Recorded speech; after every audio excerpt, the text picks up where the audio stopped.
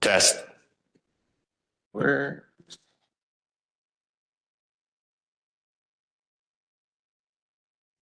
Test.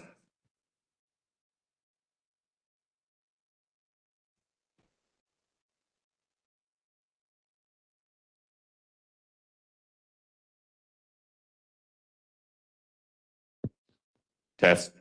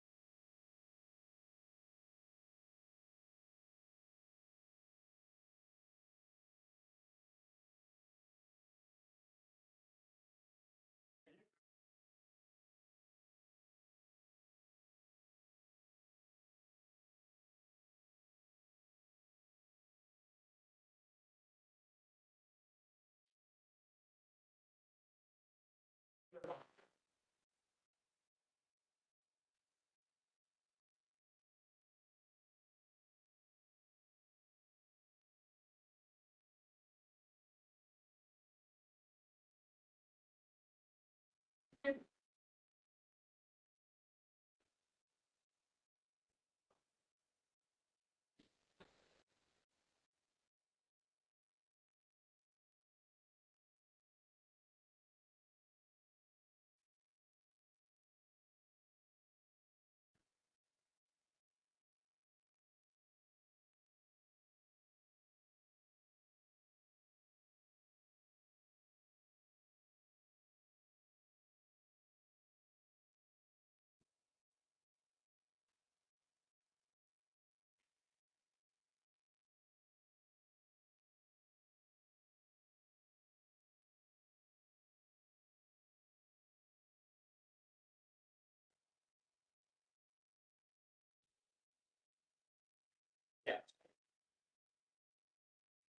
Oh, we moved it up? Okay. Okay. And- Okay. Yeah, so.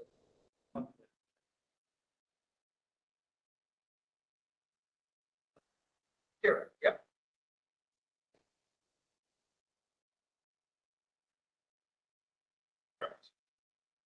So I'll get that.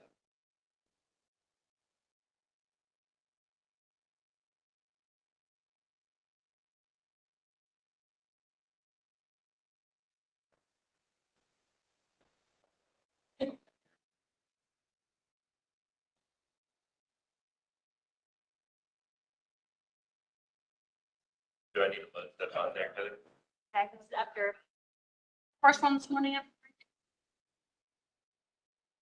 And then I've been loading them onto the desktop, backing them up on our other thumb drive. I hope that we don't actually.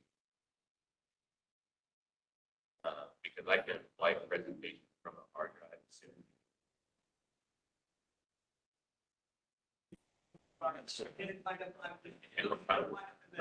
Love it.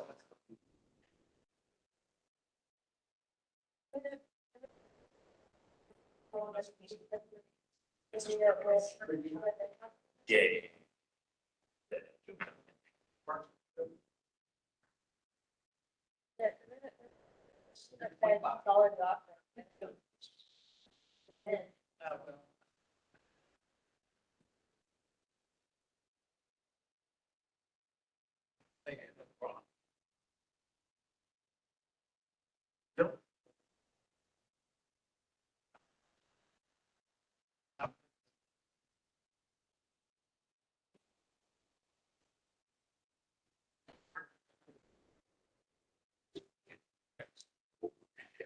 How'd everything go?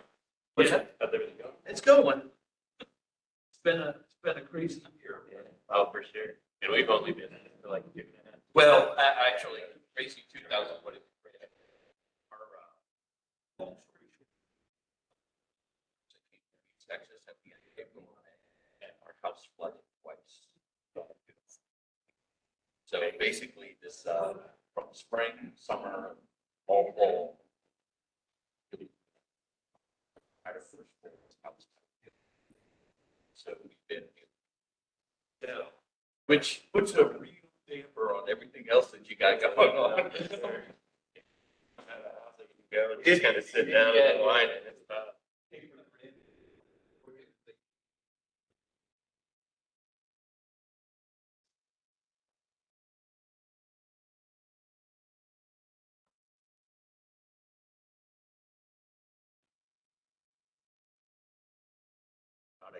So one of the.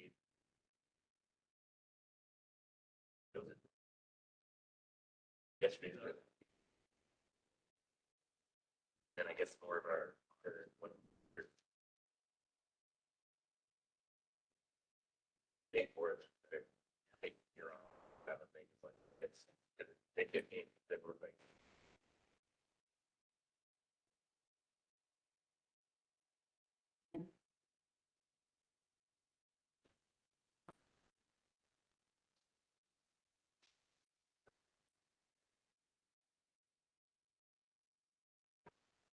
Could be the exciting person.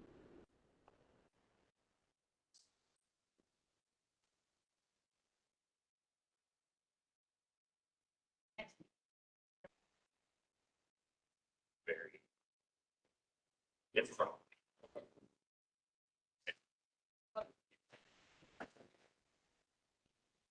But. For you.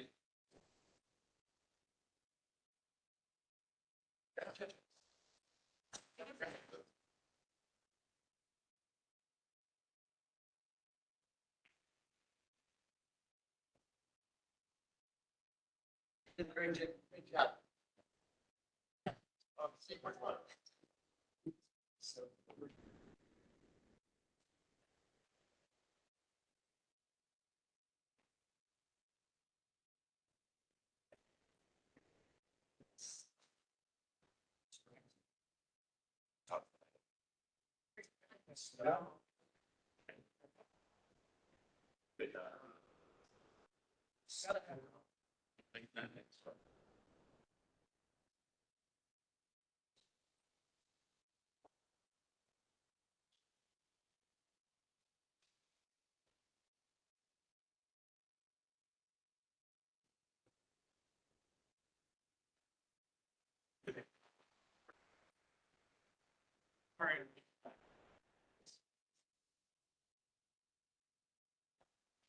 It's certainly what red.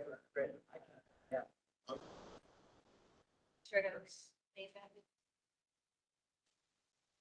Also.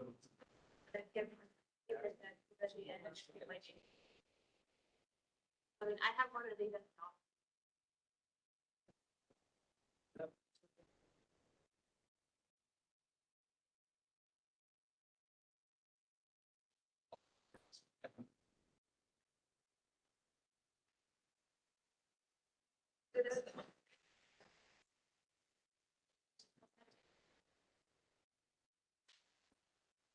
Thank you.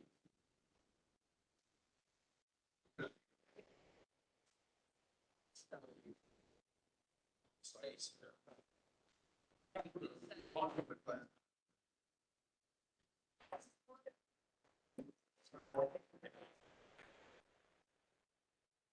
I'm like,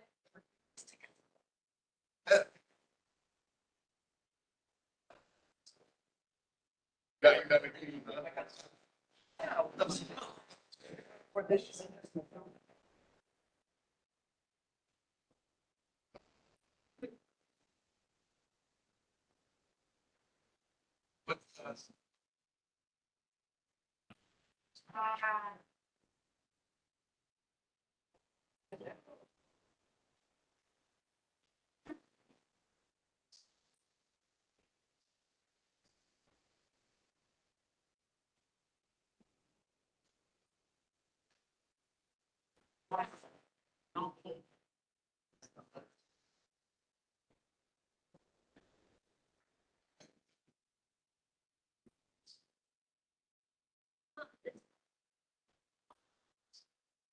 No, not for you.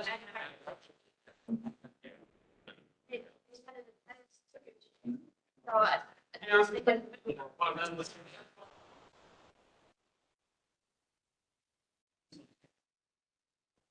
oh.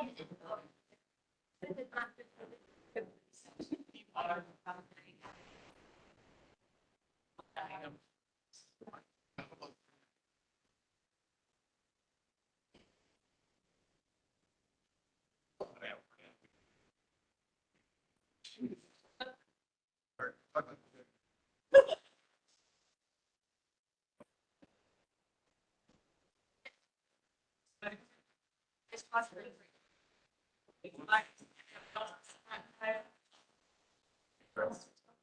So.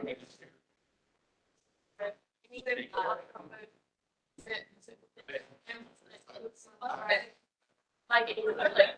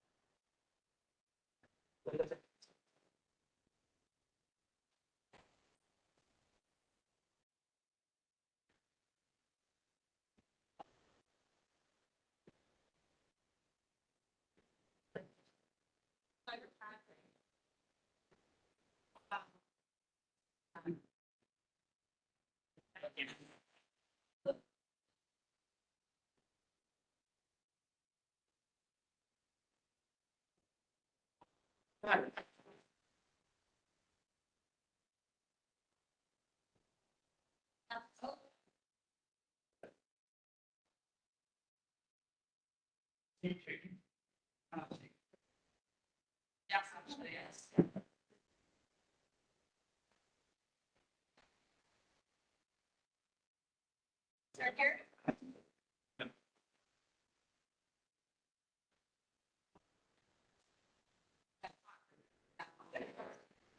Yeah.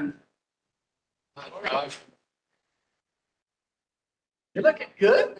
You're looking sick.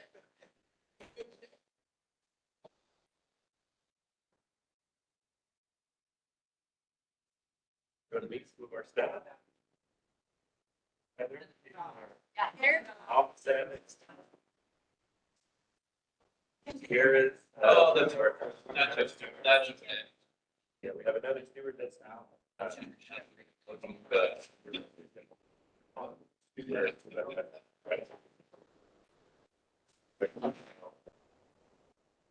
Fired up here. Okay. You're gonna use the lapel mic, right? That is correct. Okay. Stick that in your pocket or something.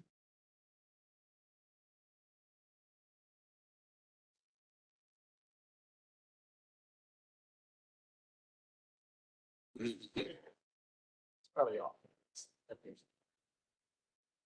Or you want to turn it on until we get going here? I guess you just show me how to turn it on. I have to ask Josh here. Hey, Josh.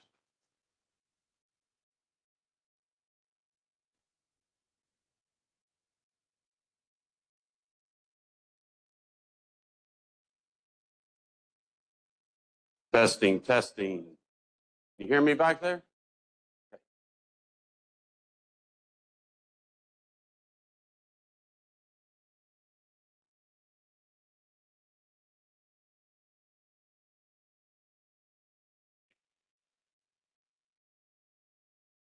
And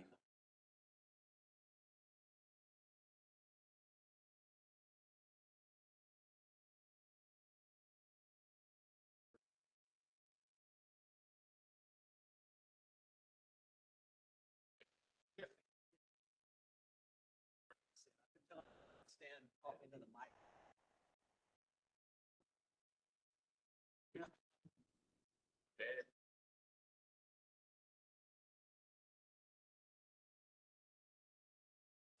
If we can.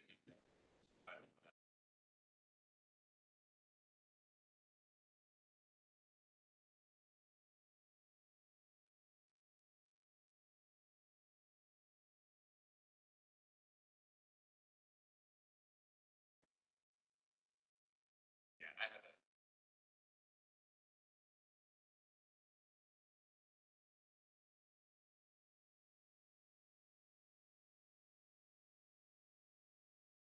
We're straggling in here. Got to stay in town. Yes, ma'am. Yeah, we've got an Airbnb pretty close to downtown.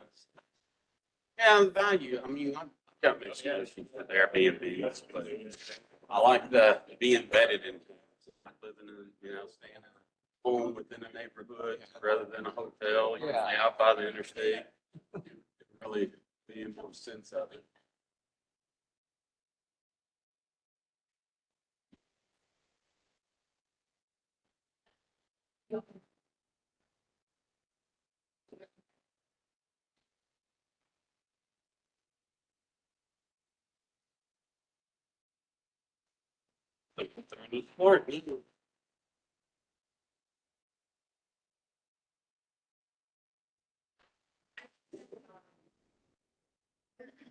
Got too many things wrong with that. Have you guys started school yet? We did, we started last Monday. Last night. Okay. Seemed a little earlier than you. It seems like MLK Day's later. Oftentimes Southwestern started like the day after MLK. Yeah. MLK's next. Right? So, Well, and I was confused because then I'm like, well, we're starting early. So then we should be able to get out earlier, but we're not the same period. Right, it's the same length. So somehow it Yeah. feels like I put it the day. is this off or on? So I'm going to need to introduce him. Okay, so yeah, let me introduce him and then I just hold that down. It'll shut it off. Okay. And I'll turn this on.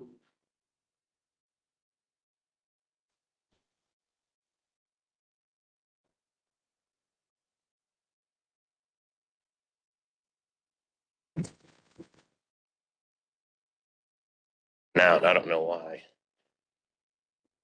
Yeah, I noticed that today some people were having a little, when they were messing with it. I should just get another one.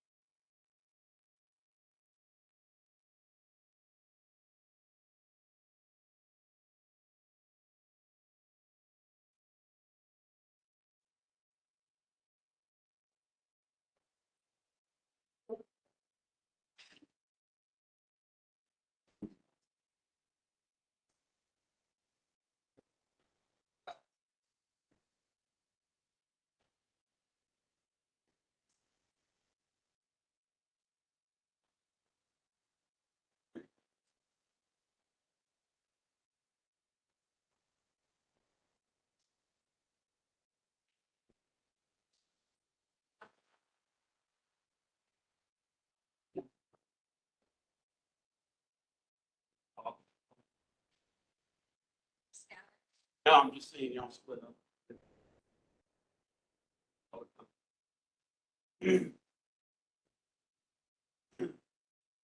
Good morning. We're going to get started with our program this morning. And I'm pleased to introduce this year's Texas Conservation Symposium keynote speaker, Dr. Timothy Bonner.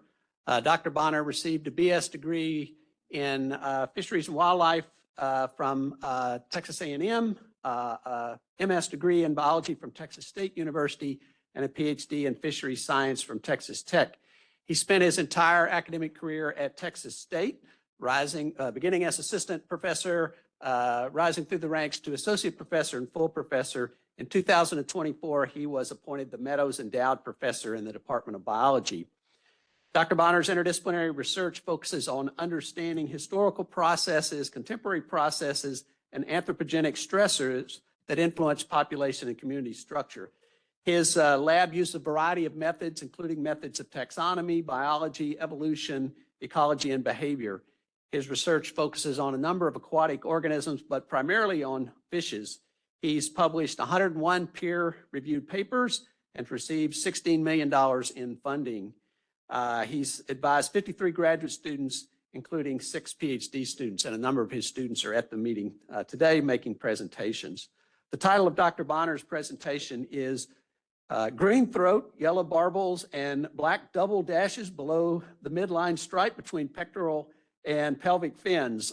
You fish people will know what that means. Insights from seining 30 plus years in Texas. Please join me in welcoming Dr. Bonner.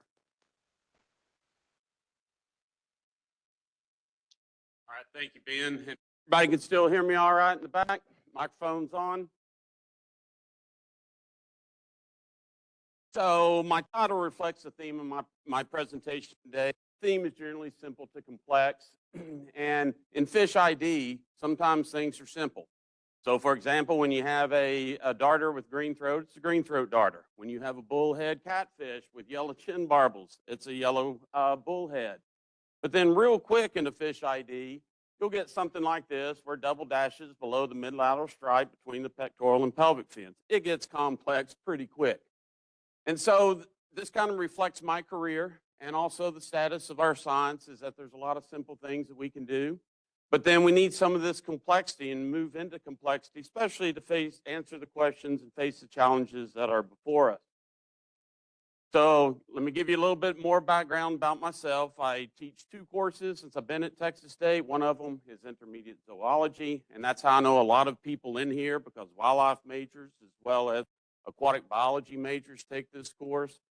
And then also do ichthyology, teach ichthyology. I consider myself an aquatic scientist. My primary interest is fish, but I also have done, if you can see in this top right, there's sponges. I've done research on sponges. I've done research on salamanders and also with mussels. And as an aquatic scientist, I like to understand in our aquatic ecosystems. I like to answer questions about ecology, biology, all behavior, all the essential questions.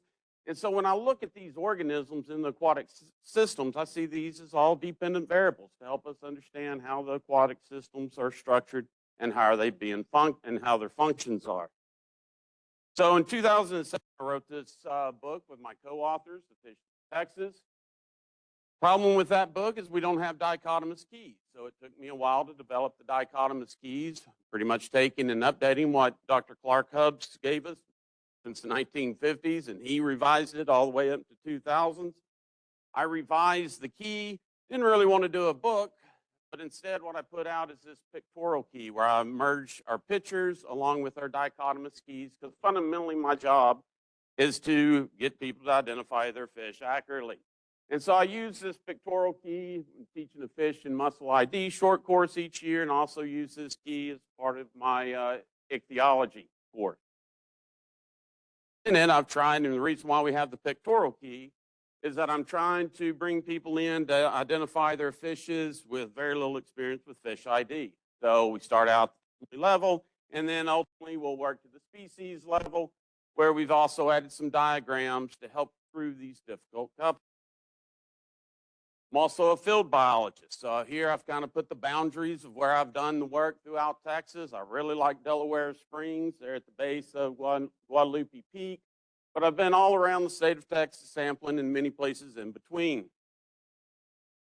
Fortunate to sample these streams, where we use a variety of techniques such as seining, electrofishing, some underwater surveys, some gill net surveys. But as you can tell from the title of my talk, I do a lot of seining.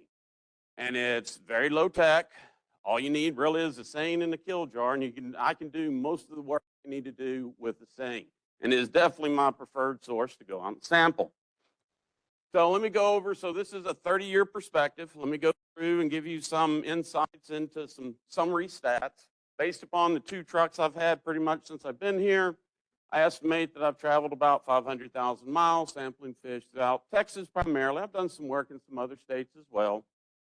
I've had over 1,000 students out in the field, only 3 ER visits, so I think that's pretty good odds.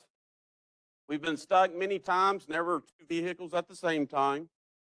We've also lost several axle spindles, so it's kind of common, especially when we go out far up West Texas, that we have to put the trailer and the boat inside the truck to bring it back. And I've also met a lot of fun people along the way, a lot of interesting people along the way, such as famous tick riders along the Rio Grande. I've met a lot of Border Patrol, a lot of game wardens, and throughout this whole course, I've met a lot of friendly landowners. And I've been able to gauge their interest through time in the native fish world by interacting with them and getting their thoughts on their property and then being stewardship of their biota. I've also found one body. This is not the dead body. This is your state ill expert around with some interesting riprap that we found on our study sites. Found 1 meth lab. I've been shot at once. It was not associated with the meth lab. We accidentally started 2 fires. Both of them were small. We were able to contain it. I didn't sink 2 boats. Students sunk 2 boats, but that's part of their learning experience. Encountered 2 drug runs across the Rio Grande, and we've adopted 1 abandoned dog. Nova and Angie, how's Nova doing? Can you give us an update? Thank you. Thank you. Appreciate it. I didn't think it was abandoned. I thought it belonged to the neighbors about a mile away, but Angie thought it was abandoned, so there's Nova. So now before I get to more of my theme, let me go through this 30-year perspective, and I'll take you back to the 1990s. Texas A&M football had a magnificent record back in the mid-90s, and so my brother, future wife, and I enjoyed going to the football games. It was a happy time in College Station. It wasn't really a happy time elsewhere throughout the state, especially when we think about our aquatic resources. So at the time, in 1994, I was in the San Marcos River. I was dealing with the fountain darter, and I was listening and talking to people and experts on the fountain darter, Edwards aquifer, and it was a bleak outlook. There's going to be a lot of pumping of the aquifer, and it was soon thought that the pumping was going to exceed the recharge. For some predictions stated in U.S. Fish and Wildlife Service, and I was reading this at the time, that the springs will dry up somewhere around 2010, 2020. I also then went up to Texas Tech and later in the 90s, and the big concern that I was dealing with at Tech was that we had dams and we were diverting surface water. So there was a concern about not enough waters in our streams. And that would mean we'd lose native riverine fishes. In the San Marcos River, we'd lose a lot of the native spring fishes, and some of them are only found in these systems. On top of this, we also were dealing with a lot of introduced species, and this concept of native invaders, that when we change the systems, we lose those endemic specialists, and a lot of ubiquitous forms start to invade the area. So that would mean loss of native spring and riverine fishes. Again, it was a pretty bleak outlook in the 1990s. So here's an example where we have the fountain darter, we have the Guadalupe round-nosed darter. These are endemic spring systems. Be replaced by these ubiquitous forms are the dreaded sucker-mouth catfish and non-native. Lower here, we see the sharp-nosed shiner, Arkansas River shiner, some of our big minnows. The concern is that they were going to be replaced again by some ubiquitous forms. So now let's move up to the mid-2020s. Texas A&M football is not doing so well these past few years. I still go to the games. Now I go with my kids. My wife only goes if A&M's guaranteed a win, so she has not been to a football game in several years. However, I reflect back and think about the San Marcos and Comal Springs we thought of in 1990s. The springs are still very healthy, vibrant system. The dams and surface water extraction, it did not end up just being one lake and you deliver water to another lake. We still have a lot of flowing water. And our understanding on the relationship between aquatic biota and dams, well, it's not always bad. It kind of depends on things.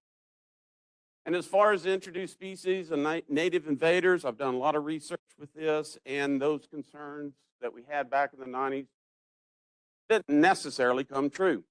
It's not as worst case scenario as we thought of in the 1990s. So I've reflected on this. Why did the 1990s predictions not meet our 2020s observations? Why did that happen? And some of it might be attributed to this concept of eco-anxiety and eco-grief. These are terms that have been developed here lately, really to explain the chronic fear or the sadness for climate change. And these are terms recognized by the American Psychology Association. However, these terms have been around for a long time. And I could feel that back in the 1990s that people were anxious and they had grief about the future of our ecosystem, and just not related to climate change due to many anthropogenic changes. And some of that, I think, drove confirmation bias on some rules that were generated in the 1990s. You kind of picked one that matched what you thought was going to happen. And at the very least, you exaggerated the potential problems. So how we use our words and how we describe things oftentimes becomes important. And so I saw this title of a news article not too long ago. Texas is facing its worst drought since 2011. This is in Central Texas. It's the only drought that has happened since 2011. So how we say things can convey meaning. Sometimes we can think about things, we can convey negativity. So maybe in the 1990s, we were exaggerating our problems. Or it could be Chicken Little, that the sky was falling, we gave the worst case scenario. So that might have been why these predictions weren't matched or predictions were inaccurate. Or maybe in combination with, those fears drove a lot of action since the 1990s. So thinking specifically about the aquatic systems, Edwards Aquifer was formed in the late 1990s, which then led to the Edwards Aquifer Habitat Conservation Plan. Texas got real serious about in-stream flows. SB2 and SB3 were designed to fund studies to ensure that we have to make recommendations on how much water do we need to leave in the rivers for it to still function as a river. And then during my time, 30 years plus, a lot of increased funding for invasive species.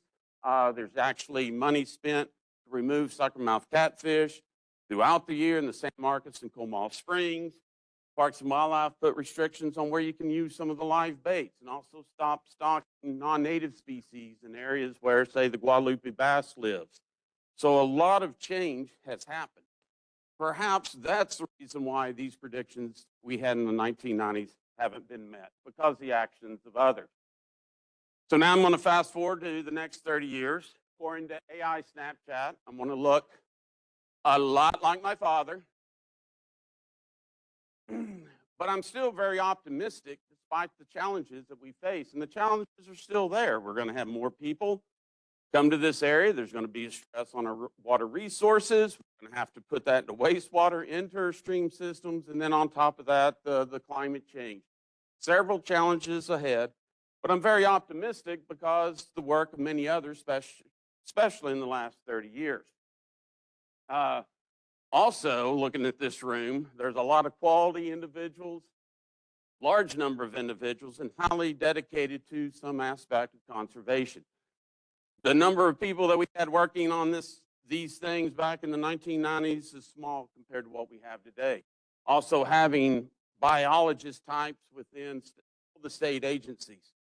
These are net benefits to increasing our awareness and understanding of the problems that we face.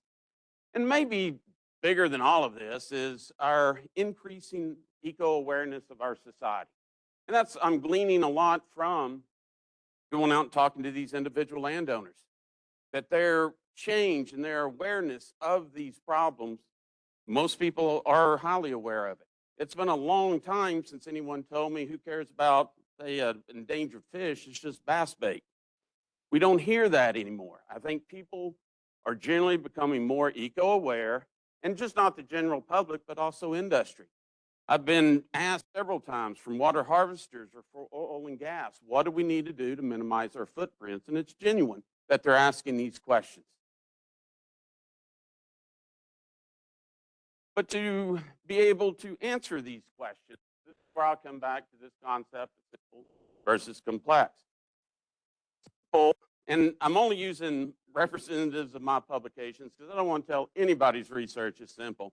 But when I started out, I did ask a lot of simple questions. And it made sense at the time because a lot of the non-game species, we didn't know the basics of what they fed upon when they reproduced.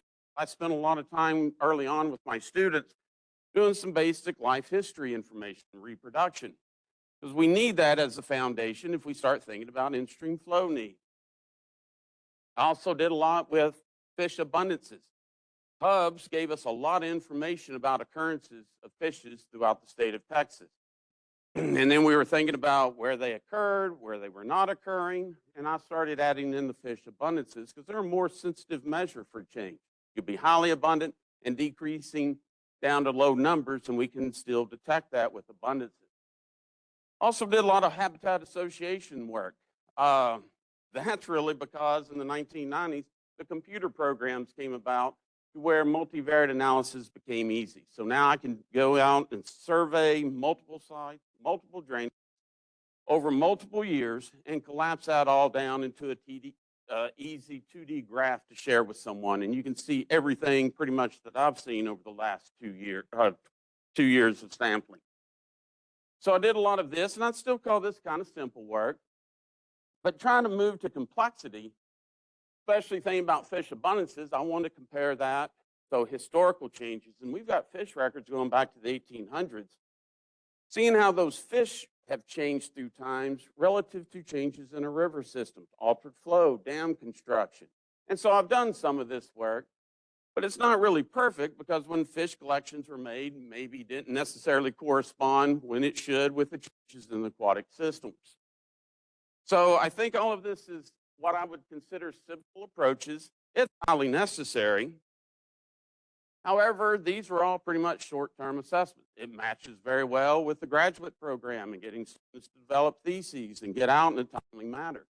Short-term studies. However, I started to realize that often these studies had limited inferences, and it was difficult to move that in to make some suggestions on these things that are plaguing our aquatic waterways, and that's primarily water quantity issues, water quality issues. So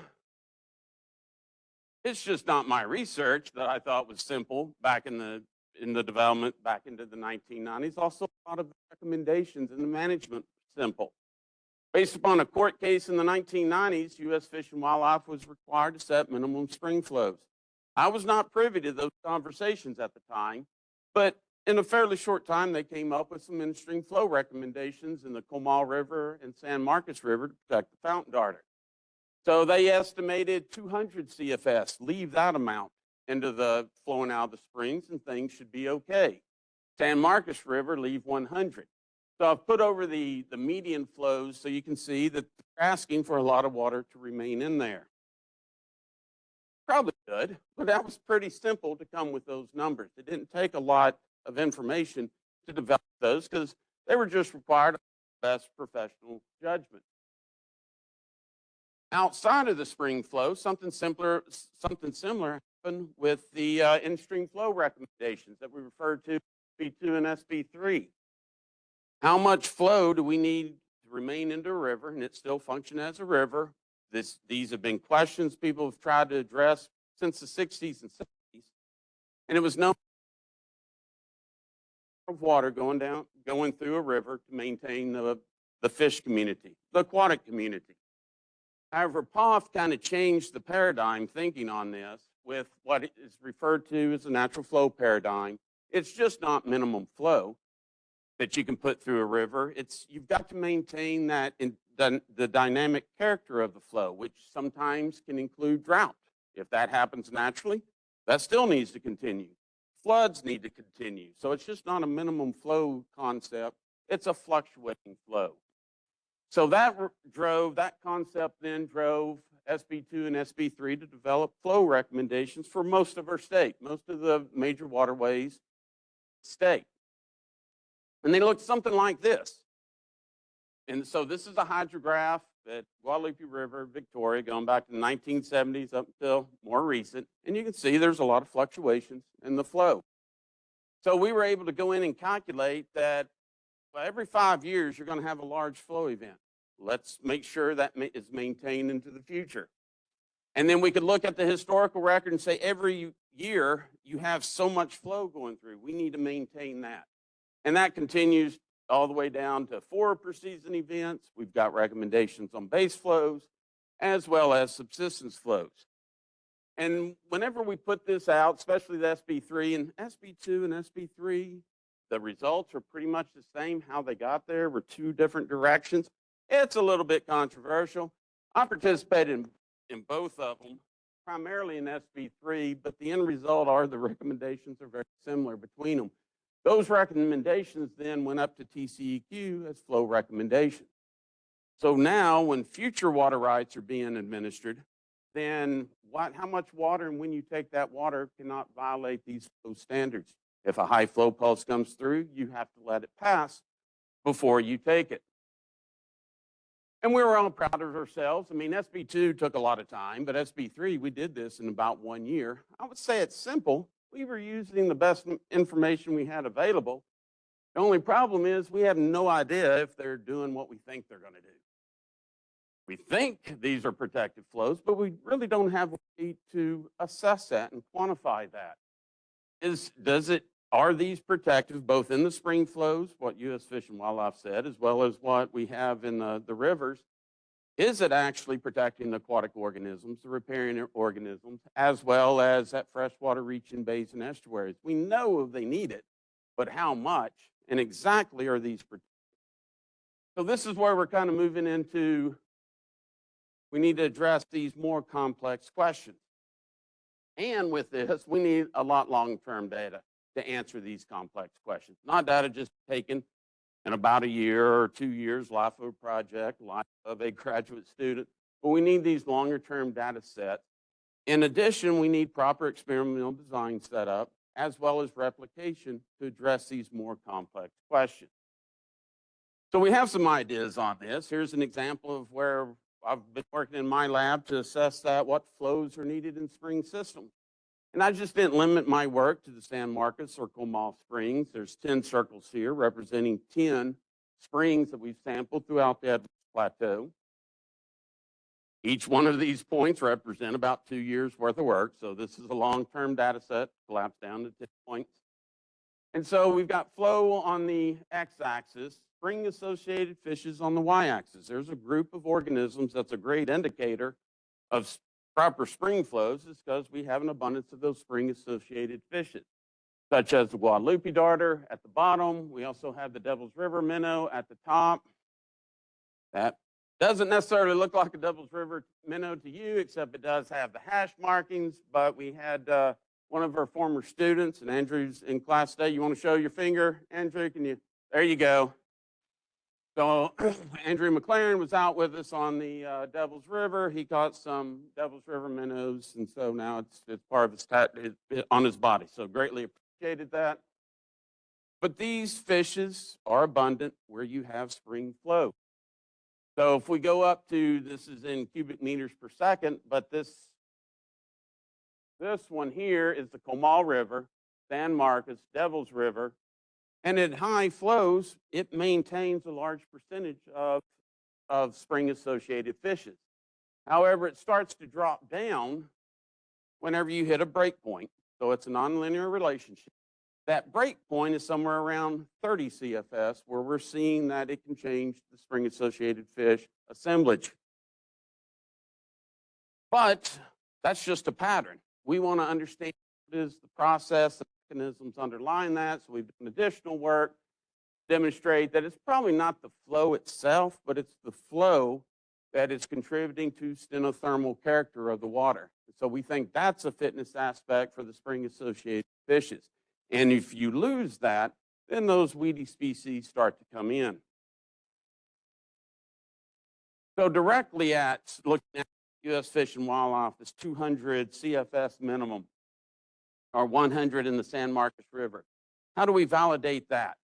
So here is a hydrograph going back to 2014 up to recently, and that blue line represents the 200 CFS. So we've been below it a couple of times, definitely right now, because we're in a prolonged period of drought and the flows are really getting low in the Edwards Aquifer.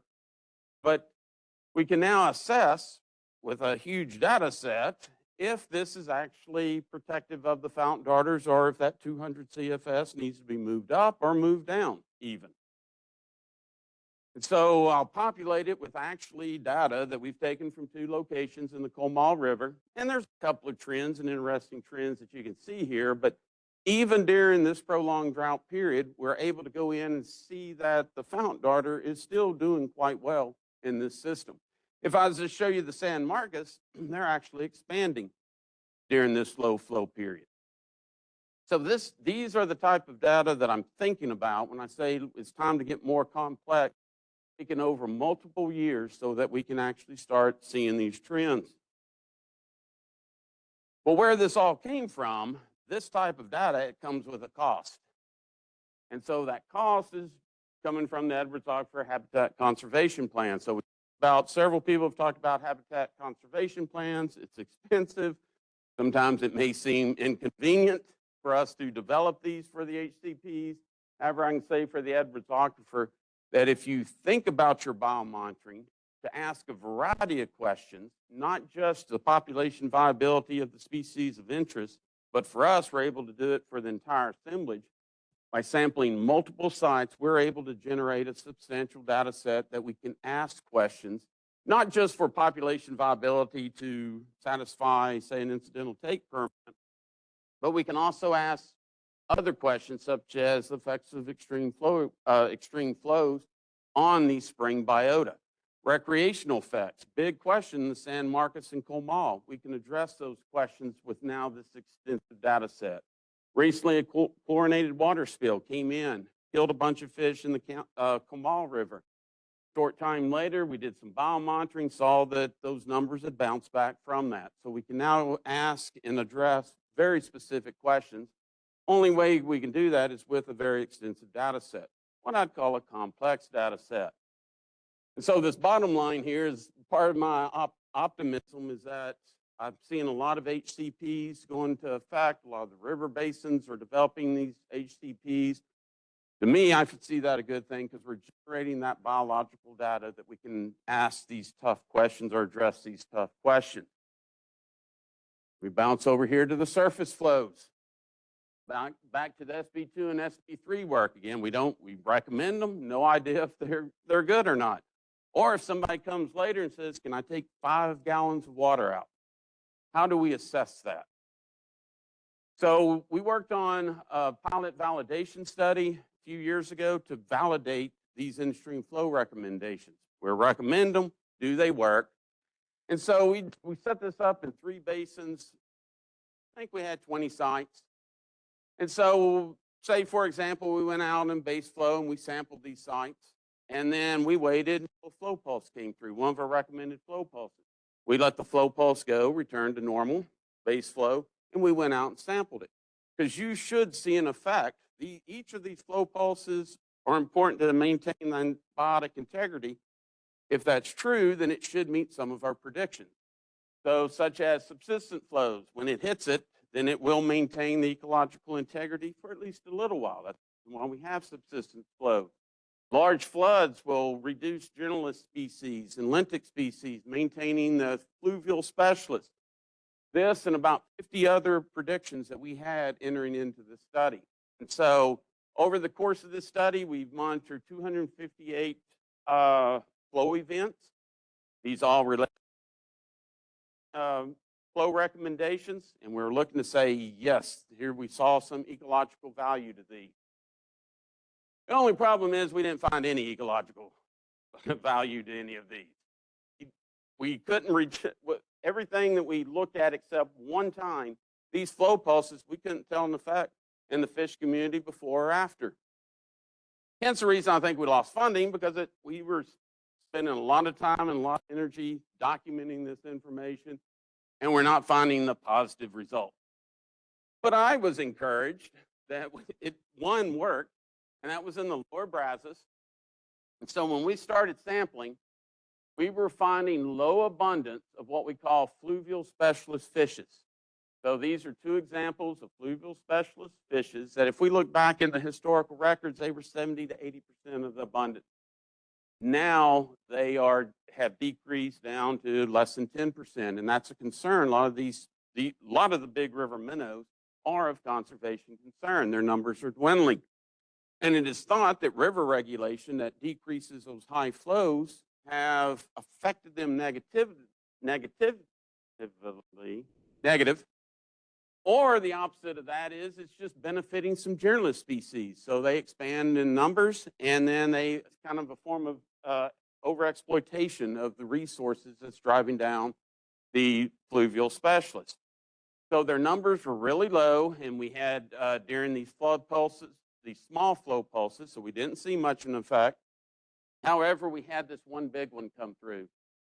And then as it started to return, it did a couple of more flow pulses. So that's everything green represents high abundances of our fluvial specialists. So we found at one time, one of our predictions came about. So what that means to me is I can check that box that we do have some information, tested information, testing our prediction, the value of these flow pulses. So now I can, if anybody asks, I'm not regulatory, so I can say what my recommendations are. But based on evidence that I've collected, I feel confident saying that you need at least 30 CFS flows going through these spring systems. I think it can get down that low and it will still be okay to maintain the stenothermal temperatures and the performance is temperature-mediated performance, that mechanism that we're thinking that operates. I can also say the value of large floods, that it's kind of like a fire through a forest. It's going to flush out some of the weedy species and maintain the integrity of those fluvial specialists. However, this may not convince society. I'm not trying to convince the totality of society. It really depends on I can convince a majority of society to see values in these flows and to ensure that we can protect those into the future. But I can't convince everyone, because there are some people that think that any water that runs down the river, especially as it hits Mexico, is wasted water. So there's that contingency, and I think through education, hopefully through time, we can even reach those individuals. But again, it's very hard to change, anybody's perspective that if they think the fish are worthless or the boats are worthless, it's hard to change their perspective. And you probably can't. You just wait till they die, and so we teach the next generation. So to sum this up, final thoughts. There are challenges ahead, but I think that we have assembled great information that's available to all of us. And a lot of this is open access.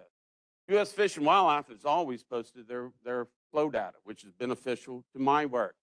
PCEQ in the last few years posted all of their 50+ years of water quality throughout the state, easy to access.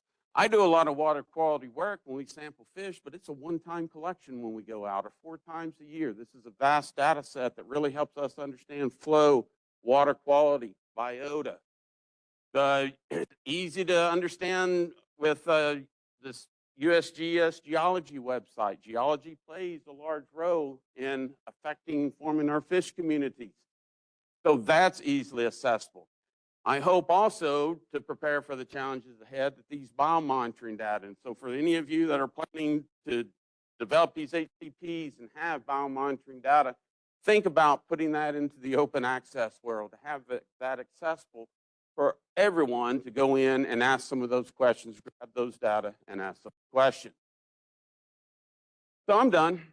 I was hoping to put something in here to leave you with, to inspire you, something profound. I couldn't come up with anything, so I'm going to do a little self-promotion. Our next Muscle and Fish ID course is May 19th through the 23rd. The website's not open yet, but if you're interested in taking this course, the website will be open soon. However, you don't need the course if you just need the book. Hopefully anybody can take this book and identify fish. You need a little bit of coaching along with that.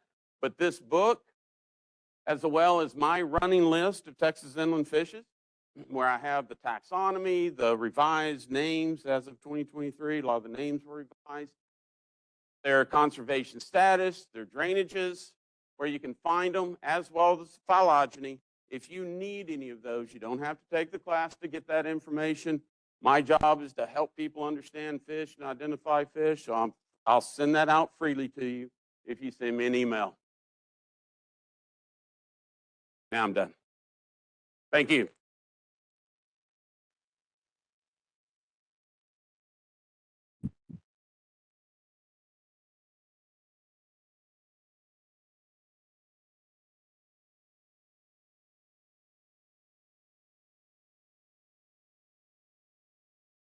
Yes.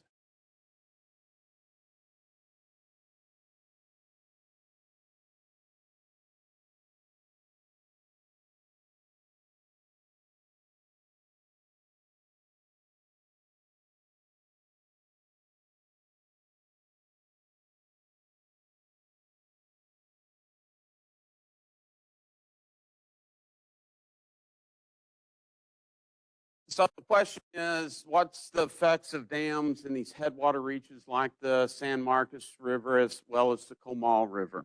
Is there a benefit? Is it negative? Do we see a dam effect? So if we go back in history and we look at pre-dam construction, there were some deep areas within San Marcos as well as Comal River, and there were some shallow areas. The dams came in and have probably made several of those areas a little bit deeper. For the fountain darter specifically, it's a slackwater species.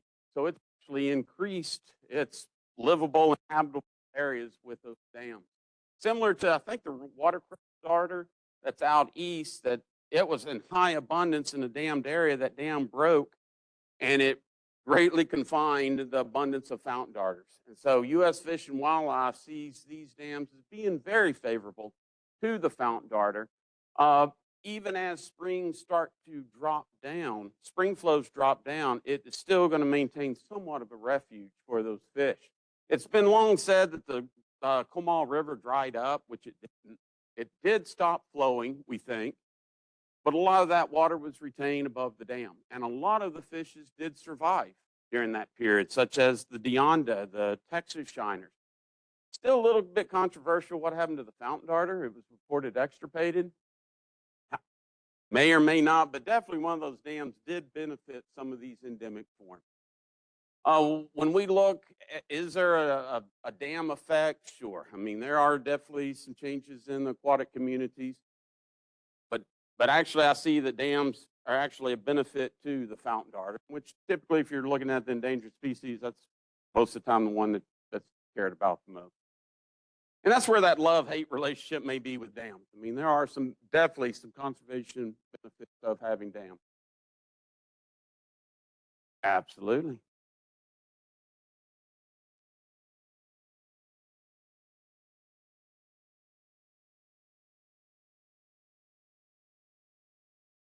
Well, I would say fountain darters do better in Spring Lake than downstream. I would say that Texas shiners do better downstream than upstream because they're more of a flowing type species. Spring Lake is flowing the same rate, but it's just deeper, so they don't sense that current. So there are definitely some differences. And it does add to the heterogeneity, I guess. So add to the diversity.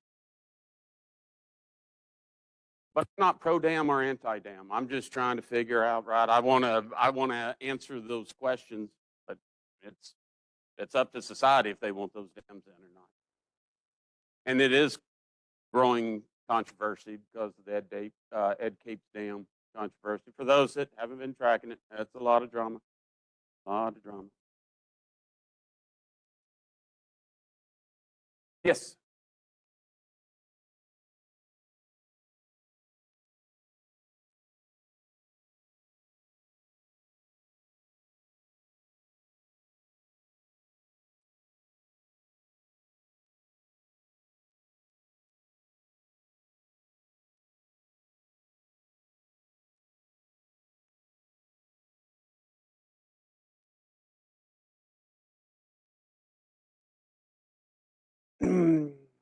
No, because we haven't done the precision work on it like we did on the Brazos River. So no, we haven't done that level of work across drainages, lower reaches to upper reaches.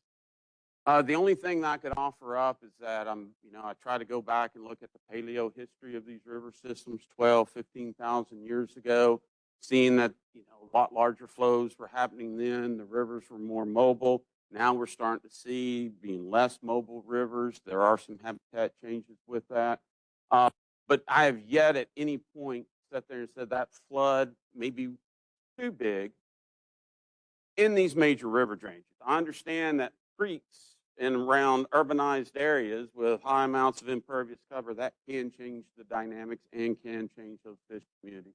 But I wouldn't think that into a bigger river system.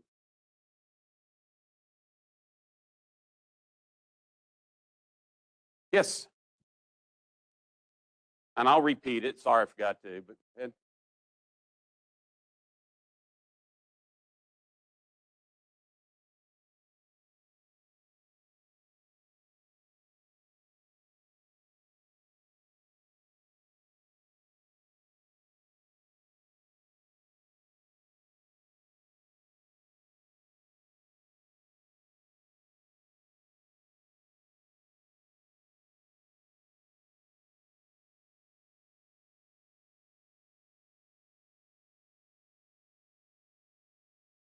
So the question is generally that in most dam rivers, below the dam, it's highly altered because it's partly because it's sediment starved. And so a lot of times it can be entrenched. And then how does that affect the fish community? Typically, right below a dam, you do see a lot of changes in the fish as well as the mussel community and the other community of animal assemblages that are there. There is this concept of serial discontinuity concept that as rivers flow down into a dam, it restarts itself. So it's like operating as a first, second order stream right below the dam. But as you go further downstream, it kind of heals itself along those lines.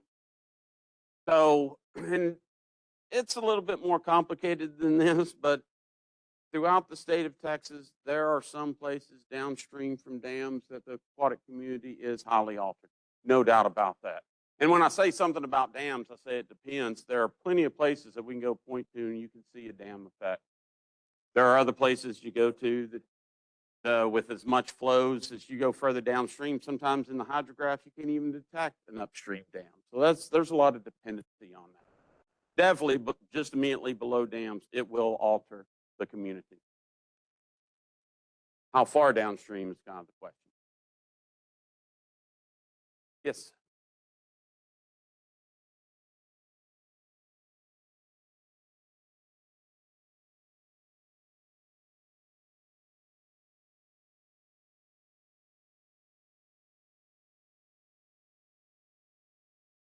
I haven't done that personally, but the one study by Bob Edwards below Canyon, it's hypolimnetic, so it's changing the water temperature.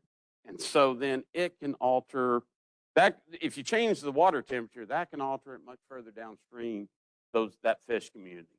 Luckily in the Guadalupe River, it's a great place to stock trout, rainbow trout, or the other trout. But definitely the changing dam and changing water quality, those tend to be two things that are synergistic in relationship as far as its effect on the aquatic community. Yes.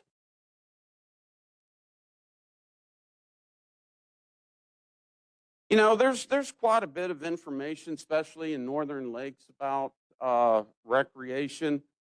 So that's kind of what we've we've drawn and looked at, and whenever we're thinking about how to quantify it in the San Marcos, Comal rivers, we've got some places that are not recreated, so that kind of is our control. It's kind of, so that's a little bit easier in the Comal River because you got the old channel and the new channel. A little bit more difficult in San Marcos. Not a lot of recreation in Spring Lake, but it's also a lot deeper. Things that we've looked at, especially within the in the Comal River, is that we do see decreases more. I guess it's the fountain darters are more volatile as far as their catch per unit effort in the new channel where there's recreation than in the old channel. But that's also kind of conflicted in that the old channel gets 50 CFS coming out of Landed Lake. New channel can decrease in flow. So flows have decreased down to like 5 CFS in that system. So if we just think about it purely as a recreational effect, we could say there is an effect, but it's also tied in with the low flow. And we're still, I mean, we've looked at recreational effects multiple ways. I'm not seeing a lot, but again, I've got the data. I just don't know if I'm looking at it the correct way. But definitely I get this question quite a bit whenever summer rolls around. You see hundreds of people float down the river.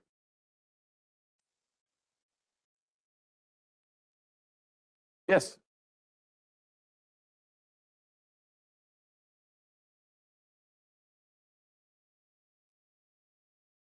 Oh, absolutely. I think the classic example of that was the movement of water from the Red River into the Trinity Basin that brought the zebra mussels in.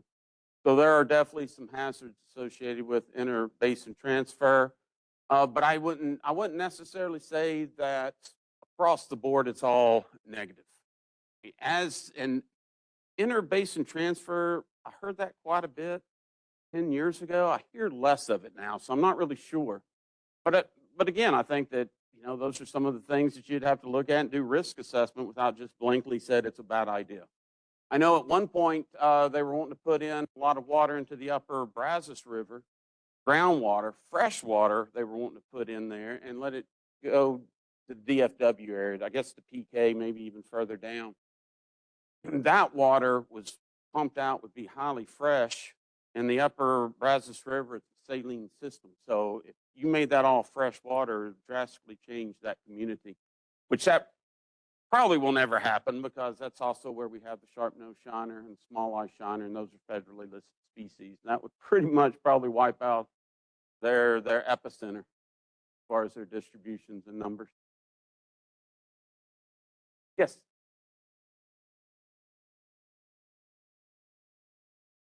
You're welcome. Yeah.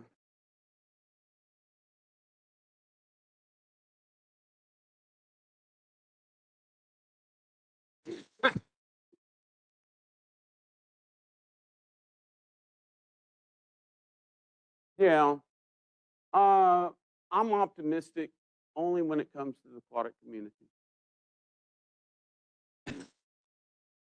And that's, yeah, and that's kind of looking, that's what I've reflected. I reflect back on the 1990s and what Ian said versus today. I reflected back on this before I was even, you know, asked to do this address because I was curious on why, you know, we didn't see those changes.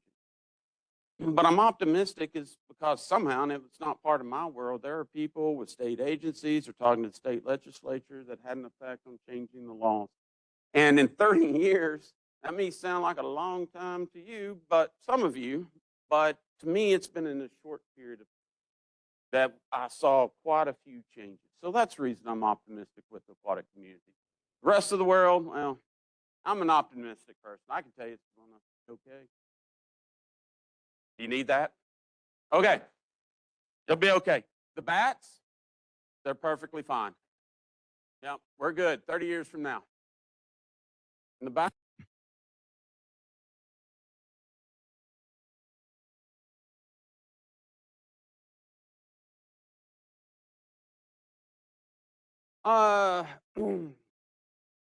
So we're working on drought effects, especially this last round of drought effects, because it's pretty much spread throughout the Edwards Plateau region, and it's prolonged. This is a long period. It's similar, and it's how we define this, but it's looking a lot more like the 1950s drought than it has in, say, our 2011 and previous one. So we have an extended period of time, and as far as I know, or to the best of my knowledge, this is the first time we've had the ability to go in and start assessing some of these systems. We don't have, in some of these areas where we're doing the assessments, we don't have the normal flow period, but because it's such a substantial period of time, we're documenting that in some of our drainages now and then see the resiliency after the flows come back. So we're doing some of that. That kind of goes into that complexity. I'm kind of hoping, well, I can say it, I hope that the GBRA Habitat Conservation Plan thinks about this and puts in a biomonitoring program that we can assess future drought effects and have that data to assess those questions. Angie? Well, now I think somebody planted that question. So yes, the San Marcos Gambusia. San Marcos Gambusia is recently listed by U.S. Fish and Wildlife as extinct. Now I got a lot of phone calls about what happened to the system to cause its recent extinction. I'm like, it hasn't been recently extinct. I mean, that was thought to happen back as early, sometimes in the 70s, that it went extinct. What U.S. Fish and Wildlife is doing now is purely just a paperwork thing. Call it extinct so they don't have to keep writing biological opinions anytime that we want to build a dam across San Marcos or build road crossing, any kind of work in the critical habitat. Fish and Wildlife would have to be consulted, and they'd write 3 pages about San Marcos Gambusia. So as reported in the newspaper, I've done a lot of work throughout the San Marcos River, and there's nothing about the 1970s when we thought this fish went extinct that I could attribute to the extinction. So I said, I don't know what lessons that we learned from this extinction event. Then they quoted someone else with the River Foundation and said, oh, I'll tell you exactly what this means. We need to protect these habitats. So I kind of looked silly. Not the first time. So does that answer your question? I'll just go ahead and say it. I mean, San Marcos Gambusia is a legitimate species, because it's listed and described as a species, but I've had a lot of issues with, I really don't think it should have ever been described as a unique species to begin with. And I was going to set up to test that, and it would have taken a lot of time to test it. And then we could have found an answer. At that point, I don't think anyone would have cared for the answer. So I've just left it alone. That's a fun fish to talk about. Thanks for bringing it up.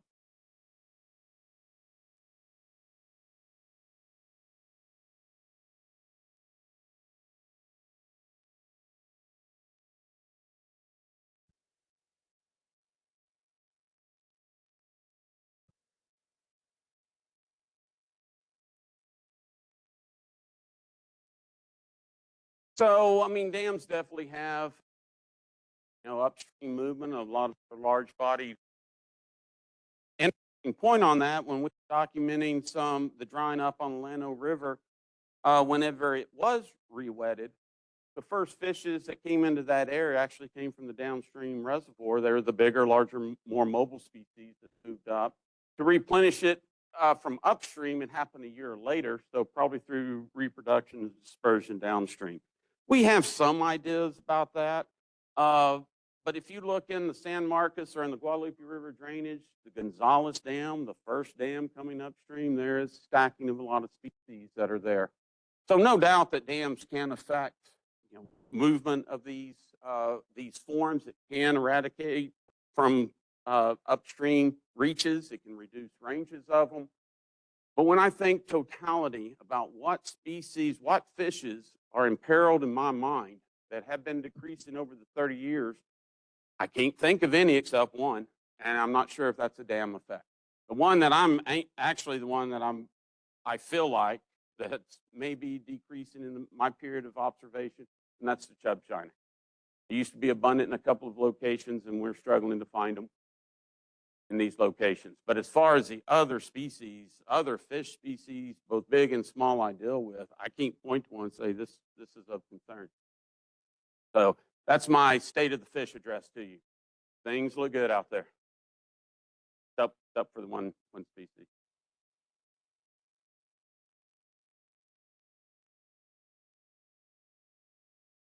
Yeah. Well, for one, that's maybe one of the best movies ever filmed in Texas. So that's the reason why that's up there. And then it doesn't matter. Once we cross the Pecos, if we don't get to Dom Rock, then it's a, so this is kind of a point for us. So if you don't understand the Dom Rock, don't look it up. Watch the movie Fandango first, and then you'll get it.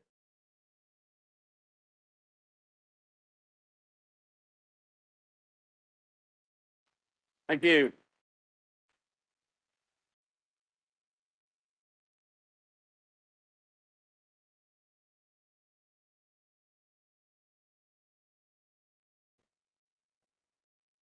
Poster session, we have a break and a poster session. So I hope everybody will take a look. We have some great posters this year. Hope you'll take a look at the posters. We had some cancellations later in the morning, so the talk that was at 10:45, we're going to move to 11, so we'll have just a little bit longer on the posters. So we'll take some time now to take a look at the posters and take a break. We'll come back at 11 o'clock.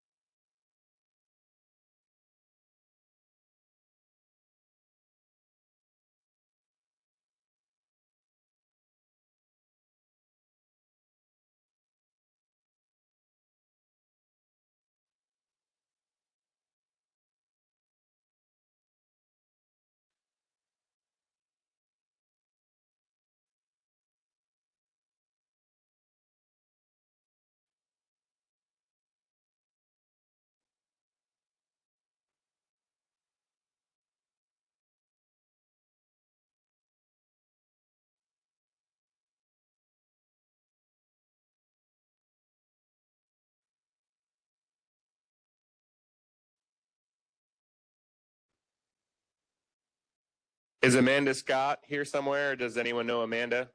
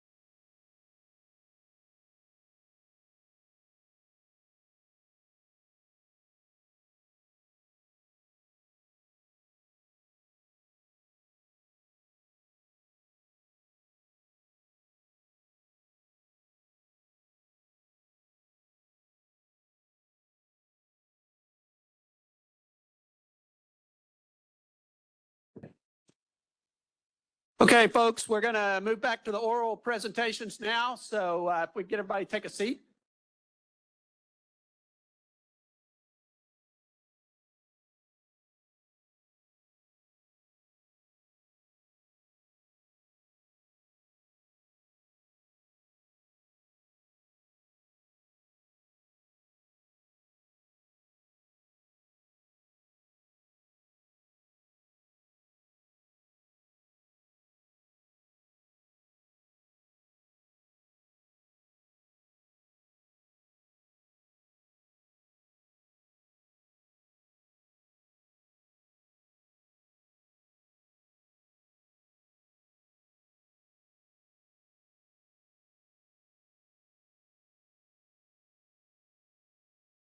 Okay, so the next presentation is spatio-temporal patterns of environmental DNA detectability for the alligator snapping turtle, a species of greatest conservation need in Texas. Presentations being given by William Ludersmith.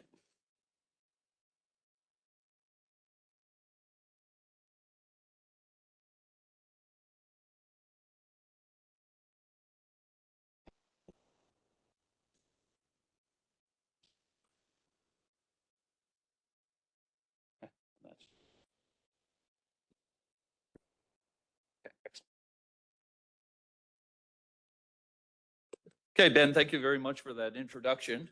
For those of you who don't know me, I am not Kira Votek. So anyway, unfortunately, the night before we left for the conference, she came down with the flu. So she had a very elegant and polished presentation for you today as she was competing in the student presentation competition. So unfortunately, you have me. So I will attempt to walk you through this presentation and just give you a background of what we have been working with in terms of eDNA with the alligator snapping turtle. So Miss Kira has really been heading up this research. She came to Sam Houston from the University of Washington and spent some time working for the U.S. Fish and Wildlife Service in Florida with invasive species. So with that, let me go ahead and get started. All right, Ben, I'm really messing this up. There we go. Okay, so basically, this research is involved looking at the status of the alligator snapping turtle in Texas. Oh, I'm a walker. This is going to be interesting. All right, so anyway, we have the historic range of the alligator snapping turtle, as you can see depicted on this slide. And we know basically it is in the Mississippi River Basin. And basically the range of the alligator snapping turtle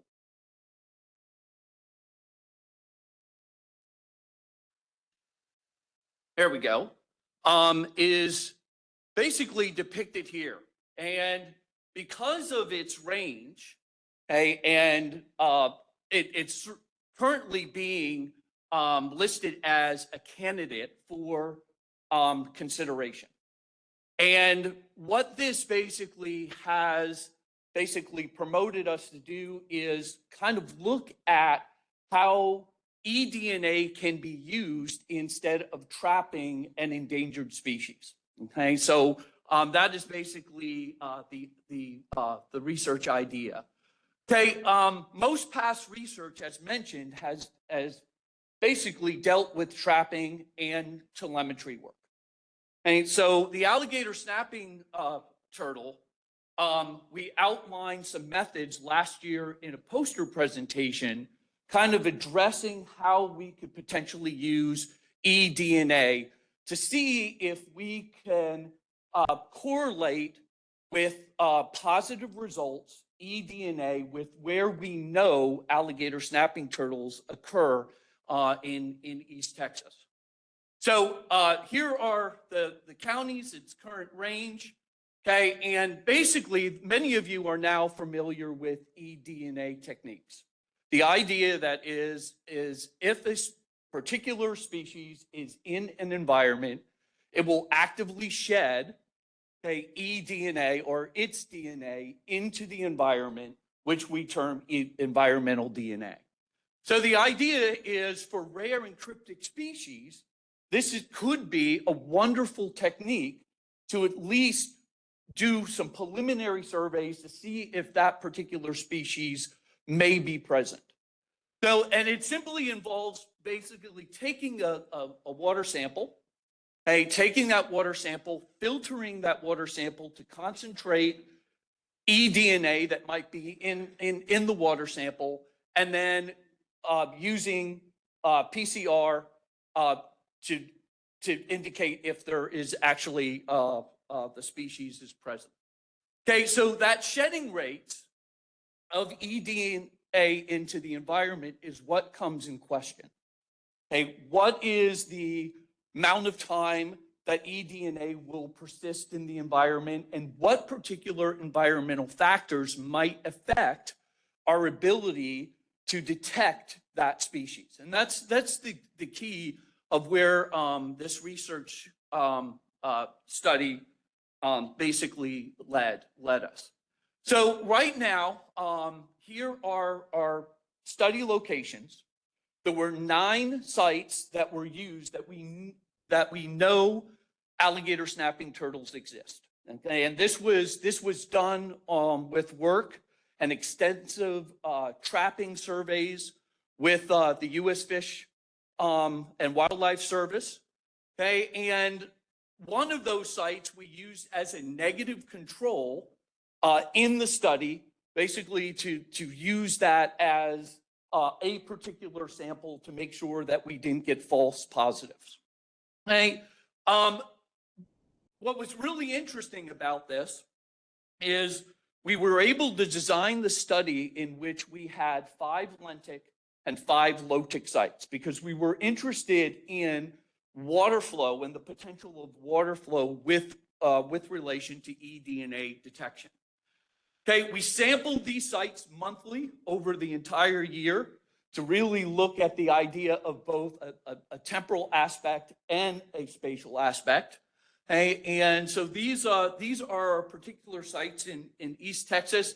And if you want details specifically about those sites, you're more than welcome to email either Kira and I, and we could give you the details of those specific sites. Okay, so here's a breakdown. So we had 358 samples that were collected over the 12 months of the survey. Okay, with that, we had 41 positive detections of eDNA. And we broke those down into basically our lotic and our lentic sites in terms of basic habitat sites. So what habitats had flow, what habitats did not have flow. Okay, and as you can see, we had a much better detection rate in stream habitats that had some type of flow. Okay, so again, 41 positive detections and 12.7% of accounting for 12.7%, excluding our negative control site. Okay, and the positivity of eDNA detection also correlated with environmental temperatures that were cooler. So most of our detections actually happened in the fall months of October, November, and December, with that peak being in November. So we had a 22.2 detection rate from October to December, and basically the positivity of the positive samples of every month except July, in which there was limited flow and elevated temperatures. Hey, so of the 387 samples collected over the 12 months, as I mentioned, here's our positivity rate, and you can see the detection, the frequency of positive eDNA samples that were collected over those months. And I apologize for that panel kind of blocking out that other data. But you can see that November is our highest detection month. Hey, so the bigger part of this is we were interested in knowing what particular abiotic factors might affect this detection. And as I mentioned, we were interested in flow rate. Okay, we were interested in level of turbidity in the stream system, temperature, pH, dissolved oxygen. These were all interesting biotic factors that we want to know how they potentially influence our eDNA detection. So as you can see, this is a very simple analysis at this point, just kind of scratching the surface of some of the results that we have obtained at this point. And you can see that average flow rate has a significant effect on if you get a positive detection or not. Okay, so flow rate was important. Surface turbidity was also important. And then water temperature and dissolved oxygen. So these were the specific abiotic factors that we thought were really interested in terms of influencing detection rate. Okay, and interesting enough, salinity and pH, between those two habitats, salinity and pH did not vary very much. So we really did not see any effect of those particular environmental factors on our positivity rate. All right. So with that, okay, with relation to the low-tick sites, we broke it down and specifically asked, okay, how do these environmental factors potentially compare between the low-tick and lentic sites? So over looking at this particular graph, we can see that the average flow rate, okay, within the sites that had flow did not differ. Okay? Turbidity, no longer significant, but water temperature was, and dissolved oxygen was not significant. Okay? And again, this is looking at now our positivity rates with relation to just the low-tick sites, the sites with flow. Okay, if we look at the lentic sites, okay, interesting enough, within the lentic sites, there were two classifications. Okay, they had minimal flow, but there were some of these lentic sites that had a little bit of flow, and then ones that had absolutely no flow at all. And if you consider the positivity and negativity rate between those, we had no positivity, okay, in those particular environments with basically our lentic sites. Okay, meaning that eDNA is probably not being carried. It settles out of the water column, okay, and our samples are taken at the surface of the water. So it makes sense of why we didn't see any potential positivity rates within those lentic sites, because the water is not turning and the water is not mixing to carry the eDNA. Okay, so this kind of summarizes that, and then interesting enough, we do see a significance in the positivity and negative results for eDNA with relation to salinity, but only in those lentic environments. All right, so in summary, for just this scratching the surface of this data and just presenting both the positive and negative results of eDNA with relation to these environmental factors, okay, we can simply just summarize some of this data at this point in terms of higher eDNA detection rates at sites were for those sites that had flow rates. And so that seems to be a key. So if you're going to actually attempt to monitor, okay, the presence or absence of a particular species, flow is going to be one of the most important abiotic factors that I think you need to consider in this methodology. Cooler water temperatures are important. Okay, as we saw, this is probably directly going to affect the persistence of eDNA in the environment. And then our highest seasonal positivity rates were in October and December.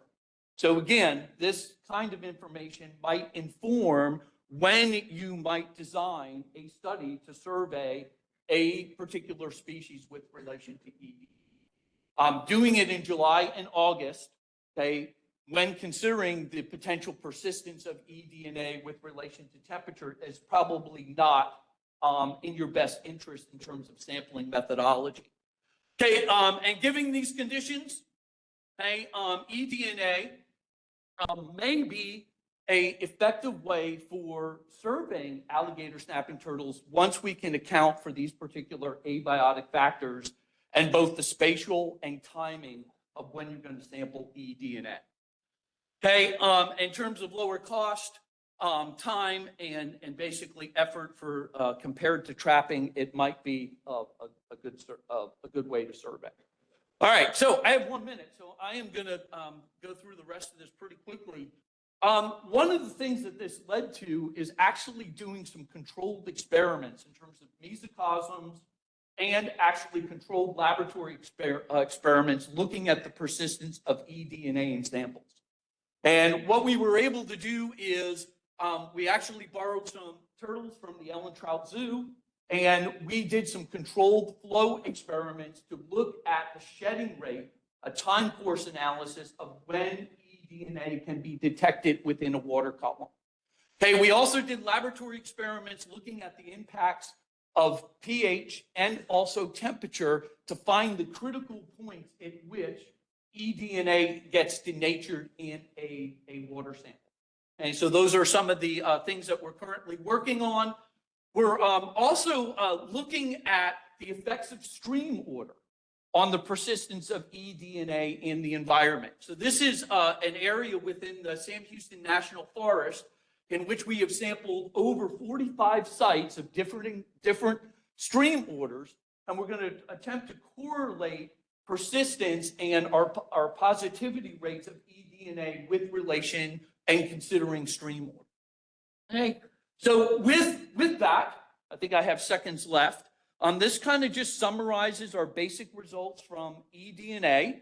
And if you have any specific questions, I invite you to just email me or better yet, Ms. Kira, and she'll be more than happy to share some of the information that we're gathering and our future analyses to try to evaluate how these abiotic factors might affect persistence of eDNA.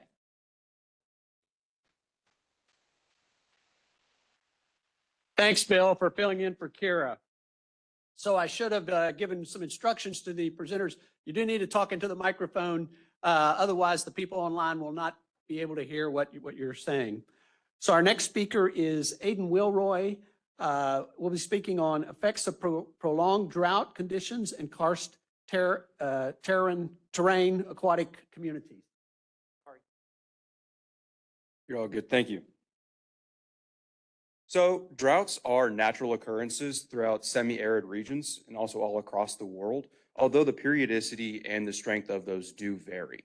Now, droughts have various different definitions, from agricultural to socioeconomic to basically everybody has a definition at this point.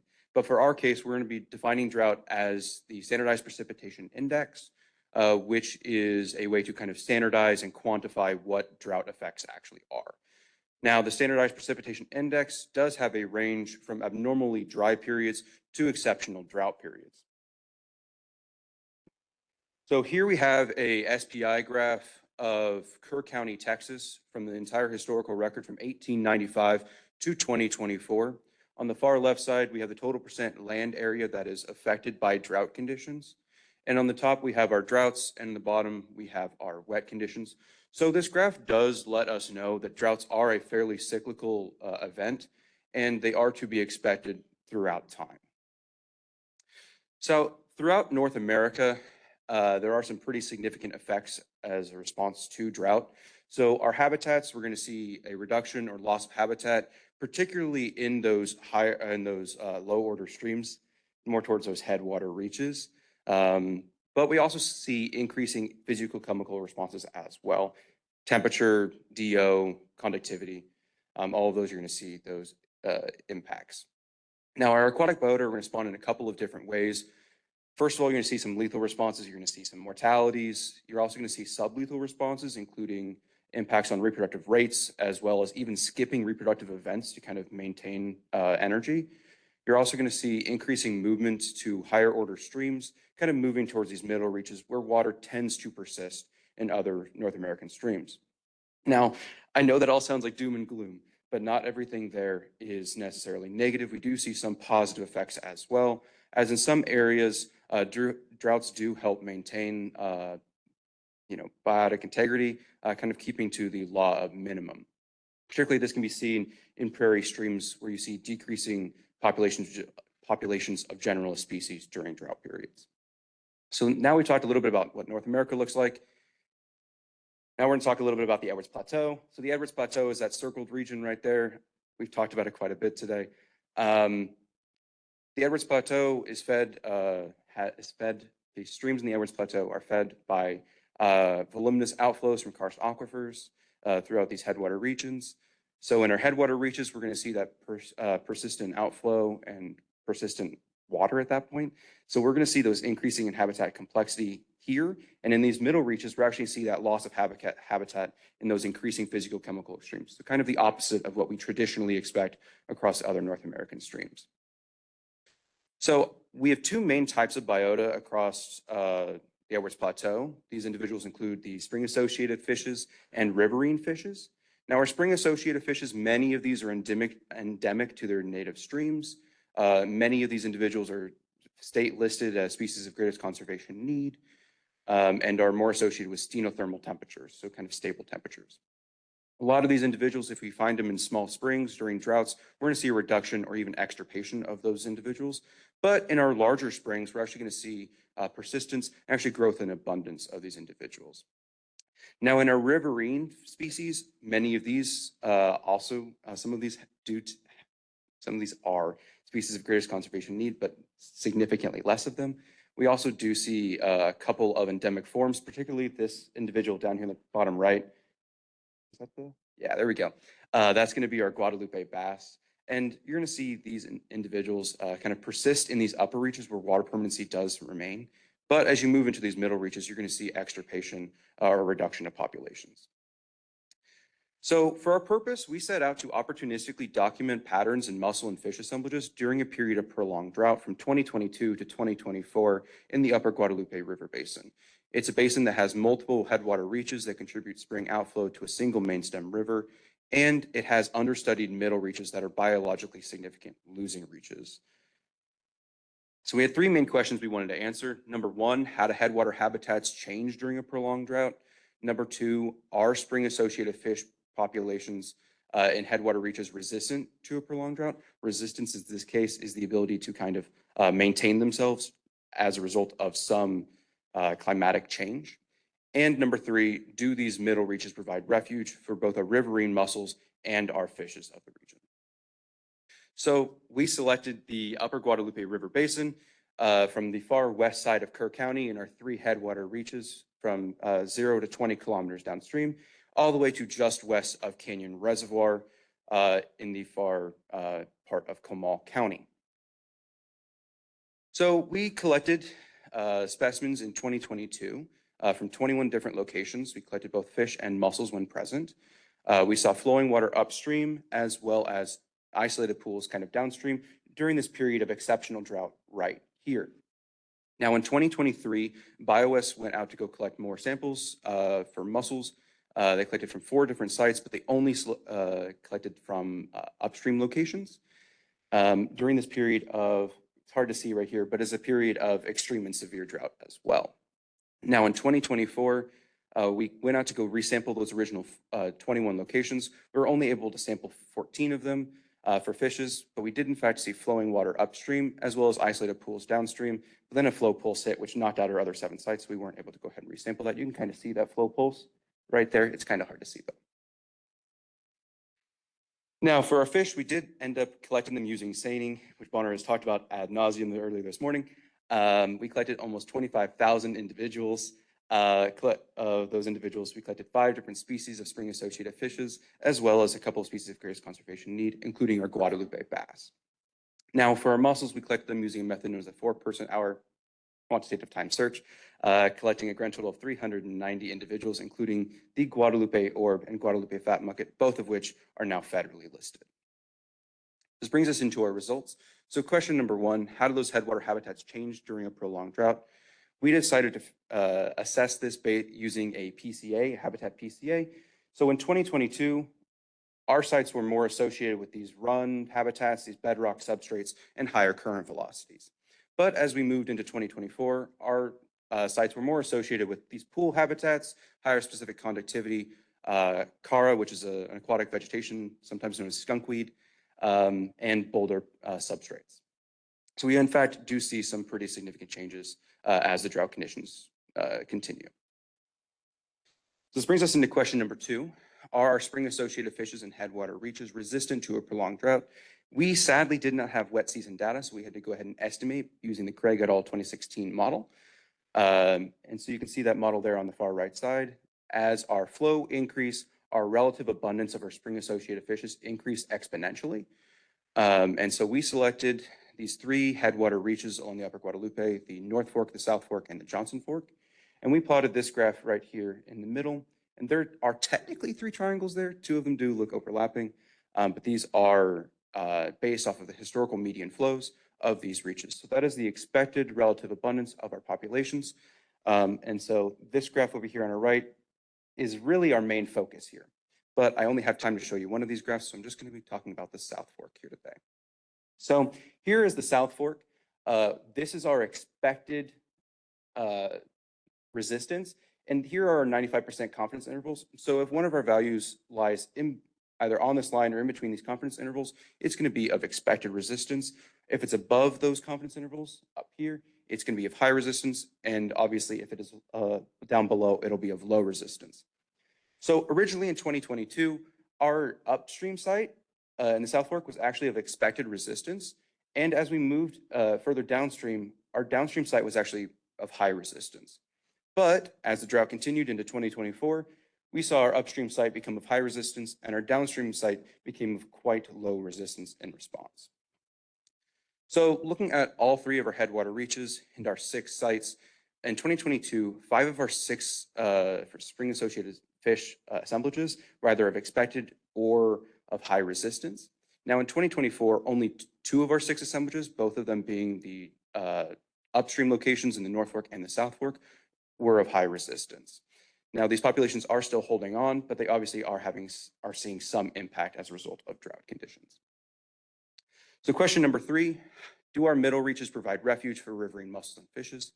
We looked at our Guadalupe bass as our major riverine species for fish, and the Guadalupe orb and their catfish hosts, their reported host taxa. So for our Guadalupe bass, this value you're going to see here, this dotted line, is the average relative abundance of of our Guadalupe bass across the Edwards Plateau. And so throughout 2022, many of our individuals are collected in these headwaters, but our populations do in fact persist all the way through these middle reaches. We see the same trend continue in 2024 as well. So looking at our mussels, we have our Guadalupe orb. Many of these individuals were collected within 20 kilometers of those headwaters, but we did see a couple of individuals collected down here and about 95 kilometers further downstream.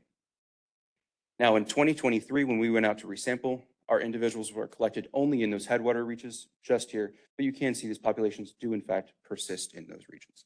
So we're gonna go ahead and superimpose what those host species are right on top of it. So you can see that our host species are existing right in those same locations as our individuals and all the way throughout these middle reaches as well in 2022.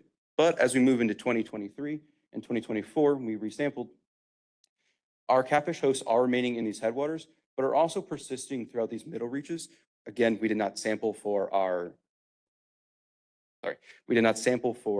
mussels in these reaches, so we cannot say whether or not these individuals are present or absent. That brings us into our conclusions. So throughout the drought period, there were significant changes in our habitats. We do see those moving from generally from runs to pool habitats. In our headwater reaches, we do see reduced resistance that's possible as a result of habitat shifts, but they are still holding on. These areas are still holding these individuals. And number 3, despite these extensive drying periods and some of these areas, we do see our relative abundance of our several imperiled species are in fact remaining constant. So this kind of brings in the evolutionary refugia concept as talked about by Craig et al. 2016, in which they talk about the Edwards Plateau and the springs kind of supporting fishes during periods of prolonged drought. And our data does support that statement. Now, more broadly, this concept also does kind of defend the fact that during interglacial periods, these regions do act as refugia. This is why we see so many endemic forms across the Edwards Plateau. So it kind of brings us into our next steps. Well, we need to go out and conduct further sampling events during a wet period to kind of assess the resilience or the ability to kind of bounce back after drought conditions across the Upper Guadalupe. And with that, I'd like to say thank you to everyone who helped fund and collect the data for this project. And does anyone have any questions, if I have time?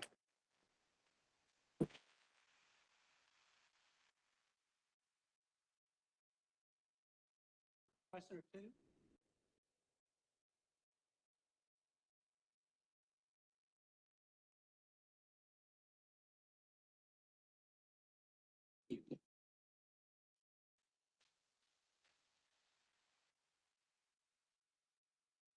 So our next speaker is Kendall Irwin, Reproductive Allotment Affects Cognition of Live-Bearing Western Mosquito Fish.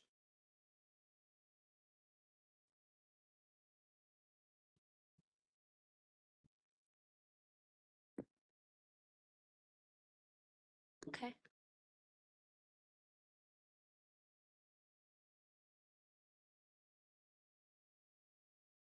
All right, hey y'all, I'm Kendall Irwin and I'm with Texas State University. But before I get into my research, I do have to tell you that I went to school to be a news anchor. And while I was at University of Texas in my undergrad in the journalism program, I actually met Lee and Diane and became the first volunteer at Austin Bat Refuge, where I continue to rehabilitate injured and orphan bats and release them into the wild. And it was through this experience that I realized that I wanted to elevate my conservation efforts and be responsible for generating information that can be used to protect the animals I care about. So I switched to science. And it's at conferences like these that I'm reminded that I made the right choice for my career. I'm very thankful to be surrounded by like-minded people that are curious about the natural world and ambitious about protecting it. So thank you, TCS, for having me. Well, I did switch from bats to aquatic systems. Why could that be? Well, it's largely inspired by my environment at Texas State University. So this is a photograph of Sewell Park and the San Marcos River that runs immediately through campus. This very beautiful ecosystem is home to an abundance of biodiversity. When you're swimming through this paradise, you'll encounter red-eared sliders, various species, Texas wild rice, Dr. Bonner doing a cannonball. And so I study under Dr. Caitlin Gabor, and my research interests are primarily in cognitive ecology. This is a field of science meant to untangle what aspects of the environment shape animal cognition and behavior. And so again, I decided to explore this in fish, and my dissertation focuses primarily on how environmental complexity and life history traits influence cognition behavior. So cognition, by definition, mediates the perception of environmental stimuli.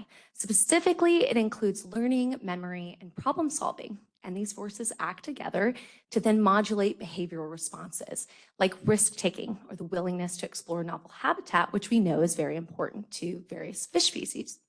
Cognition and behavior are very intimately tied. We see this in processes like inhibitory control. In various instances, animals encounter situations in which they need to inhibit an automatic response in favor of a different, an alternative route for a more favorable outcome. This is a sciencey definition for self-control. And we know that different environments have different demands that then influence the selective pressures on those animals. We see differences in cognitive abilities across populations. It's manifested in differences in brain size, invasion success, foraging, and overall fitness. Well, the cognitive buffer hypothesis poses that in more complex habitats, there's more information that animals need to cope with. And that assumes that in these environments, cognitive abilities are likely to be higher to deal with those higher information loads. So I decided to explore this in the western mosquito fish, Gambusia affinis. They are a shoaling species. Inhibitory control is very important to returning to your shoal and your conspecifics. They are live bearing. They occupy a wide range of habitat types, and they're of particular interest to conservation biologists because they're urban tolerant. They actually thrive in urban areas. They're kind of like the grackles of the fish world. And you know, as a cognitive ecologist, by studying these traits in the context of their environment, maybe I can unveil something that makes this species particularly successful in navigating human altered landscapes while other species perish. So I define habitat complexity as the variation in physical habitat structure with higher heterogeneity equating to higher complexity. And remember, based on the cognitive buffer hypothesis, we predict that fish in these highly complex habitats would show higher cognitive abilities, greater boldness, and that's exactly what I predicted. But in urban areas that tend to be scoured, we know that urbanization tends to reduce the complexity of habitats. And so I wanted to compare fish from different types of habitats. So I went out in the field and I took 9 different populations of fish from varying degrees of habitat complexity. And I was able to quantify the complexity of the habitat, taking underwater videos. And it's like an optical analysis technique developed from Shumway et al. I take these videos, convert them to black and white, and then based on the intensity value of the pixel, I can actually get a number. So the higher the standard deviation of the pixels, the greater the variation, the higher the complexity, okay? So I took fish from each of these habitat types, and then I brought them back to the lab, and I compared their cognition and behavior. So I did this using a detour test. And so what you're seeing right here, this is a fish from a high complexity. This is the detour test. A fish is placed here in a starting chamber, and the reward is another fish on the other end. However, the reward is separated by this plexiglass. Oh no. By this plexiglass barrier. Okay, so the time it takes the fish to leave the starting chamber, this is the behavior, this is how we measure boldness. The time it takes the fish to actually boot the barrier and see the reward is how we measure motivation. This is a cognitive trait. Now, the time it takes the fish to actually navigate around this barrier is how we measure inhibitory control. But the design is important because you see these little boundaries right here. When she's moving around here, she can no longer see her reward. So there has to be some sort of object permanence that's elicited, and this is how we can measure cognition. And when I brought these fish back to the lab, I already started noticing some significant differences. Is there a way I can play this? Like a click? Oh yeah, great. Okay, so this is a fish from the high complexity, right? We're predicting that she's super smart. She's gonna come out of here and solve it, right? So she sees the reward and she might kind of bounce around. Okay, cool, we can cut it. Let's go to the second one. So this is a fish from a low complexity habitat, remember? Let's see, click that. So I lift up the starting chamber. Boom, right? Super, super fast. A+, that was actually my fastest fish. Guggen's number 5. Yeah, if you want to. So I ran a mixed effects Cox proportional hazards model. We use this Cox model because we did have some fish that didn't solve, and so we needed to count for that loss of data. And remember risk taking, that's the time it took for the fish to leave her starting chamber. Well, opposite of my predictions. So you can see here on the, oops, I keep doing that. Here on the x-axis, we have complexity level, and on our y-axis, we have exit time. And you can see that fish from the low and medium habitats were significantly faster at leaving their starting chamber compared to fish from the high complexity habitats. In addition, we also see here on the y-axis, we have motivation. Fish from the low complexity habitats were significantly more motivated compared to high. And then and also inhibitory control. So we see that fish from low complexity habitats were significantly faster at solving compared to fish from medium and high complexity habitats. So fish from the high complexity habitats, they're less risky, they show less inhibitory control. And what might be driving this, right? I think that it's predator driven. I think that in low complexity habitats, there's less refuge that you have to rely on. So you have to be a fast problem solver, you have to get to your shoal. And this was pretty exciting, right? This could offer some evidence, one explanation as to why this fish might be so successful in low complexity habitats in urban areas. So I wanted to take this a little bit further. They are live bearing fish species, and so they are pregnant at any given time. And this causes a lot of energy. And for people that have been pregnant, you might be familiar with pregnancy brain or this energetic trade-off that occurs when you're growing a brood, right? It requires a lot of energy that takes away from your cognition. So we measured reproductive allotment as the dry mass of the brood divided by the dry mass of the eviscerated female. And I wanted to see if this affected cognition and behavior and if this varied across habitat types. So my hypothesis was that reproductive allotment affects cognition and behavior. I thought that a bigger brood, you're more pregnant, you're gonna take more risks. You're gonna be more riskier because you have to acquire resources to grow your 327 babies and send them all to fish college. I think fish college is what my dad actually calls my PhD. But I also expected lower cognitive performance. There's got to be a trade-off there, right? So I had undergraduate Emily Edgar help me out with this. We tried a bunch of females. We only did this for 6 populations, so I'm still working on this. This is 6 out of the 9 that I did for the habitat complexity, but same fish. And so I looked at their babies and I ran an analysis. And what I found, so here on my x-axis, we've got the female dry mass and then the reproductive allotment. And this is based on complexity level. And I also included standard link in there. We know that that could affect behavior.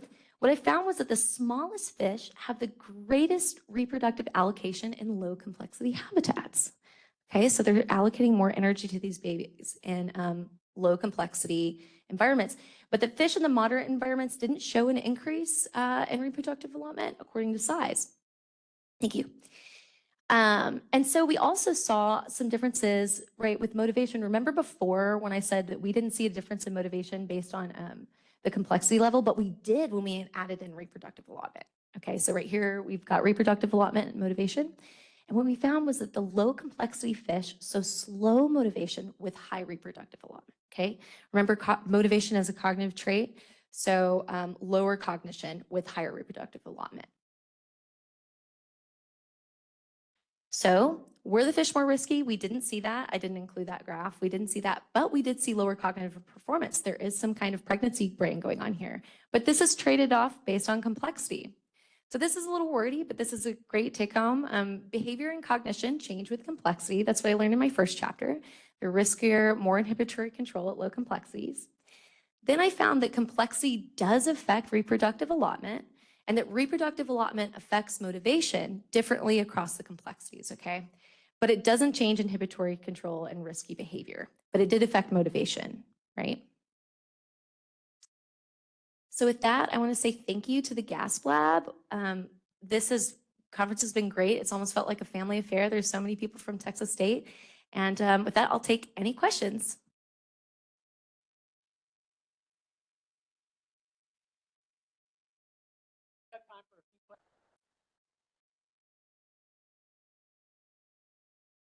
Hey, yeah.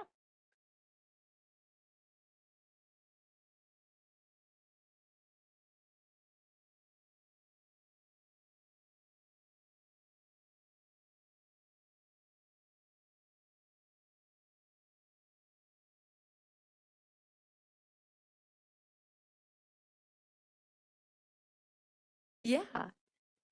Yeah. So the comment was, oh, sorry. The comment was that it's interesting that the low complexity fish are showing these advantageous traits like the higher cognition and more parental investment. And that's almost like they're becoming domesticated. And that's interesting because I'm doing a follow-up study. So this was my field study. Now I'm just recreating it in the lab, right? So I've got lab raised fish from the same population, but I went out and caught them in the wild too. And now I'm comparing them in the detour test. So we're gonna see what comes out of that. It's funny you mentioned domesticated fish because that's great, right? That transitions to a great lab project. So yeah. Yeah. Well, I haven't studied the male fish. That's a really good question. We do know that sex differences persist across facilids, but interestingly enough, there was a study specifically with Geophinus that didn't see too much of a difference of performance in a detour test, but I am running a study. It's a similar cognition task, but it's called a cylinder task. And essentially I'm training fish with food. So instead of another fish, it's a food reward. I cannot get a single male to solve this test. I've had 12 females do it. So maybe it's scientific back that boys go to Jupiter to get more stupider, but I don't know. And I think it's differences in food motivation. And it's not surprising that you'd see that because there's a huge differences in life history traits, right? These females are pregnant. And so there's differences in motivation going on there. But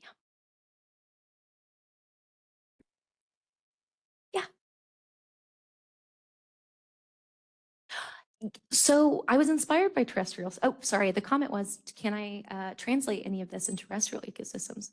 Well, this was largely inspired by terrestrial ecosystems. As urbanization goes up, we see an increase in environmental complexity.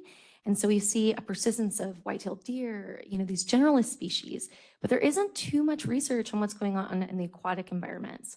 And so I'm going to be a champion for the grackle fish and kind of see what goes on with them. Thank you very much. Thank you.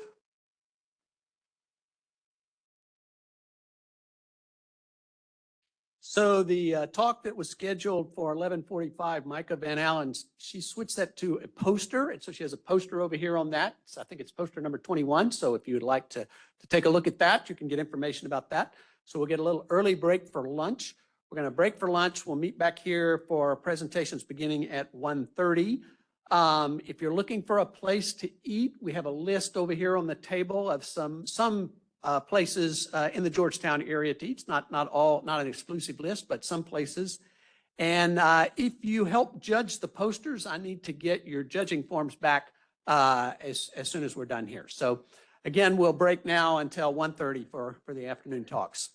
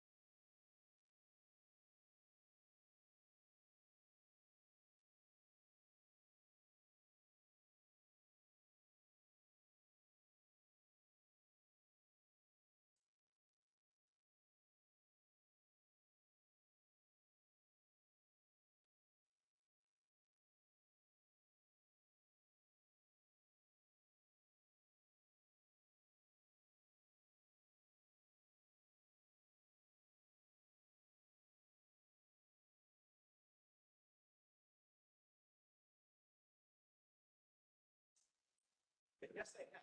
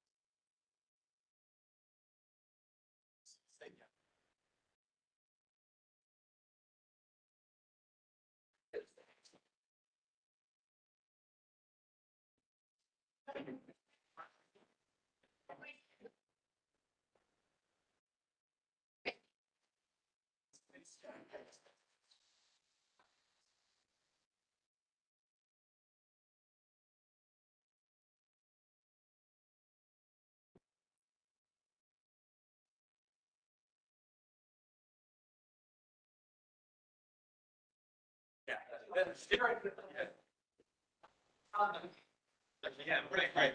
That's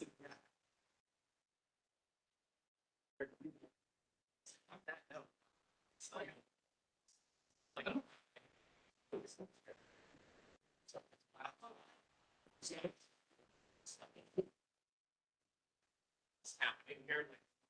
So uncomfortable. So, yeah, explain. So I was like, well.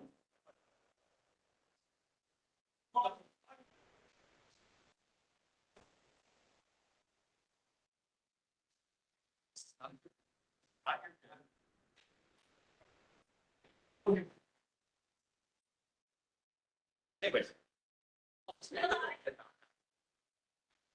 Excited about it. Excited about it. And then.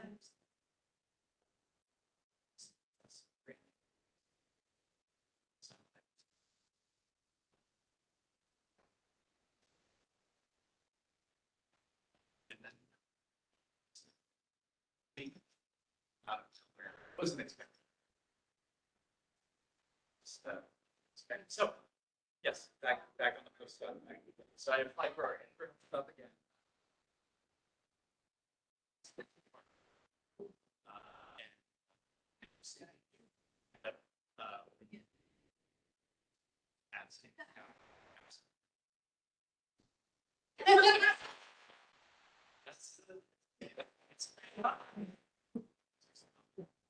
There's no exact.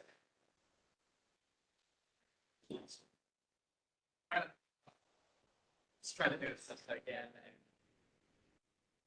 Yeah, that was a very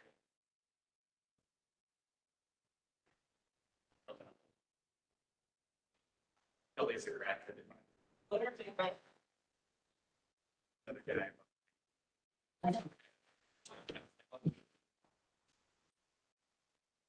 Everybody's like, this guy's got BP. You know, and then after that. Like, yeah, that was, well, I ran a business out of it. I kind of did that. You don't really. I don't know what you're.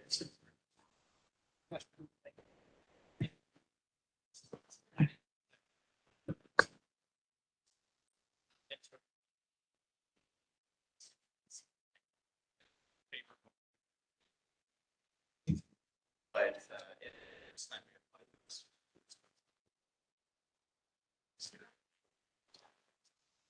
And I didn't get it. And even efforts did. And I'm like getting denied because, you know, my family's here and my wife's sick. And I'm like, you know, like, wait, exactly, you know? And it's lots.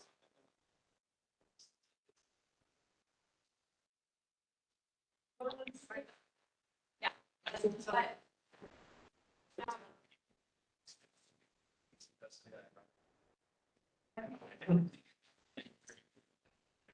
Said everything. I was everybody here. And you know, write it. In the day. Say, yeah, and I don't remember. So it's like in writing, like. Like, didn't you? Yeah, so. Anyways, let's get ahead of this thing. And I saw Josh going down the stairs.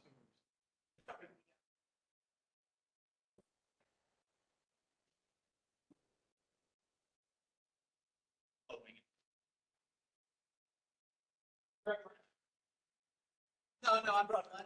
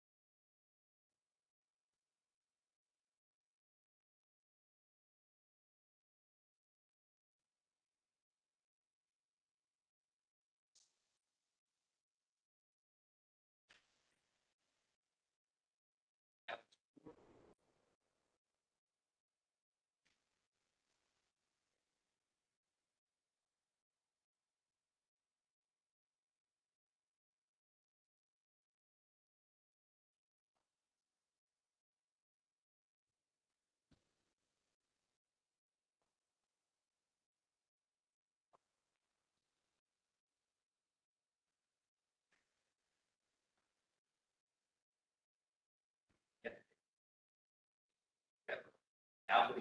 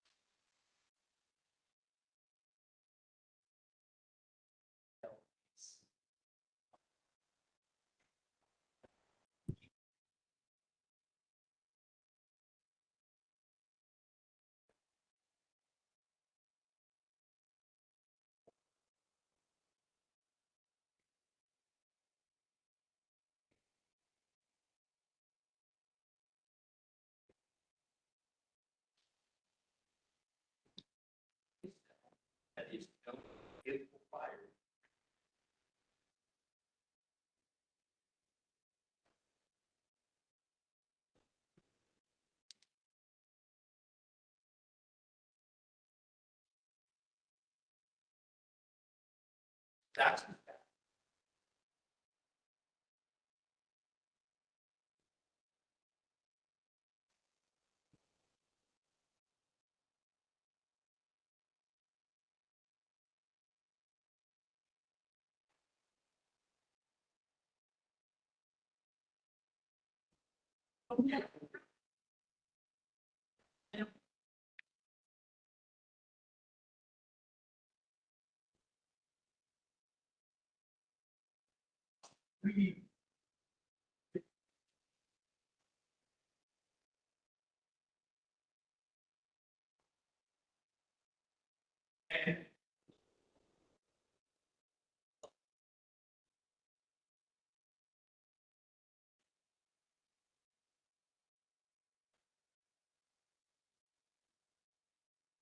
It would be.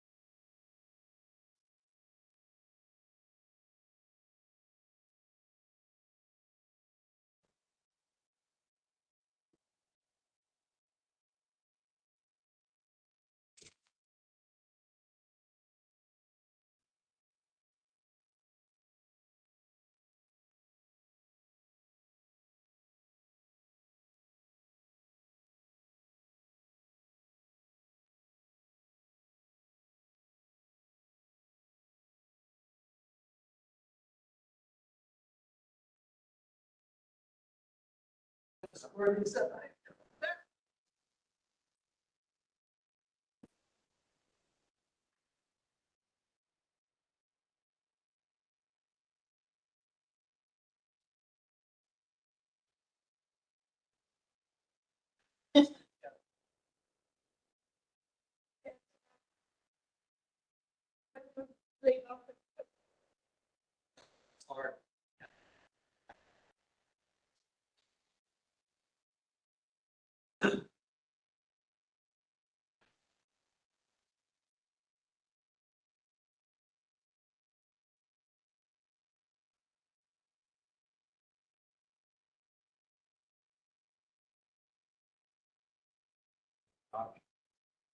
Yeah, yeah.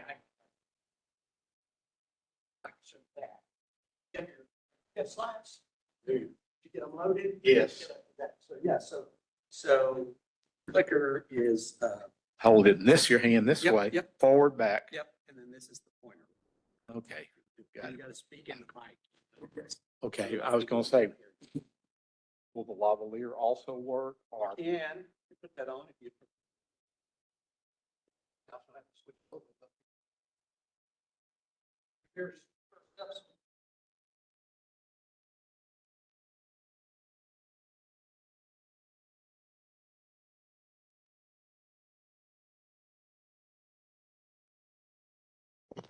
Yeah. Yep, yep, yep.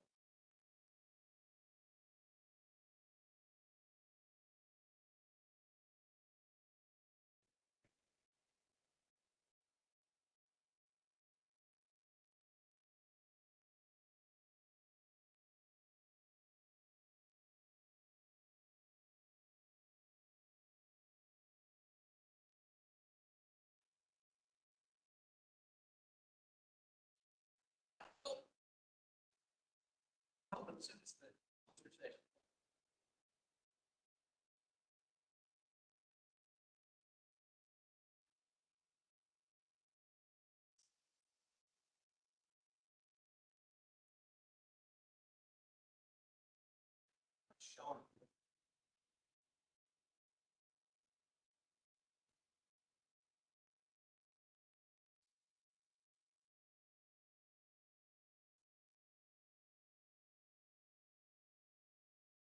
Yeah. I get it. Stuff, so.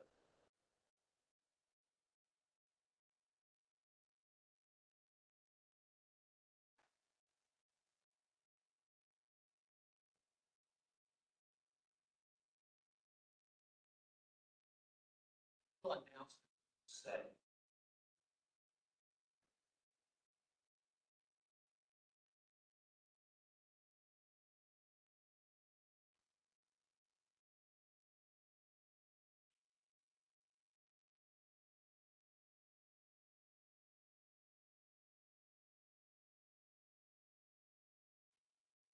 Oh, well, I appreciate everything you do.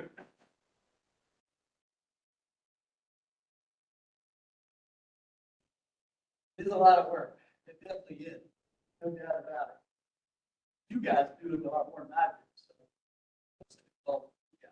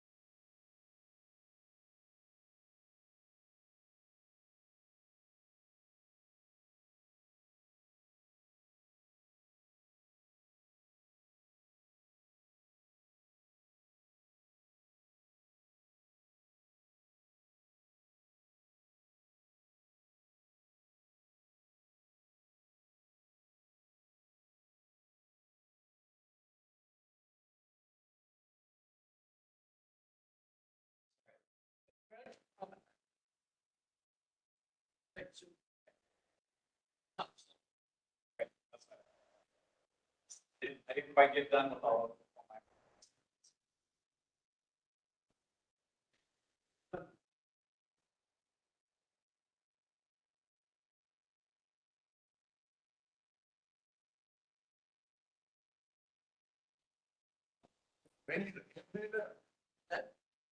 them. No, I've got a spreadsheet here. I'm just putting in the spreadsheet and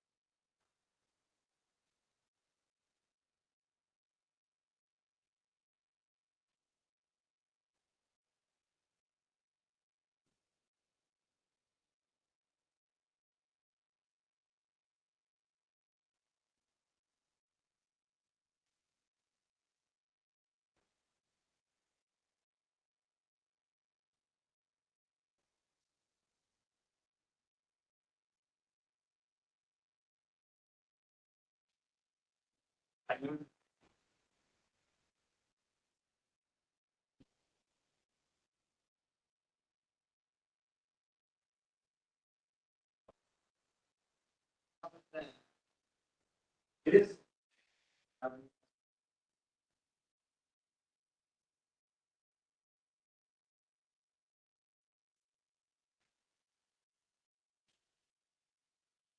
Well,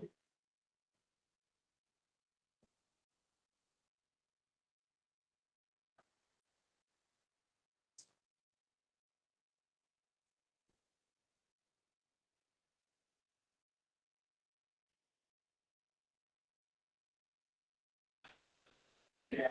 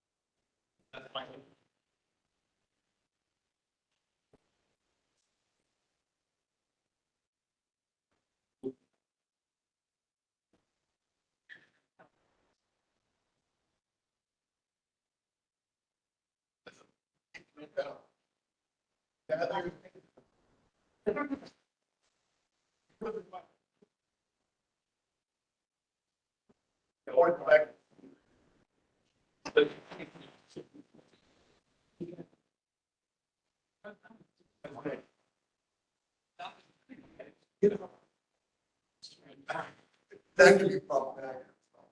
That's a movie right there. Yeah, Harry Potter.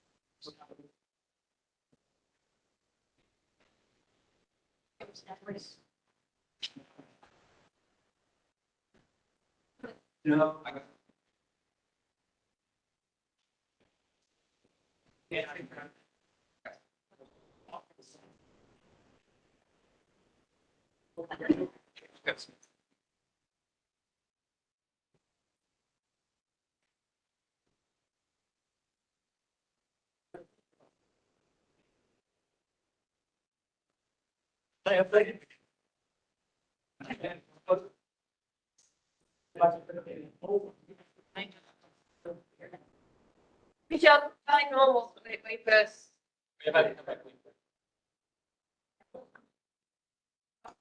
Ready? Yeah.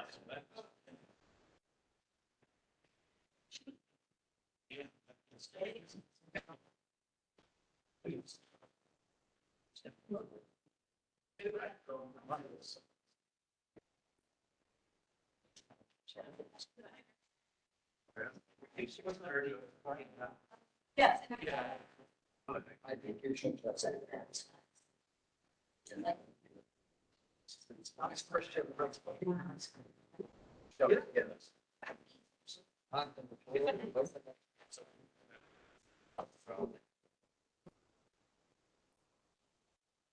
Today.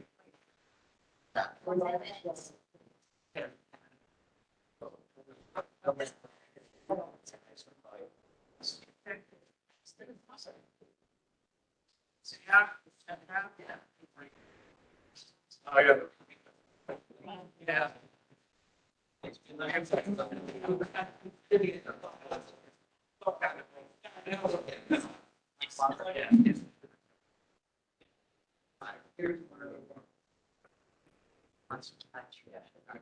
Although.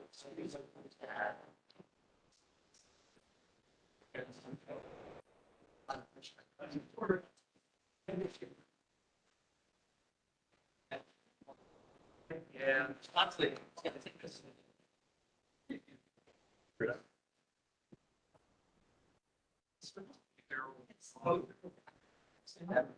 I did not get it.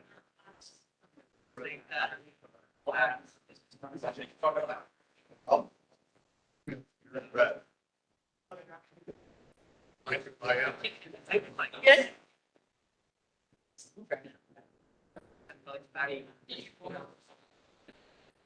Yeah.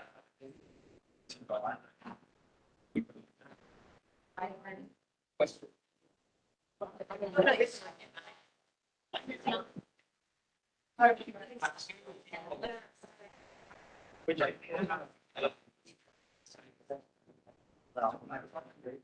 Oh.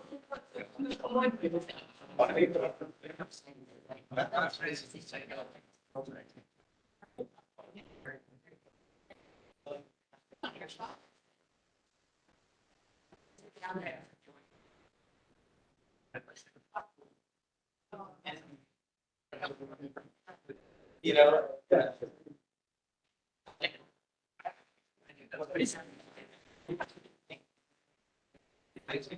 Sure. So that's something Steve turns to live from. Pretty much.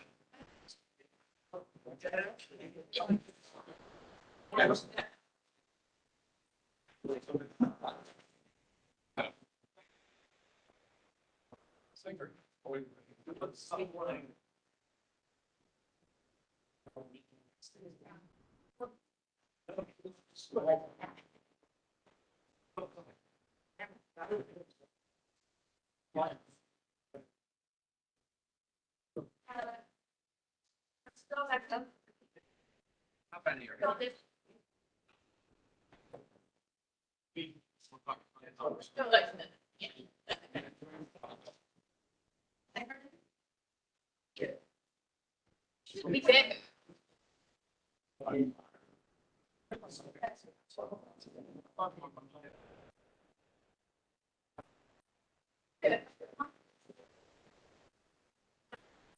Unplug it.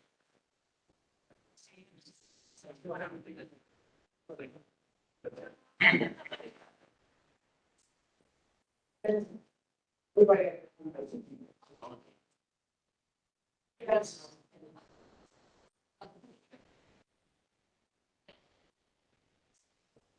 Yeah, get that indicator.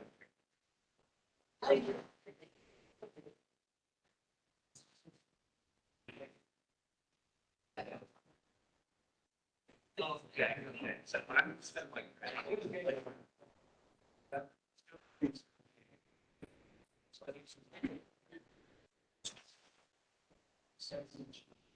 Maybe some question back. I think you're right.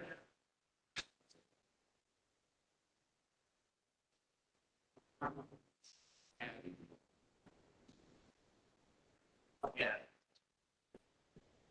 I'm silly. It's not good. It's not.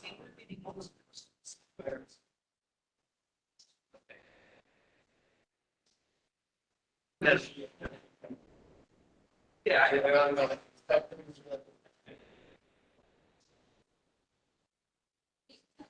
Right.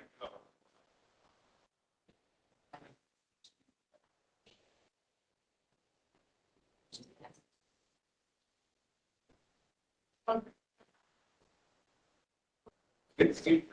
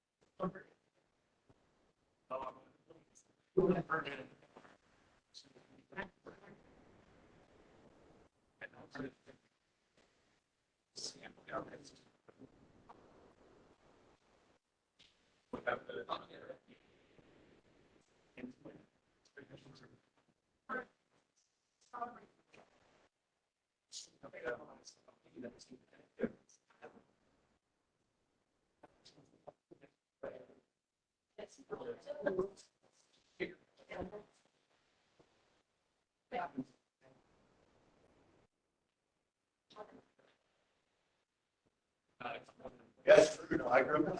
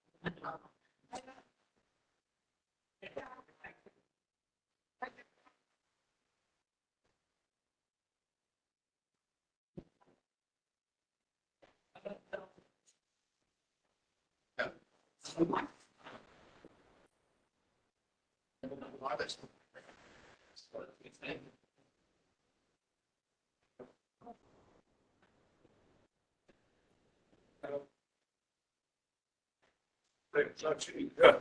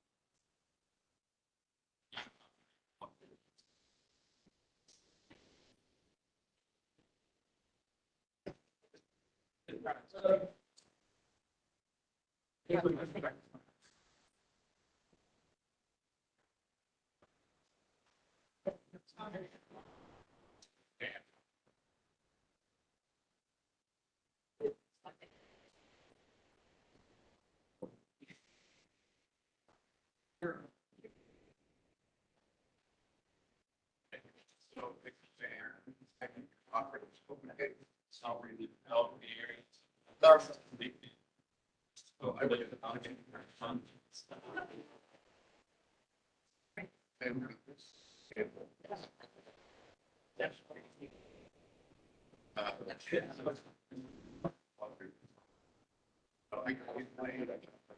Share.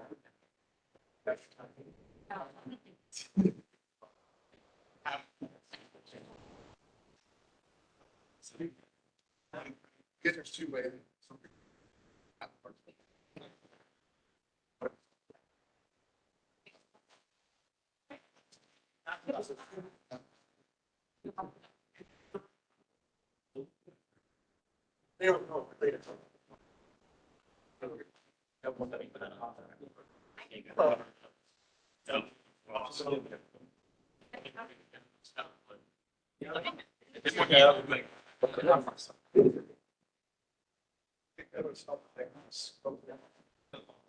It's the sort of thing I would think. Like, there you go.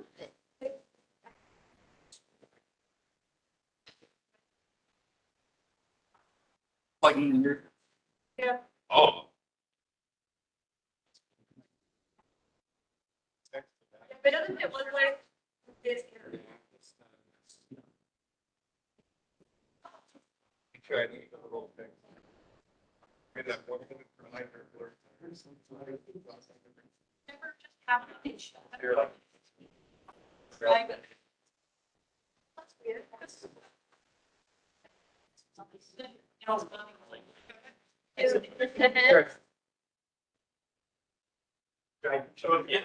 Oh, drive these for the one under the. Yes, it's your. Since it wasn't within. Oh,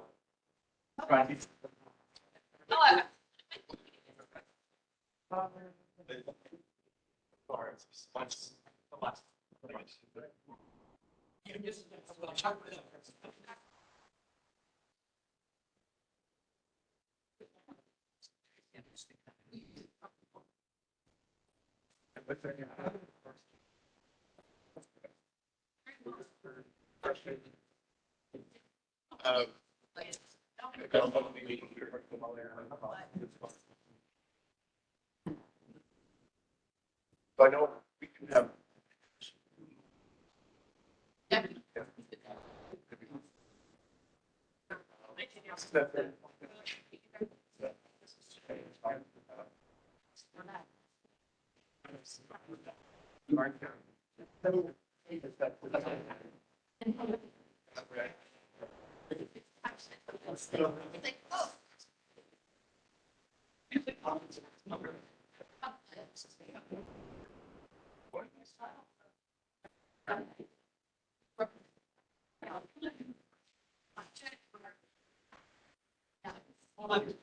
Yeah. Yeah.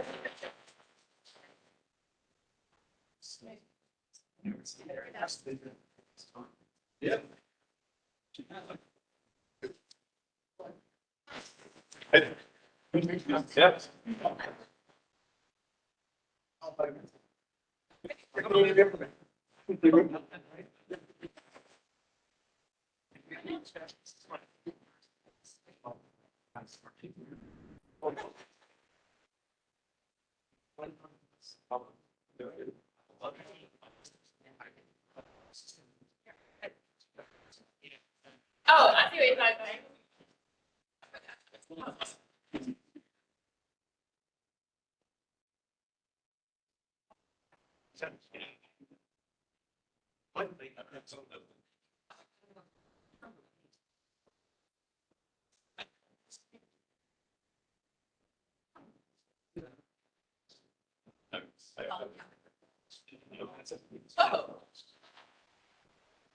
Yeah.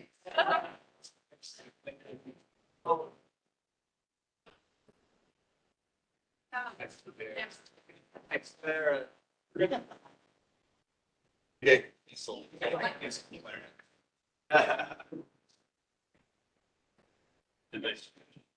Oh, okay. Good.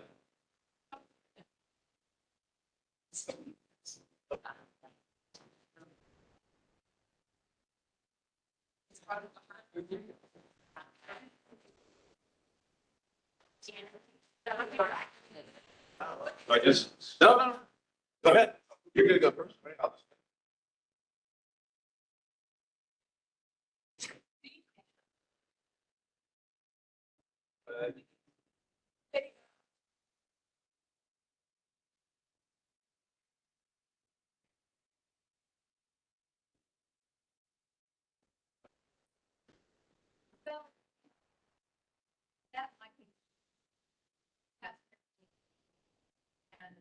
Yeah, and I was.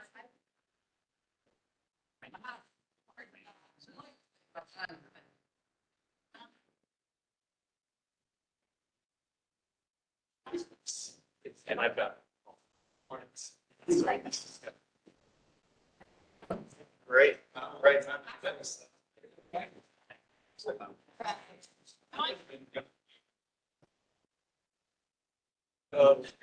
I don't think I've ever had great reports. It's not that. Right. I break a quarter. Oh, it's in the middle of. Yeah. It's, yeah.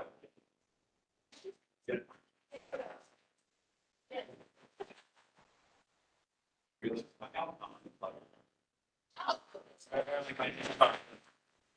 I have like the file.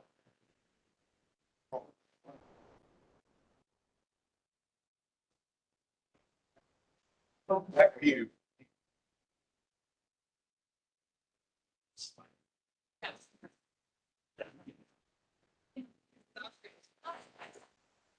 That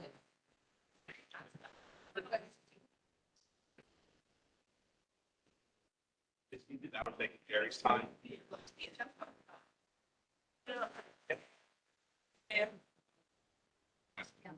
Usually text with. It's the silicon power. The bottom one. Five. There you go. Oh, it's.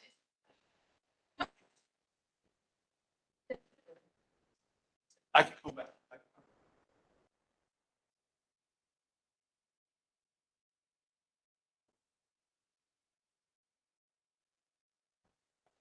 Yeah.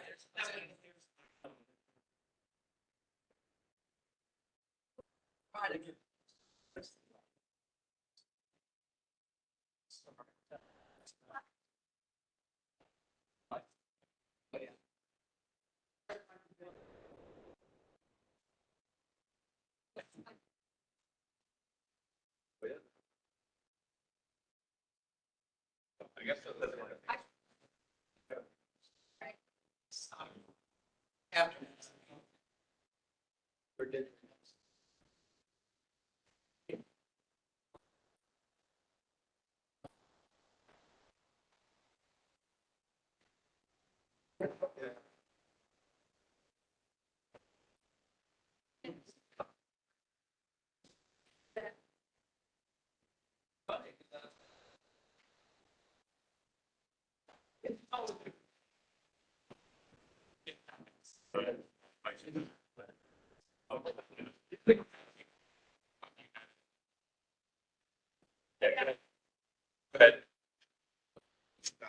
We'll do it anyway. We get permission to those 3 sprays. Okay, yeah, just let us know. Like, we're working. Yeah, that sounds great. Like I said, like if you're at, I mean, I live 5 minutes. I think that's one, yeah. But it doesn't matter at all. People are in. And figure it out. Yeah, I mean, science. Target science. Thanks, Don. Yeah, relative advice, yeah. I think I was talking.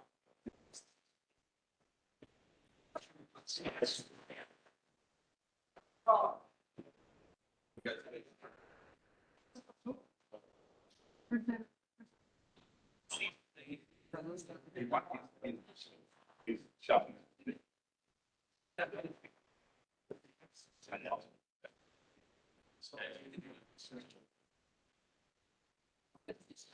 All right.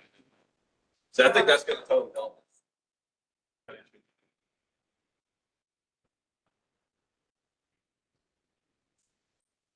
They do that all for it, but if they're all on the computer, then it costs a lot of structure.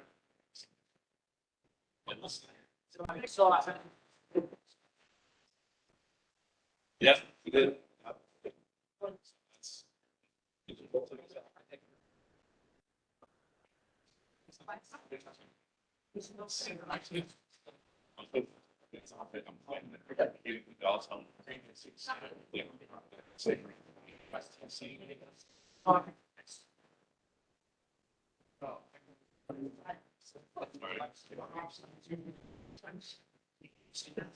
Right.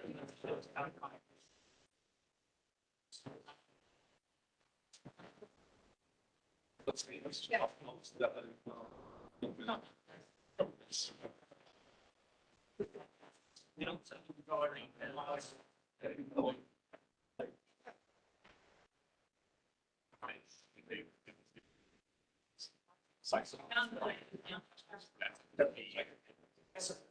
Species.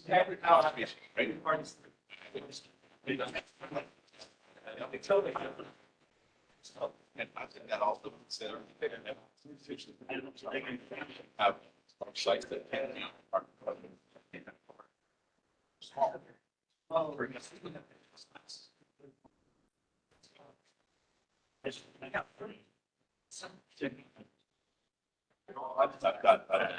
small. And I think we can use this.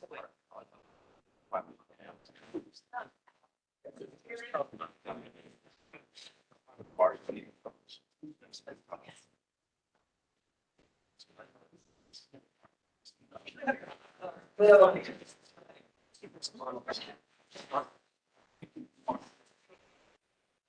said something.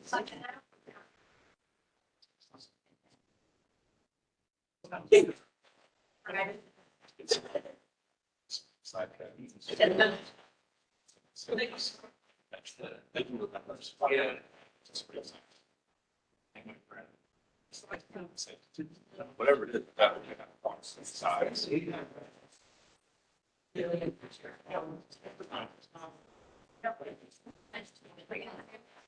That may be because. Small team.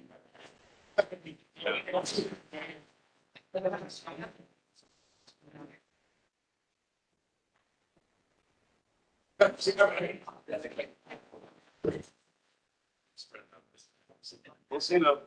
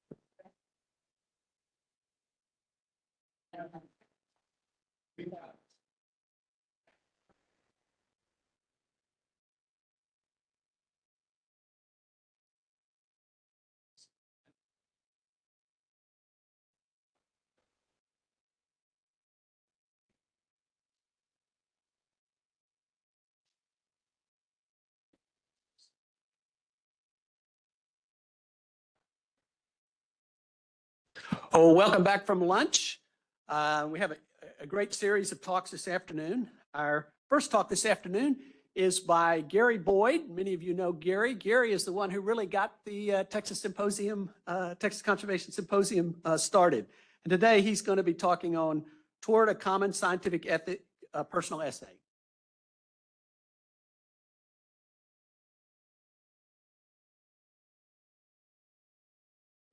Is this working now? Okay, I'll move it up a little bit. And as Monty Python would say, Monty Python, as Monty Python would say, now for something completely different. So this is the title I submitted to Ben to get him to take the abstract, put it in the order and everything like that. But to tell you the truth, and now we're going to find out if the clicker works, the real title ought to be, come on, where do I point this? Working?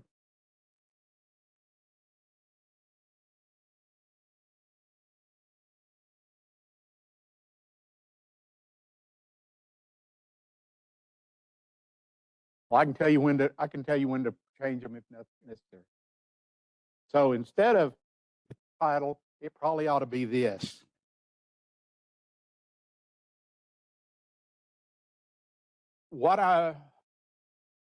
This is a very, in its way, very narrow scientific gathering. So a lot of what I'm going to say is really designed for science in general, but it's also applicable here. Again, this is a rant. There are, in today's discordant society, two significant issues facing the scientific community. First, there is a real sense out in the country, now that I'm away from it and I see it as a layman, there is a lack, both perceived and real, of scientific community trustworthiness. Second, by a societal failure to understand and appreciate what exactly the scientific method and its limitations are. It's not something that came to me overnight. The genesis started at least 4 years ago. And to be honest about it, really a bunch of years ago, because I'm of the generation that grew up watching, after we got our first black and white TV about 1959, the program called Watch Mr. Wizard. How many of you know Watch Mr. Wizard? I knew there'd only be about Cal and 3 or 4 more of you. I think my mother understood the need to do and put into me an appreciation for what was science, because she grew up in a time when there weren't things like penicillin, frozen foods, and deep freezers. And to tell you the truth, modern kitchen conveniences were just coming online. So she understood it enough to let me stay home from school for every one of the Mercury launches: Shepard, Grissom, Glenn, Carpenter, Schirra, and Cooper. I got to stay home and watch every one of those and understand what a change was happening in the world. I'm going to try to speak authoritatively today as if I have a real right to do so. So let me kind of set the background here. About November or December of 2019, I told Commissioner Covey, wherever she went to sit, I told her that I was planning on my retirement, and here's the way I wanted to do it. It was totally outside what the normal county procedures were for replacing somebody in a position, but that's the way I wanted to do it.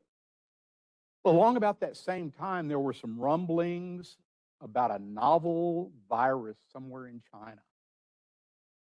And as early as March, there was already evidence from what I could read that things about that novel virus weren't maybe as bad as people were talking about it. The Diamond Princess cruise ship. How many of you heard of the Diamond Princess? There's a few of you. The Diamond Princess cruise ship, and the analysis by Dr. John Ioannidis at Stanford, and I may not have said his name right, said that this new coronavirus, while highly transmissible, wasn't particularly concerning. And the majority of the confirmed cases, the vast majority of the confirmed cases on that Diamond Princess cruise ship were all asymptomatic. Perfect petri dish, one item out there. But something happened in the world. It seemed like the world changed overnight. We shut down schools. Word went out that everyone needed to put on a mask. We had 15 days to bend the curve, which drug on and on and on. Williamson County was caught up in that too, and we assigned teams to deal with various aspects of the response. In those meetings, we were told very specifically, here's your assigned responsibility and stay in your lane. And on the national and international stage, those with real credentials and expertise, and just people like me who had questions and doubts, were told to stay in our lanes. And as we were told in one county meeting, we're just going to do what Dr. Fauci says. Well, I won't try to recap all the disastrous things. I got thrown out of a laundromat where I went to wash my sleeping bags because I wouldn't put a mask on. You still see 6-foot sticker dividers on floors in different stores, plexiglass partitions, and on occasion, someone driving in their car with a mask on. As aside, a couple of days ago, the Los Angeles Department of Health posted a health advisory that cloth and paper masks are not effective for smoke and ash from wildfires. Really?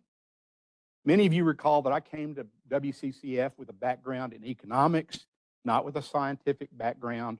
However, I had read enough during my years as a banker working with commercial accounts that recombinant technology had been a thing since 1972, and that well over 2 decades of experimental vaccines for poultry using rDNA and mRNA had been, to be charitable, a failure. So I watched as too many, myself included, were silent or were forced into silence and fed a steady diet of suppressed debate and pure misrepresentations. This is where I am. Everybody know Dale Gribble, King of the Hill. I'm not questioning your authority. I'm completely denying its existence. A paraphrase from Professor Glenn Reynolds, who's known as the Instapundit. The record of our civil service in addressing problems has been pretty unimpressive and most particularly not marked by expertise. From government nutrition guidelines, which were based on politics and bad science, to the COVID fiasco, to energy policies and education, it's hard to think of very many significant areas where neutral technocratic expertise has carried the day. Looking on this record, it's pretty obvious that the expertise has been a sham. It's been a suicide of expertise. The official line was not to be questioned. That attitude permeated the general population and even the scientific community. So here's my apology to you. I should have spoken up. I hope you internalize a little bit that you also should apologize to yourself and to those around you, that you need to speak up too. This is a quick story. Easter Sunday, April 12th, 2020. I was so mad at the world, I walked and hiked the entire Goodwater Trail. The only thing that good came around it, I took this little plastic bunny with me, took his picture wherever I went along the Goodwater Trail. I turned in my pictures and won an award from the county for a really novel photographic album. So here's where I'm going. Everybody knows that 100 authors against Einstein, to which he was supposedly replied, why 100? If I were wrong, one would have been enough. And the book 100 Authors Against Einstein, published in 1931, contained contributions from 121 authors who opposed his special relativity theory. No assessment of the contributions showed, an assessment of the contributions showed that most or none of the authors thoroughly applied the scientific method, and most of their arguments were based on ignorance or denial. Something else Einstein said, the difference between stupidity and genius is that genius has its limits. And another way he put it in another context, two things are infinite, the universe and human stupidity, and I'm not sure about the universe. Blocked there. Did you know that this number, more than 10,000 research papers were retracted in 2023? We don't have the final count for 2024. And experts say that that's only the tip of the iceberg, because anybody that quoted one of those 100,000 papers that later got retracted needs to retract their paper also. It's an avalanche. Put this slide up. There's Galileo. On the right is the Ptolemaic version of the way the solar system works. We knew that, but the powers that be kept Galileo from publishing appropriately and banished him and put him in exile. This is Richard Feynman. This quote, there's on one feature I noticed that is generally missing in the cargo cult science, which he calls pseudoscience. It's a kind of scientific integrity, a principle of scientific thought that corresponds to a kind of utter honesty, a kind of leaning over backwards. There's a much longer quote from him here that I'll just reference his book, The Uncertainty of Science, or it's an essay called The Uncertainty of Science, in his book, The Meaning of It All. Put these people up here because in one way or another, Boltzmann, Mendel, Erasmus, Mendeleev, and Dr. Wizard had to defend themselves against critics. Some of them went so far that Boltzmann took his own life because he was not convinced his argument about the existence of atoms was going to be upheld or understood. So as well as apologizing to you all for not speaking my mind and speaking up, I want you to share some of that apology. I'm going to switch gears a little bit. At this point, I'm going to give credit to and pay homage to Jacob Bronowski. It was his explanation of the Pythagorean theorem that reopened my eyes to the wonders of geometry and mathematics. So with appropriate attribution, let me go on and talk about the ethical responsibility of science, and that is its human element. The last few years, in my opinion, have seen a retreat into a swamp of, what exactly do you call it? All I know is I abhor the phrase, the science is settled. To a certain extent, I'm giving some of you in this room a little bit of a pass because this is a special area of science, particularly in this group that you can go out and check real quick. I'm reminded of an event from a few years back when this symposium was focused on Eurasia, and a paper was presented noting that what was thought to be an extirpated site was not the fact. Immediately afterwards, several people got out of the audience and went and left. Where are they going? Well, come to find out, those particular people went straight to that site, came back and went, yeah, that Eurasia is there. Science is just another word for knowledge.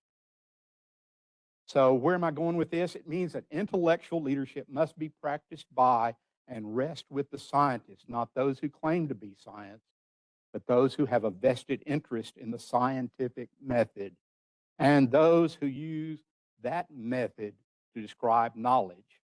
I mean, it should be a part of our daily conversations and actions, us as an ordinary people, the way we talk and act in our conversations with our neighbors. That's not an easy task. Through the ages, the powerful, and that too often means the power structures, government, the levers of academe and dishonest brokers who feel empowered to stand in front of the crowd or cameras and state flatly, I am science, wield that power against truth and against knowledge. Messengers of the intellectual science have often paid enormous prices. Socrates in ancient Athens, Jonathan Swift in Ireland, Gandhi in India, even Jesus when he was walking toward Jerusalem to his certain death as the intellectual leader of his people knew that he was going to be put down. Note that I've included William Blake and Shakespeare because their knowledge and the way they incorporated their words into the day are a part of this whole scientific experience. The ethical nature of science is not up there. It is to be here and now. Science is to be a part of the democracy of the intellect. It is a part of our responsibility as ethical creatures. Science, knowledge cannot survive up there at a distance between people and government, between people and power. That failure is what caused the collapse of Rome, of Egypt, of Babylon. The scientific mind must be a part of the populace. This symposium is a gathering of specialists, and we need specialists. They're important. We've got to keep the electricity running. Medicine, electronics, they're all a part of science. And civilization cannot survive or thrive without work of specialists. But if we as a society and as scientists, knowledge seekers, if you will, forget how the world works, we cannot survive as a scientific society. What we can do and what we must do is never lose sight that we are all knowledge gatherers. We have a story to tell about how the world works, and the science we do and present to our peers and our neighbors are part of the roots and shoots and foundations of how the world works. I end with this slide. That ethical foundation, that knowledge, science must have a foundation of integrity, of truth, and it must be the common part of our daily conversation.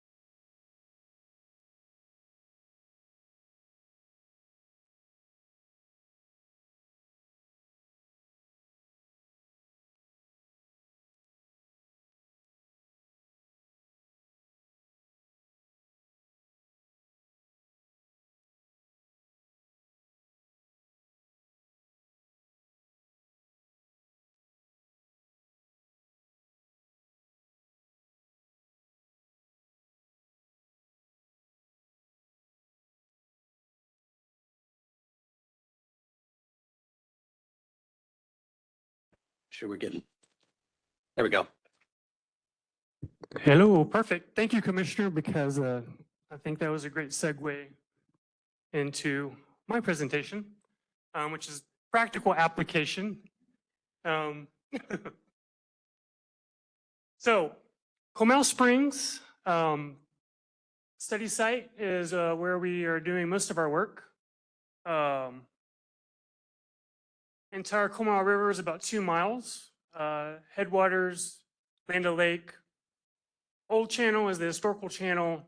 New channel is the more recreated area. If you've ever tubed or canoed or kayaked on Comel, you've probably been mostly on the new channel.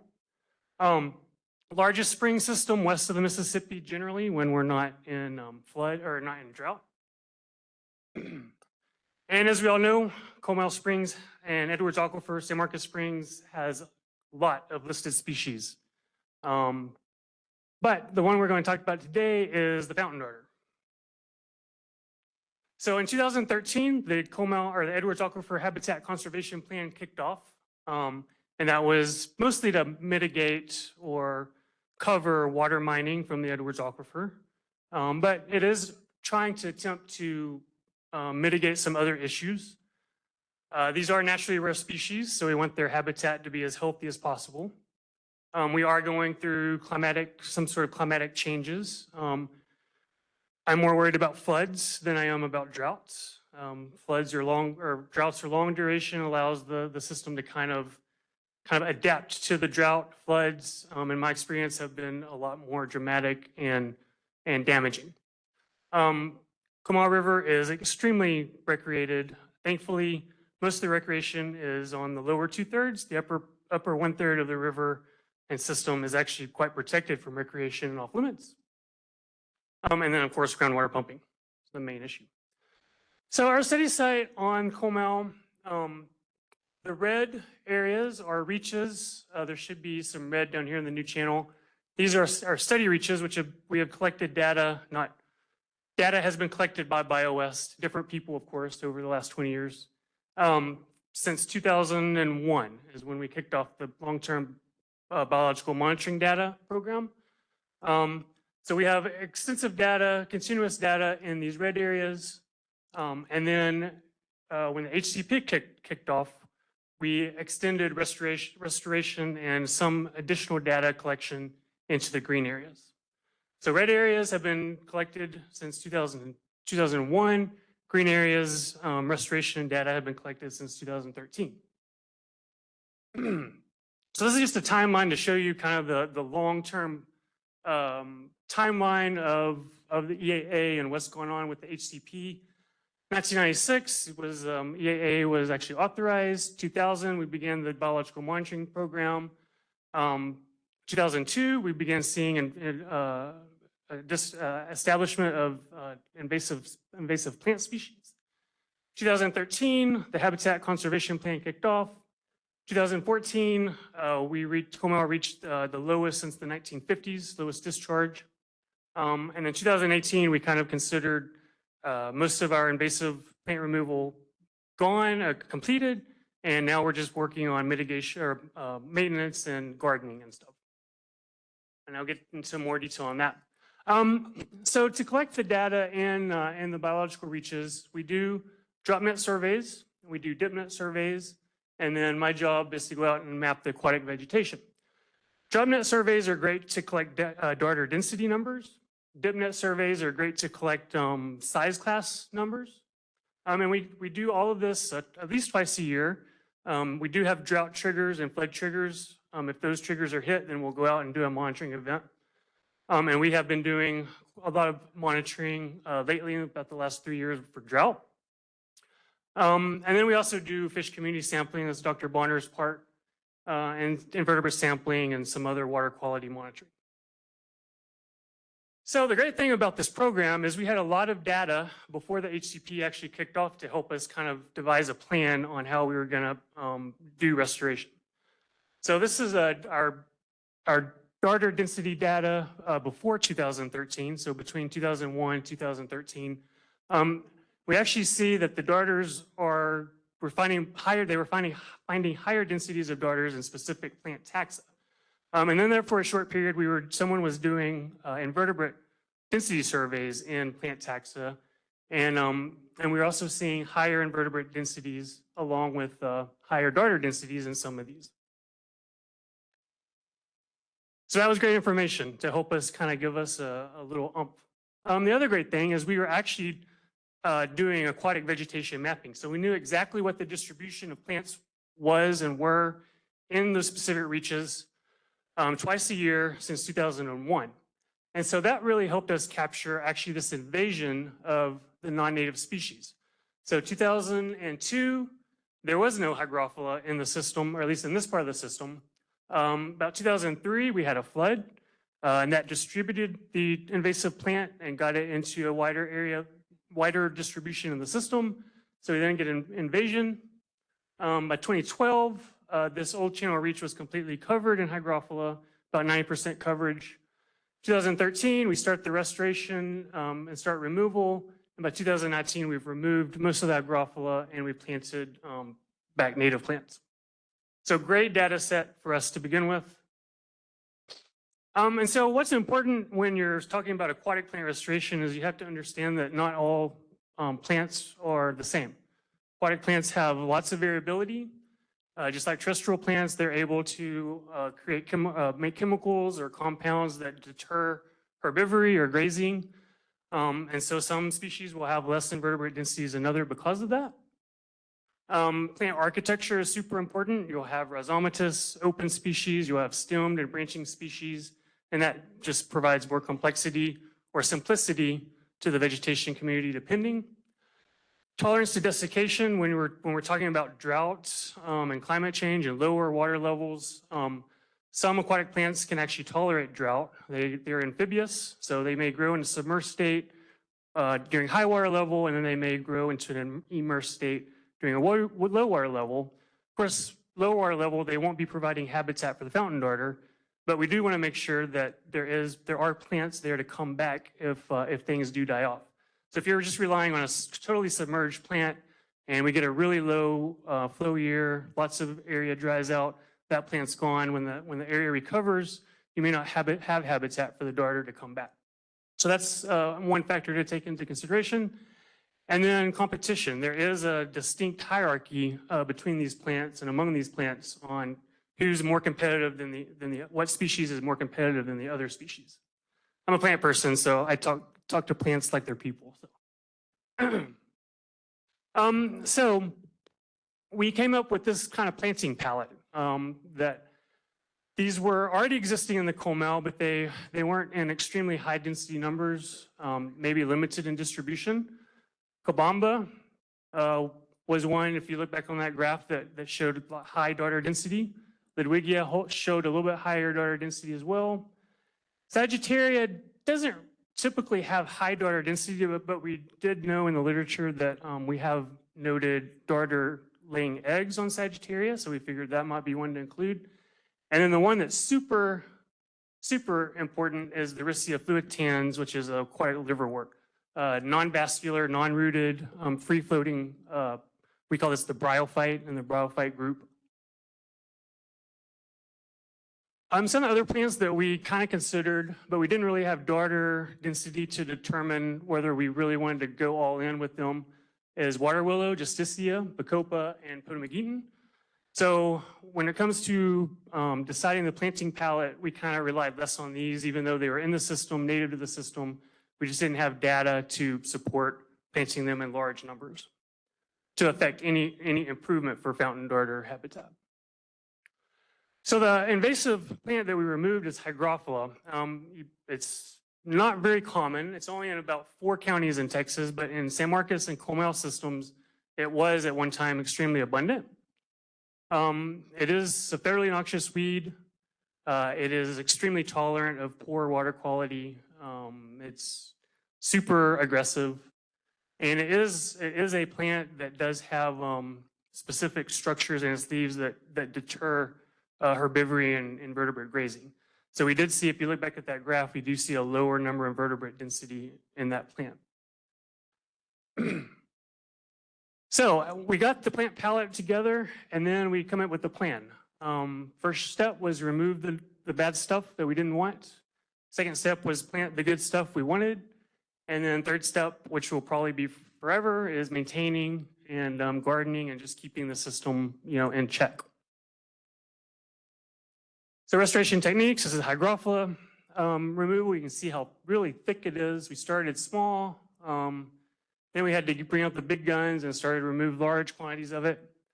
And then once we got it all cleared out, we started worrying about how to plant the plants back. This is just a technique, in situ technique we used to grow the plants in the system, so we didn't have to worry about bringing a bunch of stuff in. These are underwater trays. So the old channel reach, this is the reach that we've had lots of data collection since 2001. It's also, it was a great case study because this is the only reach that was about 90% covered in hygrophila.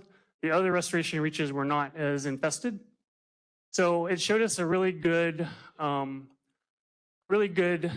data period of removing an area that was completely infested and restoring it back to an area of complete nativity of plants. So the old channel, it is historical. It's deep here, and it does have a management protocol that keeps water, a proportional amount of water flowing. So even if we experience a really low drought, we'll still have enough water flowing through that system. And so that kind of makes it a refugia reach is kind of what we consider it. This is all hygrophila here. This is us removing hygrophila. So again, the great thing about is we have this long-term data set and we can see what happened in that reach over the years. We can see the moment of hygrophila infestation, 2003. We can see hygrophila pretty much taking over the reach. You can see when we started doing restoration, by the time we got down to that reach, about 2018, we removed hygrophila. By 2021, we had all the hygrophila out, and you can see the bryophytes and kabamba and Ludwigia that we planted kind of taking off. So what happens to the darters? So we kind of see a great pattern in this section of fountain darter densities. Again, thankfully, we had information before infestation of the invasive that showed high darter densities in the historically native population. We have hygrophila infestation, and then we have removal and restoration, and we start seeing darter densities kind of increase. So about size classes. So darters can use the plants, but are they actually, are the plants actually important for their life cycle? And again, with the drop net or the dip netting, we see changes in size classes, fewer individuals when the area was dominated by hygrophila, and we start seeing more diversity in size classes as we start moving towards a native system. So then we go back to that original chart and see in the plant taxa what the darters are using or not using. And so we're actually seeing that we're getting lots of juveniles in the bryophyte. We're getting quite a few juveniles in the Ludwigia and not very many juveniles in the Sagittaria, but they're still being used overall. Notice hygrophila, the invasive plant, which you still have in the lower reaches of the Comau. We're seeing larger individuals. So this is not necessarily a nursery plant. These plants right here are what we're considering nursery plants. Open, we still see a few individuals, smaller individuals as well, probably because of algae. So this is the reach in the old channel after we have removed the hygrophila.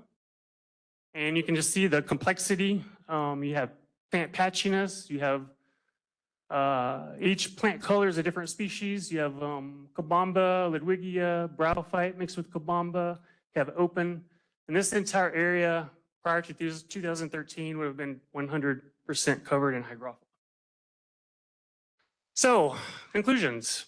Basically with the long-term data set, we were able to pick what we feel is a great planting palette, come up with a plan just for the fountain darter and really improve the habitat. And observationally, we're seeing more fountain darters, more different size classes, smaller fish in areas where we only saw larger fish. previously. We're also seeing just better fish communities. We're seeing better water flow, better water quality. So just opening up the canopy and opening up the plant structure really helped the system improve. And that's it.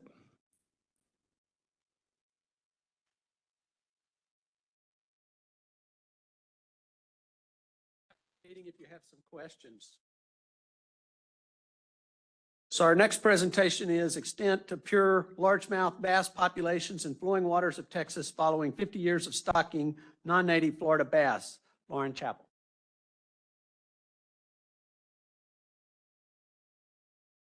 So propagation and stocking of black basses began in 1871 with the formation of the U.S. Fish Commission in response to overharvest of fishes. Today, that group is, of course, Fish and Wildlife Service. Now, in their first 30 years, when they started propagating black basses, they were actually able to move over 2 million basses across the contiguous United States. Originally, that group is only native to east of the Rocky Mountains. They were able to get those all the way west of the Rockies via railway. And back then, these hatcheries, when they were propagating these fish, they didn't have species descriptions. So everything was just known as black bass. And this is the hatchery logs from back then. Simultaneous to the formation of the U.S. Fish Commission was the American Fish Culturists Association, now known as the American Fisheries Society. Now, starting back when in the 1930s, they started reviewing novel literature and publishing a book about every 10 or so years on species names along with those novel literatures. So basically every 10 years, they release this new list and they say what species are what, and we abide by what they say. So in 1931, Dr. Carl Hubbs was the first to notice that there was a difference between a largemouth bass caught in Minnesota and one caught in Florida. Now, he described them as just being different races, or what we would refer to as ecotypes, but he didn't even call them subspecies. Then in 1949, he and a colleague actually went ahead and elevated both Florida bass and northern largemouth bass to subspecies, and that is where those two species have stayed ever since. Up until AFS's latest release, where they did elevate Florida bass to a distinct species. But that has been proposed since the 1990s, and they've consistently rejected that proposal. Today, AFS recognizes 14 distinct species in the black basses with 4 complexes and 1 sister lineage. But the elevation of Florida bass to a distinct species is hands down the most controversial. With long-term and large-scale movement of black basses across the U.S. before any species descriptions, well, movement of Florida bass mainly to really promote larger sizes of largemouth bass, this has really caused some issues. And we kind of know that story here in Central Texas. If anybody's familiar with our Guadalupe bass, back in the 1970s, Texas Parks and Wildlife started stocking smallmouth bass here for better angling opportunities. Well, unfortunately, they rapidly hybridized with Guadalupe bass, our state fish, and a state species of greatest conservation need. Now, Texas Parks and Wildlife has been mitigating that issue for quite some time, the last 50 years, since they really realized that it was an issue.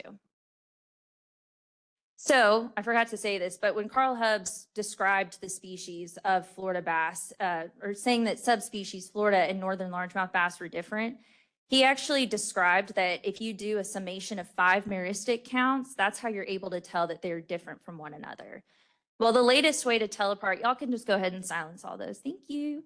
The latest way to tell those two apart came from a publication in 2002, but do let me know if it's something bad, if we need to go hide somewhere. Okay, cool.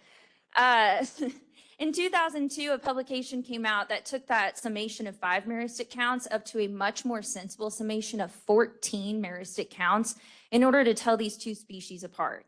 So that means if you pick up one of these fish, you cannot tell them apart. I can't, Dr. Bonner can't. Unless you have the latest genetic technology, you cannot reliably identify a largemouth bass, a Florida bass, or any of its hybrids. Because of course, a hybrid will fit anywhere into that spectrum of that meristic count summation. Now, in addition to the U.S. Fish Commission moving black bass, Texas Parks and Wildlife also has a very nice black bass stocking program in the state. Now, starting off in 1941, they started stocking largemouth bass, but then in 1972, they actually started introducing Florida bass to the state to really promote larger growth sizes, of course. Now, today, the two programs that really make up a bulk of propagation for the state are our Sharelunker and Lone Star bass, which both really utilize Florida bass for those propagation programs. Up in the top corner, that is a very iconic bass. I saw one person already pointing to it. I don't know if y'all know her, but that is Ethel. She really changed the bass game in Texas. She was caught in 1986 in the trophy bass lake of Texas, Lake Fork. And when she was caught, she was immediately entered into the Sharelunker program. She was the first bass to be put into it. And then she was actually moved to the original Bass Pro in Missouri, where she was like an icon at Bass Pro. People would come to visit her. And actually, when she died, 1,500 people attended her memorial. So when Florida bass was elevated to a distinct species, Dr. Bonner and I really saw an opportunity here. And luckily for us, one of his old graduate students, D. Harlitz Carrillo, he's a state geneticist with Parks and Wildlife. He already kind of got the ball rolling for us on tracking largemouth bass, Florida bass, and their hybrids across the state, but he was looking mainly in reservoirs. And we saw the opportunity to take his genetic sampling and really apply that into rivers and streams. Because although most stocking of these species has been in reservoirs, reservoirs are not perfectly closed systems. Clearly, these fish are making it out into our rivers and streams. So for our study objectives, we really wanted to determine the occurrences of non-introgress largemouth bass across our state, as well as Florida bass and hybrids. And we hypothesized that if we were to move further away from these stocked reservoirs, that we would find our target, which was non-introgress largemouth bass. We also want to validate the morphological differences between largemouth and Florida based on that meristic count summation, which I have not yet started, but I will very soon because it is very timely. And then also with that, alongside our genetics results and the meristic count summation, we want to hopefully develop a taxonomic or a couplet in our taxonomic key that Dr. Bonner and his students keep updated alongside that AFS list update to be able to teach people how to identify between a largemouth bass and a Florida bass. So for our methods, I took the state stocking records beginning in 1941, and I organized them by location, county, and basin and year. And for our sampling sites, I really wanted to move as far away from any reservoir that we could find that had Florida bass stocking or Sharelunker or Lone Star. So somewhere that you would think would likely not have any hybrids would be somewhere like the West Nueces. Not a lot of rainfall, so it doesn't often connect to the main stem Nueces. There's also no stocking records by Parks and Wildlife. So the West Nueces should hopefully host a whole bunch of non-introgress largemouth bass. Where you would expect a lot of hybrids is somewhere like Lake Fork, where there's pretty consistent stream connectivity as well as frequent stocking of Florida bass and hybrids. So for our results, our study kind of matched DHARS, where we were finding a majority hybrids in our rivers and streams. But unlike DHAR, we did find more largemouth bass, non-introgress largemouth bass in our rivers and streams than they found in the reservoirs. We also found fewer Florida bass. And okay, yeah, you can kind of tell. So the yellow circles are where our sites that we sampled that had most or all hybrids. The orange is going to be where we had hybrids and largemouth bass. And then red is hybrids and Florida bass. Blue is non-introgress largemouth bass.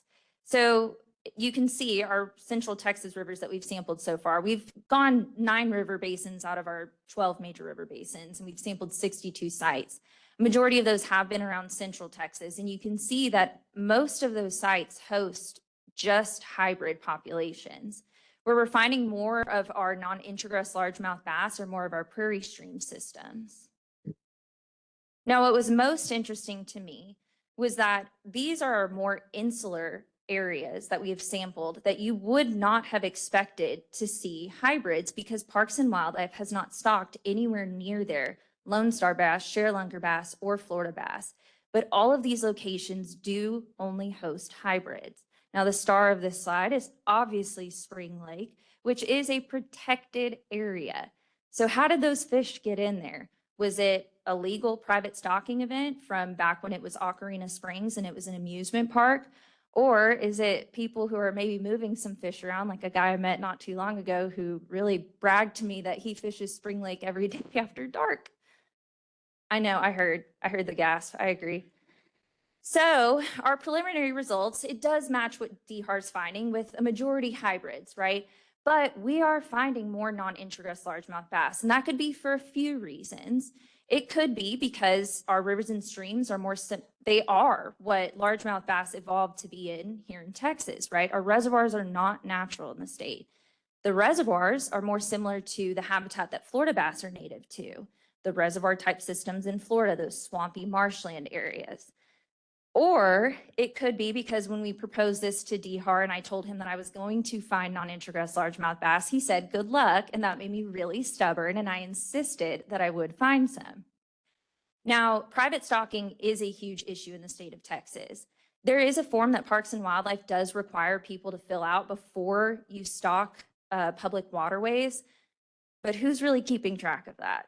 And are all landowners really going through those proper channels? Are some of this, yes, legal private stocking? Because how can Parks and Wildlife say you cannot stock Florida bass, but we will? And then with these results that we've got so far, I don't really know how Parks and Wildlife is going to address this recent elevation of Florida bass, or if they're going to try and mitigate any of this at all, like they did with the smallmouth bass, Guadalupe bass issue, which they've spent many years trying to mitigate that. Now they could take what we've found and they could at least try and protect some of those areas that do have non-introgress populations of largemouth bass. But I really wanted to end on something positive. I think we all need it after that last talk. These are the states that host a native game fish slam type program. So for example, California, they have 6 species of native cutthroat trout. And these programs really encourage people to go out and target native game species, which is so cool. Now, clearly Texas does not yet have one, but I do propose our 3 black basses that we have here in Texas that are native, they're a part of the centrarchid family. In total, we have 15 native species of centrarchids. So with our results of where our non-introgress largemouth bass populations are being housed, alongside our already known distributions of these other centrarchids, Texas Parks and Wildlife could have a native centrarchid slam. It would be the first of its kind. Now, what this could do is it could bring some revenue into some of these smaller towns like Quanah, Texas, if anybody knows where Quanah is, home to the world's largest Converse tennis shoe, and an entire population of non-introgress largemouth bass in Groesbeck Creek. That is, if anybody wants to go to Groesbeck, it's really cool. But hopefully also this could lead to a native minnow slam, which would be also the first of its kind. And with that, I'd like to thank Dr. Bonner and our lab and all the ichthyology classes that we've somehow been able to convince that their trips are worth targeting game fish for, which is very foreign to us. Thank you.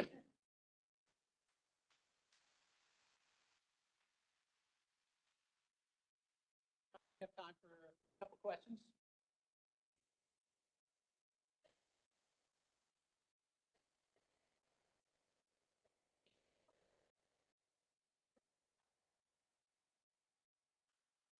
And especially in the protected area.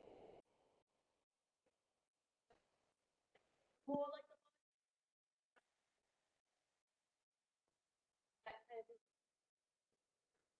so somewhere in the They all look the exact same. I cannot tell the difference. I've only been doing this for so many years, but Dr. Bonner's been doing this for many more years. And he can't tell the difference between them. So no, there's no way to morphologically, like to be able to hold up a fish. So that's kind of one of the big issues that we're seeing is that, yes, these are designated as different species, and that's the word, that's what AFS said, and that's what we will go by, but I cannot identify it, neither can he, neither can a dad taking his kids out to go fishing. So how is that reliable? Yeah. Yes. That's okay.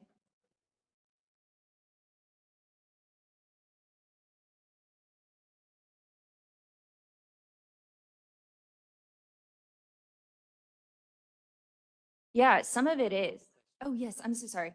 Her question is, are native fish slams really to just get like public data? Some of it is, absolutely. Other like fish slams, so like up in Minnesota, they have a red horse slam, which is pretty cool. They have 6 species of native red horse up there. And that one's really just to get people outside. But some programs, like I want to say the one in Utah and more arid areas, those are typically the ones where they're really trying to track some of these native cutthroat trout. That one would likely more so be for the data points. Absolutely. Yeah, thank you.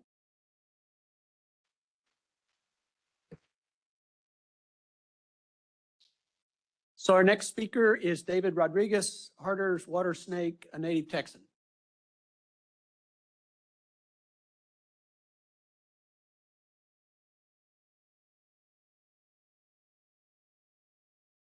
Howdy, everybody.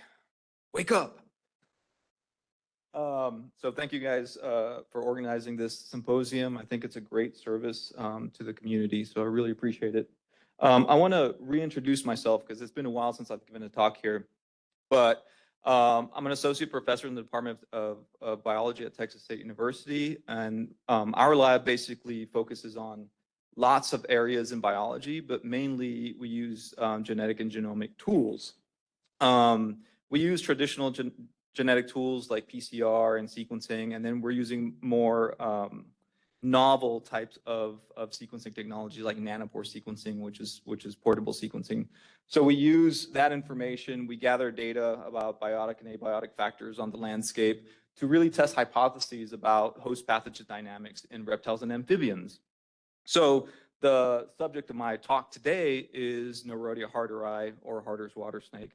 So I first started working on harderi when I volunteered to go catch snakes with Mike Forstner and the late Jim Dixon. When those guys are like, hey, let's go catch snakes, I'm like, hell yeah.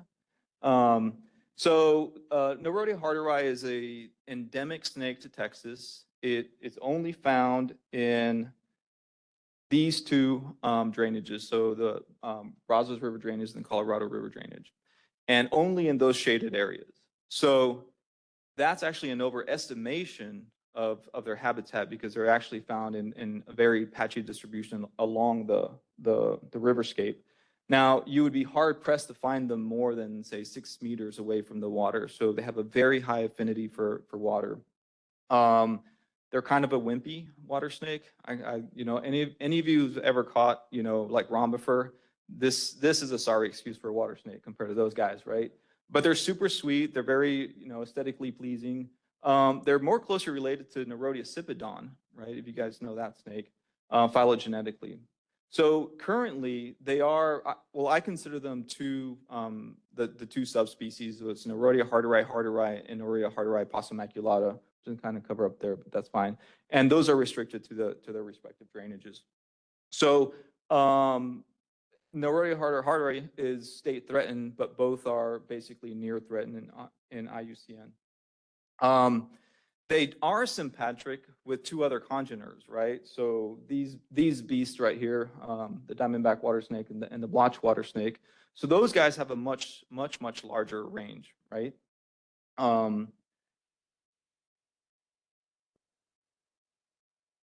So my PhD advisor, Lou Densmore at Texas Tech University, was the first person to do the genetics on Neurodia harderi. And I followed up that study with some population genetics using microsatellite data and also mitochondrial sequences.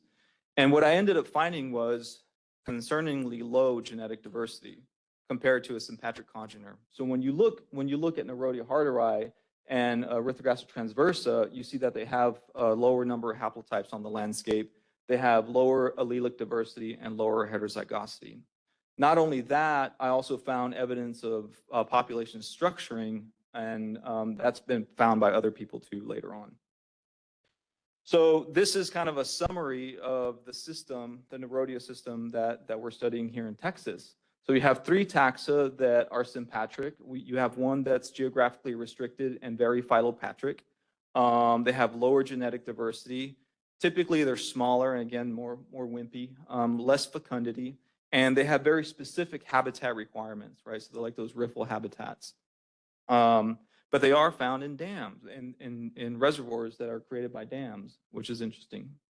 So there are lots of threats and consequences of those threats for these snakes. So the first is obviously habitat modification. So when you put in a dam, you basically destroy the riffle habitat that they prefer. And for a long time, dams and reservoirs have been maligned in terms of the ecology of the snake. But the reality is the dams aren't going anywhere, and the snakes have actually occupied the dams. So before the dams were in place, well, after the dams were in place and the reservoirs were developed, you basically had the source were the rivers and the sink was the dam. So the reservoirs. So now those source sink dynamics have switched, where we have large populations in some dams and then lower populations in the rivers. So that's why I put a question mark. So it may be that dams aren't that bad, but I can talk about that later. Disease is another main threat to these populations, and of course, drought. Also, there's invasive species that affect them, and obviously human-mediated mortality. So when people see it, people say, a good snake is a dead snake, so that's problematic on the landscape. So we need to do something about that too. So the consequences are basically a contracting range for them, right? Small population size, which has consequences in terms of evolution, population subdivision, right? And then effectively low genetic diversity or inbreeding. Now, we've worked for several years on these snakes. We looked at one reservoir, then we looked at the other one. And now what we're doing is we're focusing on the reservoir, one drainage and then the other drainage. And now we're looking at both drainages, but focusing on the reservoir populations to see the population dynamics in there. And we've leveraged funding from the state basically to do this. Our field methods are basically going out and chasing snakes, right? And also trapping snakes. So we found that a combination of both visual encounter surveys and also trapping seems to be pretty effective so we can determine the population size or the presence or absence of snakes in that particular area. Because we do a lot of disease ecology in the RDZ lab, we are looking for signs of disease, and that's a lesion caused by snake fungal disease there, right? We do take blood for genetic analyses also. So one of the main threats that we're seeing right now is ophidiomycosis, or SFD. You've also heard it as FSD, which is caused by Ophidiomyces ophidicola, or just OO for short. Now, ophidiomycosis can become a very severe disease in these snakes. And you can see the lesions and basically necrosis that happens when they have very severe infections. Obviously, these snakes can't see predators, they can't eat, so it's problematic. Now, the first cases of snake fungal disease in Texas were basically in a water snake, right? In a blotched water snake. And that's the face of the water snake, right? So pretty severe. So later on, there was another confirmed case in Salvadora. And then the third confirmed case was in the Brazos water snake, right? So why is this important? Well, Texas is big, right? And because there's a large latitudinal and longitudinal extent, we have lots of ecoregions and bioregions in Texas. That diversity of habitat coincides with a high diversity of snake species, right? So we have the highest snake species diversity in the US, effectively, right? So when you have a pathogen that literally there's no host specificity, then this is a problem that we need to really look at. And that was basically one of the goals of our study objectives. So here I'm presenting some results from both drainages. And in general, what we found is that snake fungal disease, well, the pathogen that causes snake fungal disease, OO, is basically found everywhere where Harderei exists, right? When you compare it to data from other areas, right? Kentucky has a pretty high prevalence, right? But we have high to moderate prevalence in these areas. So it's here, right? And it's widespread on the landscape, on the riverscape. So when we look at, well, here's the deal, right? So we use lesions as a diagnostic for infections, but snakes get into trouble all kinds of ways, right? They have all kinds of predators and whatnot. So you might have a lesion that's not really owing to snake fungal disease. So we looked at both lesion prevalence and also OO prevalence. And what we see is that lesion prevalence doesn't really change over time, right? But OO prevalence does. So right after winter, you have much higher prevalence that you do during the summer. So there is a seasonal pattern that is occurring right now. And that might help us contribute to mitigation strategies. Now, when we look at species identity, right? So who has the higher prevalence in these water snakes, right? That snake did not want to take a selfie, as you can see, right? But what's concerning to us is that Harderi tends to have higher prevalence when you're compared to sympatric congeners. Now, they're living in the same systems, basically, right? So the water is the same, their shade is the same, some of the prey is the same at smaller sizes, but yet they still have higher prevalence of OO. When we look at there was a study done in Georgia that showed that juveniles tend to have much lower OO prevalence than adults. So this suggests that maybe what's happening is over successive infection events, when they go down into their, brumate or whatever, then they might get reinfected again, okay? So when we take age class into account, what we find is that adults in Harderi almost have 100% OO prevalence, right? So this is really problematic for the snake. Now, you may ask, well, maybe this is an introduced pathogen to the environment. Well, we looked at museum collections, and thanks to these guys for letting us access to that. And what we found was that the earliest date of detection for the pathogen is 1955. So it's been here for a while, right? And this is the kicker. The historical pattern holds where Harderi tends to have higher OO prevalence, right? So this snake is getting hit by not only low genetic diversity inbreeding, but also pathogen pressure. The other thing that we're recently finding is that there's also higher prevalence of parasites or parasite nodules, which also affects the skin in Harderi, right? So that's something that nobody's really talked about until we started looking at this. Drought is also a problem, right? And what we found when we looked at capture rates in reservoirs that have pretty stable, water levels, we tend to capture more Harderi. But in the ones that you have lots of change, lots of variation, and I mean, it's drastic variation, right, that you see, we tend to find lower occurrence of the snakes. So just the dynamics of reservoirs might also contribute to lower population sizes. So it's not optimal habitat, but it is habitat, but we can potentially make it more optimal. So why should we care about these, cute, but, sorry excuses for water snakes? Well, 20 years ago, this was the extent, the range of the snake, right? And when my advisor was looking for these snakes, this was the extent. When his academic grandson was looking for these snakes, this is the extent of the range, right? So it has contracted drastically as far as we know, and this is in the Colorado River drainage.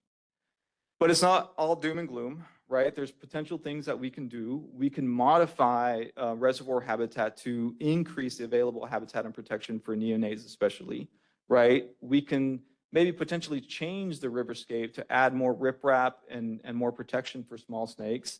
And also by basically mitigating invasive species like zebra mussels, we might be able to help the snakes too, right? There are, the Houston toad is a really good example of captive propagation efforts. So the Houston toad, so now the Houston Zoo has started a new captive propagation project with Harderi, right? So that's a really positive thing. There's also public outreach is really important too, right? So what we're trying to do is put information out there that's easily accessible to the general public and especially kids, right? Because that's what we're targeting in terms of information. So we put out websites like this whenever we encounter somebody, say, hey, check out this website and read about Harder's water snake, which is a native Texan. And what we're trying to do is get to that Texas pride, right? This is from Texas, this is our snake. It's found nowhere else in the world. So we're hoping that can help us in conservation. There's a whole bunch of people to thank, but definitely Texas Parks and Wildlife and the comptroller's office for their support. Lots of people lots of students helped us catch snakes. There's a few pictures there, and I don't know if I have time for questions, but I'll be around. Thank you so much.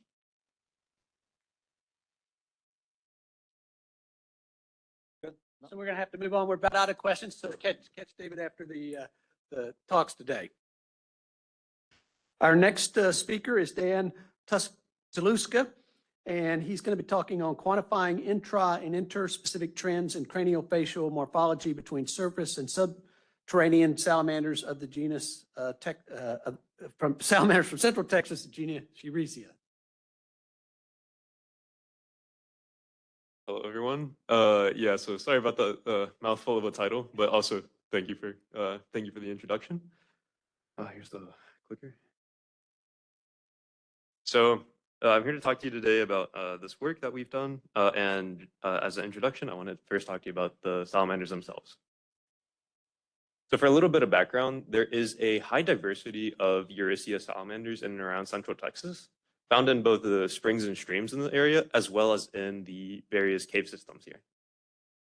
And there have actually been multiple cave invasions, independent cave invasions, which have led to convergent adaptation among these subterranean species. And we specifically studied Euresia nana, which is a surface species, Euresia rathbuni, which is a cave species, and Eterophila, which has both surface and cave populations.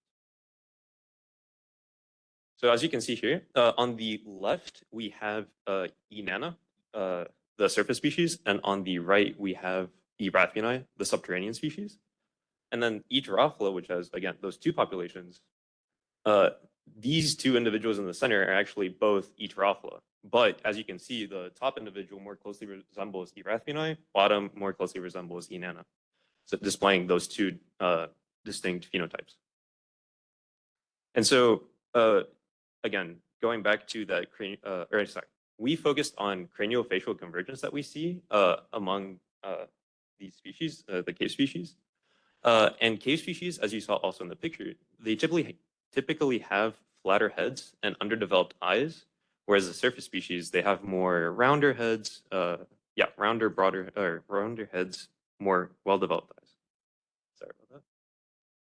And so we aim to quantitatively describe this craniofacial morphology of these salamanders in order to potentially elucidate broader patterns of change in morphology between these species, as well as to set a foundation for better understanding the sort of underlying mechanisms, both evolutionarily and developmentally, of this morphology.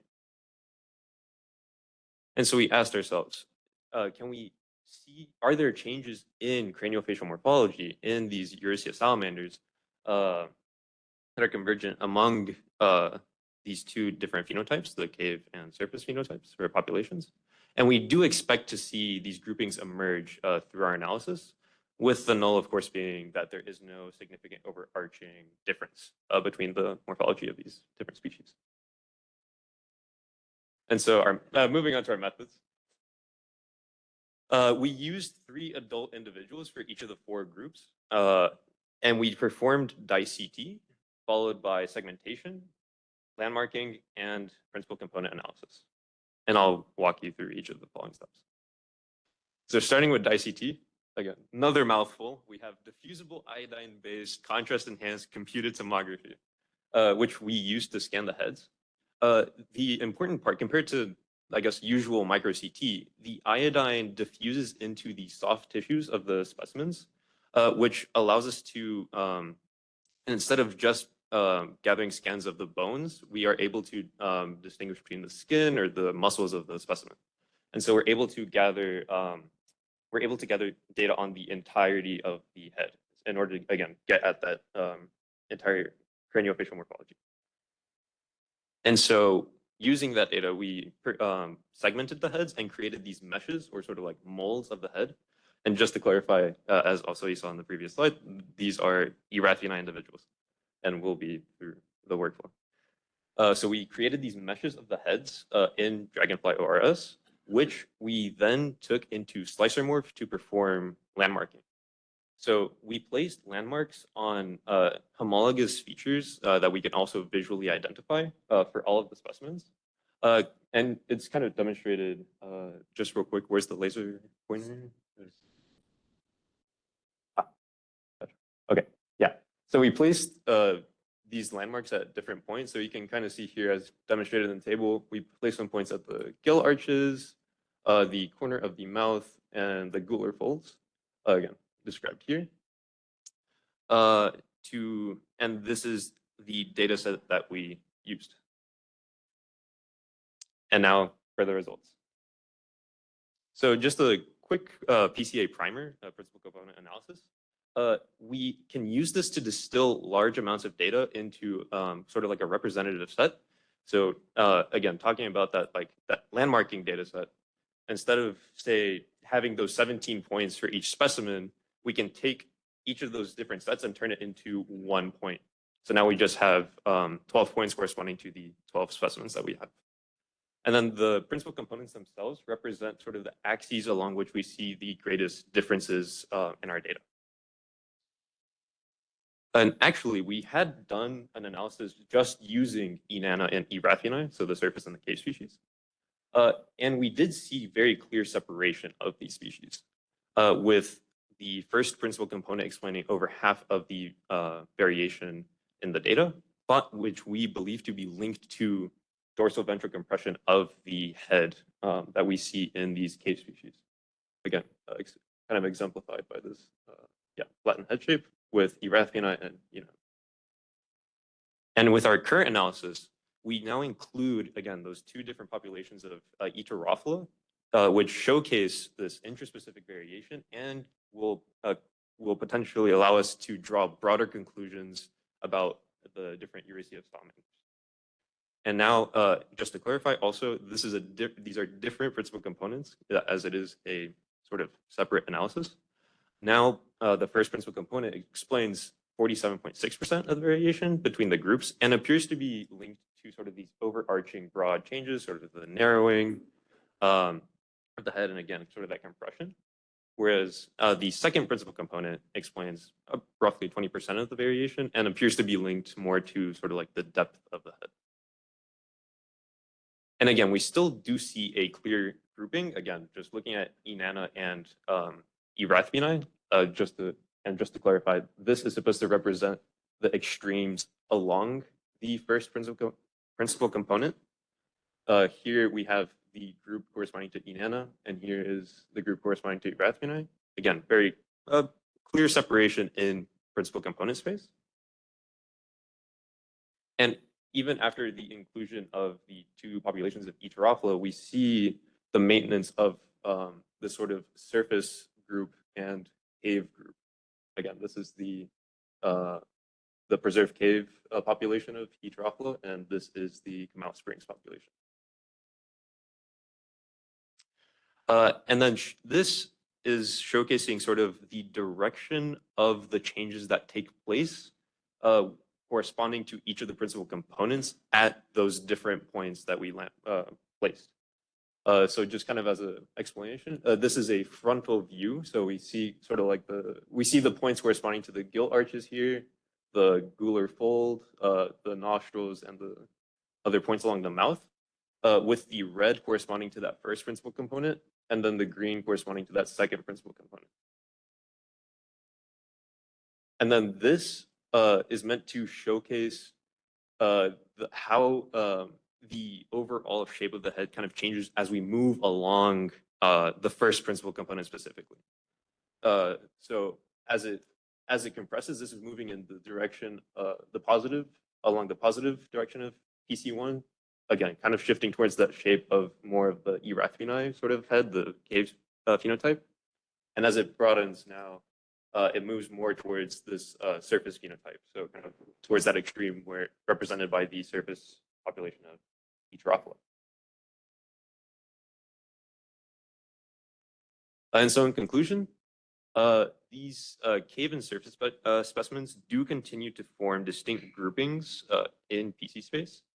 And also as a throwback to our previous analysis, the cave phenotype does appear to be linked to expansion of the frontal bone as well as eye volume reduction. And we do plan on analyzing this data together with transcriptomic data, which Ruben will discuss in part in the following talk, or the next talk. to see if there are any potential correlations, potentially pointing again towards those underlying mechanisms of differentiation in craniofacial morphology. And then I would like to acknowledge the following organizations: the UTCT facility, Texas State University, Fish and Wildlife Service, the San Marcos Aquatic Resource Center, and as well as NSF, of course, for providing the grants used to conduct this research. Yeah, so thank you very much.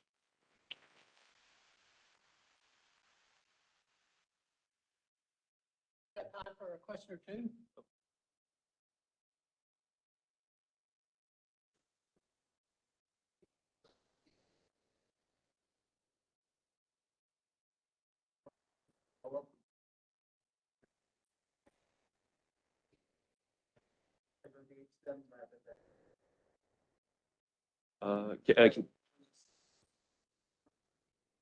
Mhm. Can you repeat the first part of the question one more time? Hmm.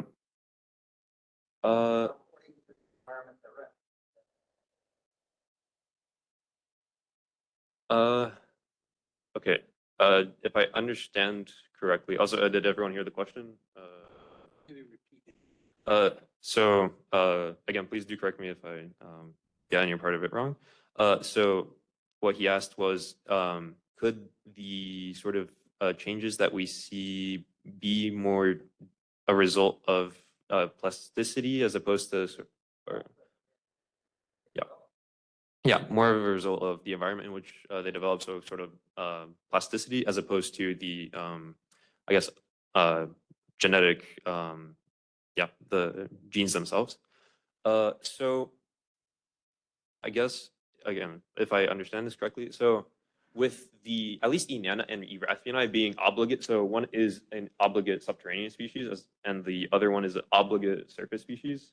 So we don't actually see any populations in the, say, like opposite phenotype. So those are, those would be a result of sort of like the, I guess, genetic underpinnings. Yeah. Yes. Yes, with the other species, so yes, they are individuals of the same species, but I will say, I want to preface this, I do not have as much of an understanding of, I guess, the developmental processes of these salamanders, so I wish I could give you a better answer, but I think I would rather leave that for, yeah. So yeah, the polymorphic species could be, those changes could be more so linked to plasticity as opposed to, say, Enana and Erathionine, if that answers your question. Yeah. Oh,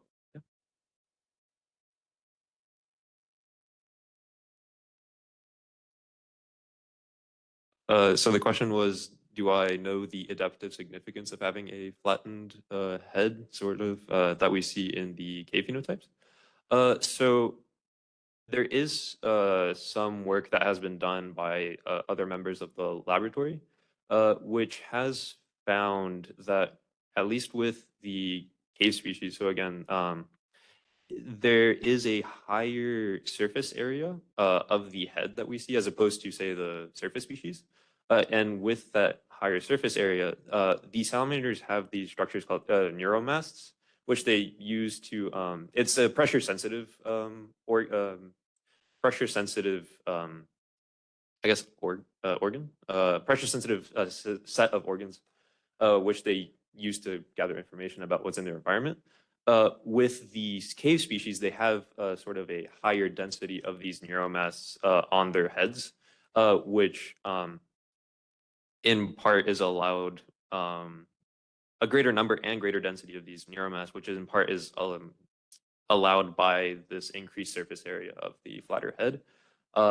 And also with the reduced eye volume, I mean that, again, it's that like frontal bone is able to expand into that space and I guess allow for the creation of that greater surface area. I know it's a bit like roundabout, very long answer, but hopefully that made sense. Yeah. Thank you.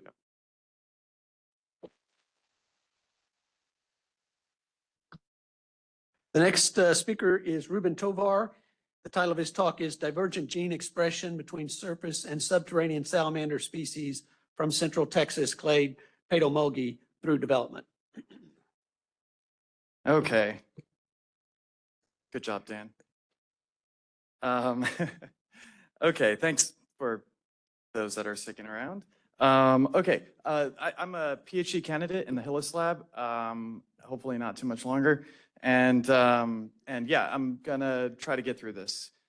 So I'm very interested, actually broadly interested in evolutionary developmental biology, and specifically interested in the genes, or rather the molecular and developmental mechanisms responsible for this convergence that we see that we just got through hearing about. And so Dan's presentation was a perfect primer to what I'm about to speak about regarding these convergence and what we're finding by way of the molecular underpinnings, or at least we're starting to find out of these salamanders and their really cool phenotypes, in my opinion. So what I first want to do is I want to provide the questions and kind of this working hypothesis that I've had in my head for the longest time, probably since undergrad, and I think I've been here at the first meeting, post Eurecia Alliance, I guess, and have been talking about this for a while. So everybody that knows me that's here, this is the same spiel, right? So hopefully I'm giving you a little bit something different today. The point is that this working hypothesis is mainly adopted from a lot of work that's been done from Asianix mexicanus, or the Mexican tetra, wherein there have been a number of subterranean invasions by this fish, resulting in this suite of subterranean phenotypes, including reduced pigmentation and reduction of eyes and craniofacial morphology as it compares to fishes. So this working hypothesis is kind of like, yeah, we predict something similar. It turns out that eye development is pretty constrained among vertebrates. And so we expect some amount of eye development to happen between both morphologies. But at some point, we also imagine that there is divergence. Well, there's clearly divergence because we see it. And so the first question is simply, do we also identify a difference in expression between the salamander phenotypes, with the hypothesis being that, yes, we should at some point, or rather, in this question, we should see divergence between the two phenotypes, period, no matter, taking into account all of the developmental stages, right? The second question is a little bit more specific in asking, when do we see this difference between the two phenotypes through development, and more about asking if we were to subdivide this working hypothesis into kind of this staging series of development, of eye development, right? Hopefully it's clear on the top is the surface, the bottom subterranean, and that's my drawing of an eye.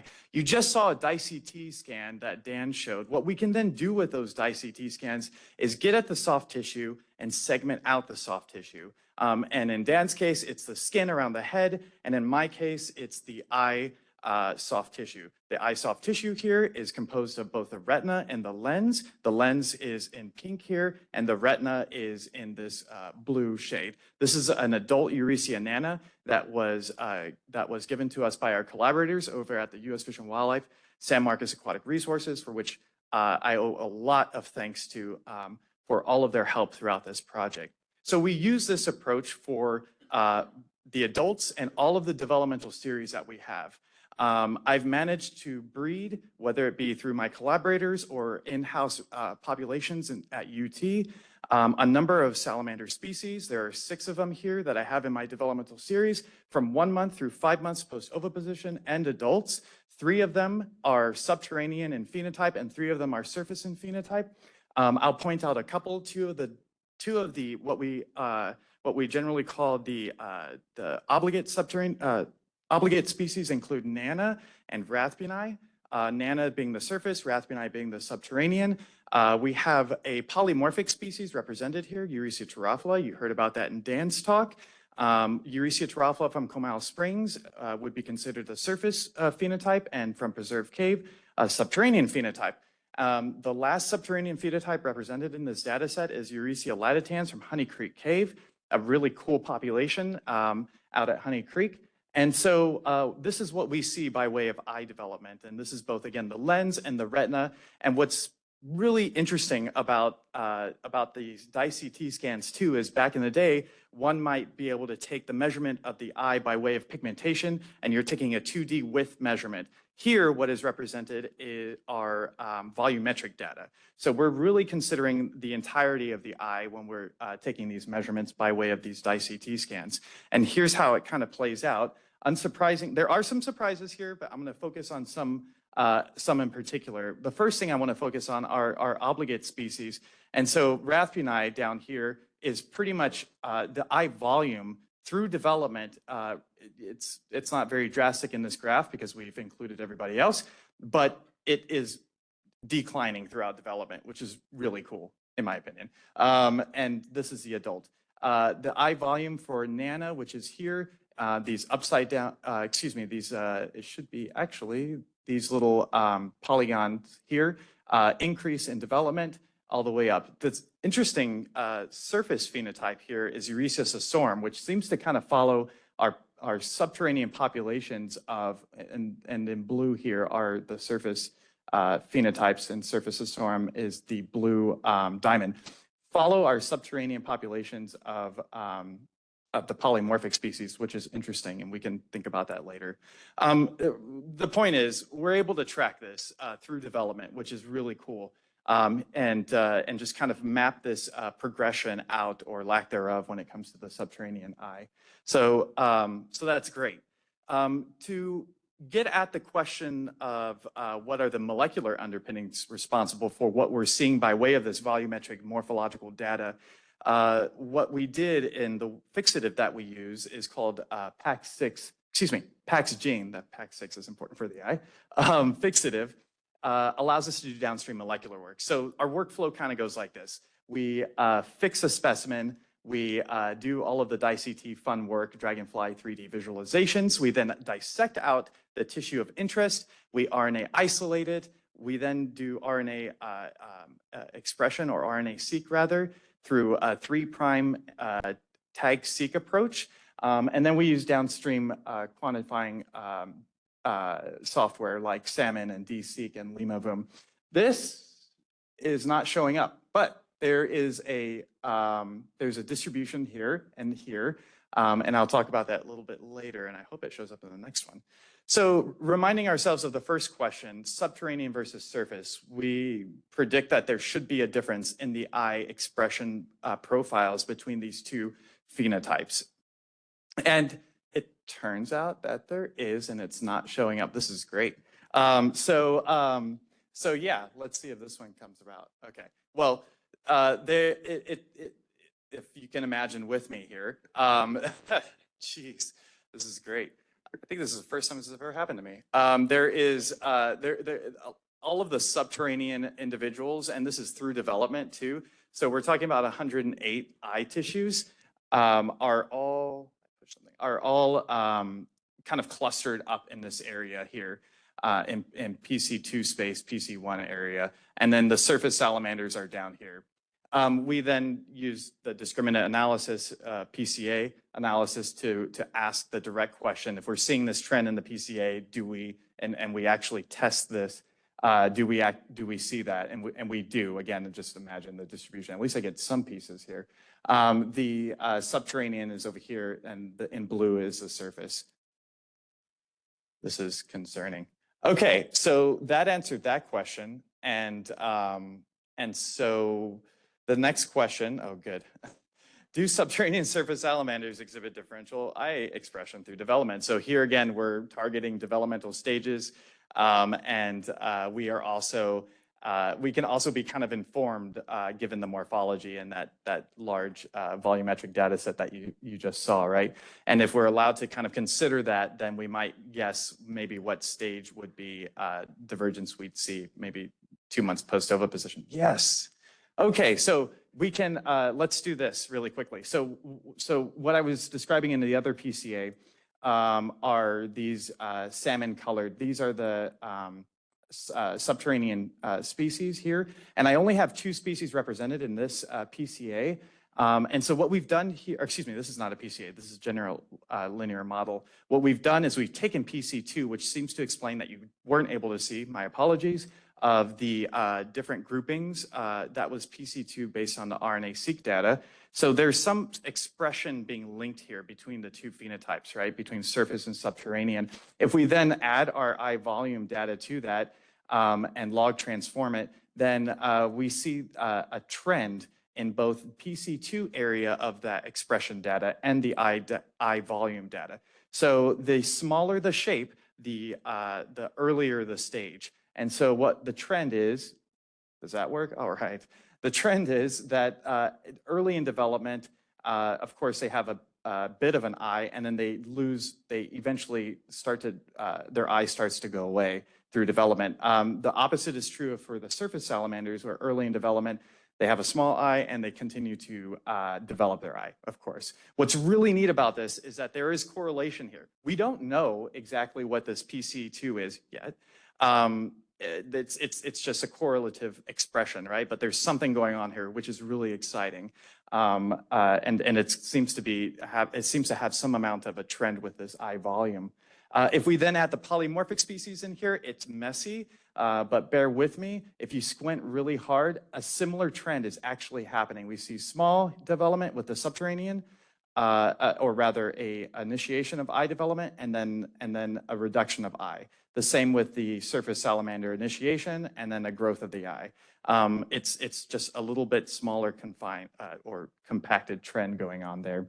The cool stuff, right? The meat of all of this is like, okay, great, Ruben, like you've done all this transcriptomic work. Is there anything differentially expressed? And there are. These are the number of genes that are being differentially expressed between the two phenotypes, subterranean versus surface, through development, right? So 1 month through 5 month post-oviposition and adult.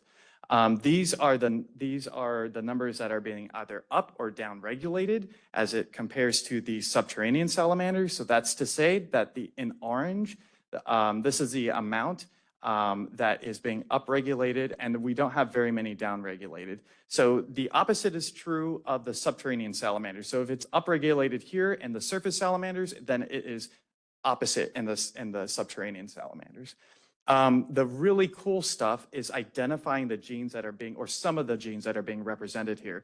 This is called a volcano plot, and what's important here is a threshold that is being represented given that stage and given that amount of expression and the genes that we're seeing within that stage, within those eye tissues, right?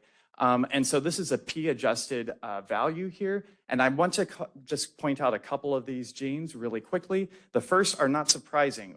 They include the crystalline genes here, represented by this pink area, if you remember the dye-CT scan. The second is this RPE gene, which is really interesting. It's involved with retinal pigment epithelium, a very important component of your retina, and is responsible for shielding your photoreceptors during light and dark adaptation, something that you can talk to Dr. Garcia about a little bit later if you're really interested in that physiology. Here is stage 2 or 2 months post-oviposition. Here are again, I'm just highlighting these. Although these baby blue dots are also differentially expressed, by the way. I'm just holding them for later. Crystallines, we see again, OPN1 short wavelength opsin is starting to be upregulated in the subterranean salamanders, which is very interesting. We wouldn't expect to see any opsins being upregulated in the subterranean salamander, but it turns out that the polymorphic species are really driving this. And the short wavelength opsin is really mostly associated with nocturnal animals and rod photoreceptors. So that kind of makes sense. There's a lot to go through here, right? Clearly. Finally, in the adults, I'll just point this one last thing out. And we still have our crystalline friends joining us here because, again, they're responsible for the lens. And you would expect to see them being upregulated in the surface salamanders. But what's interesting is that this RP1 gene, which is probably, it's RP because it's known for this retinitis pigmentosa in humans. And that is this degeneration of the retina in humans. It's a disease, and it's it afflicts about 100,000 people in the US. So, all right. So hypothesis 1, yes, there is differential expression between the phenotypes. 2, yes. And in fact, it's differential expression among all of these developmental stages. And if I could think a little bit more about why aquifer systems were important here, I would think that, yes, they are important for our drinking water. They're important for, being these canary in the coal mines. But, they might just be important for more than that. And so we should really think about how to communicate this work to our constituents and future people. I will save this for later, but this is also really cool. Okay, thank you, everybody.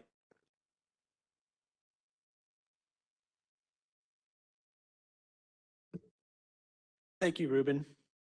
So our next speaker is Dalton Newhart, and he will speak on an assessment of cattle impacts on Euresia salamanders in Williamson County, Texas.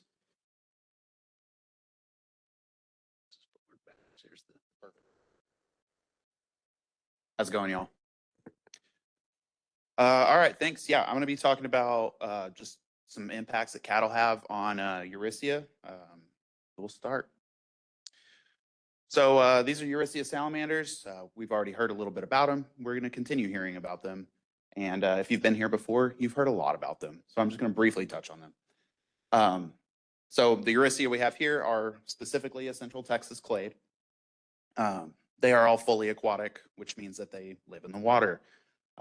Primarily, they are going to be living in the aquifer, but we observe them most commonly either coming out of springs or in the spring runs that are flowing out from those spring heads. Specifically, even within here, this group of salamanders is subdivided into various clades. We're just going to be looking at the northern clade, and that consists of 3 species. It's going to be the Jollyville, the Georgetown, and the Salado salamanders, and all of those occur here in Williamson County. So cattle can impact amphibians several ways. Most of these are typically, at least in the literature, going to be negative. There are a few exceptions to that.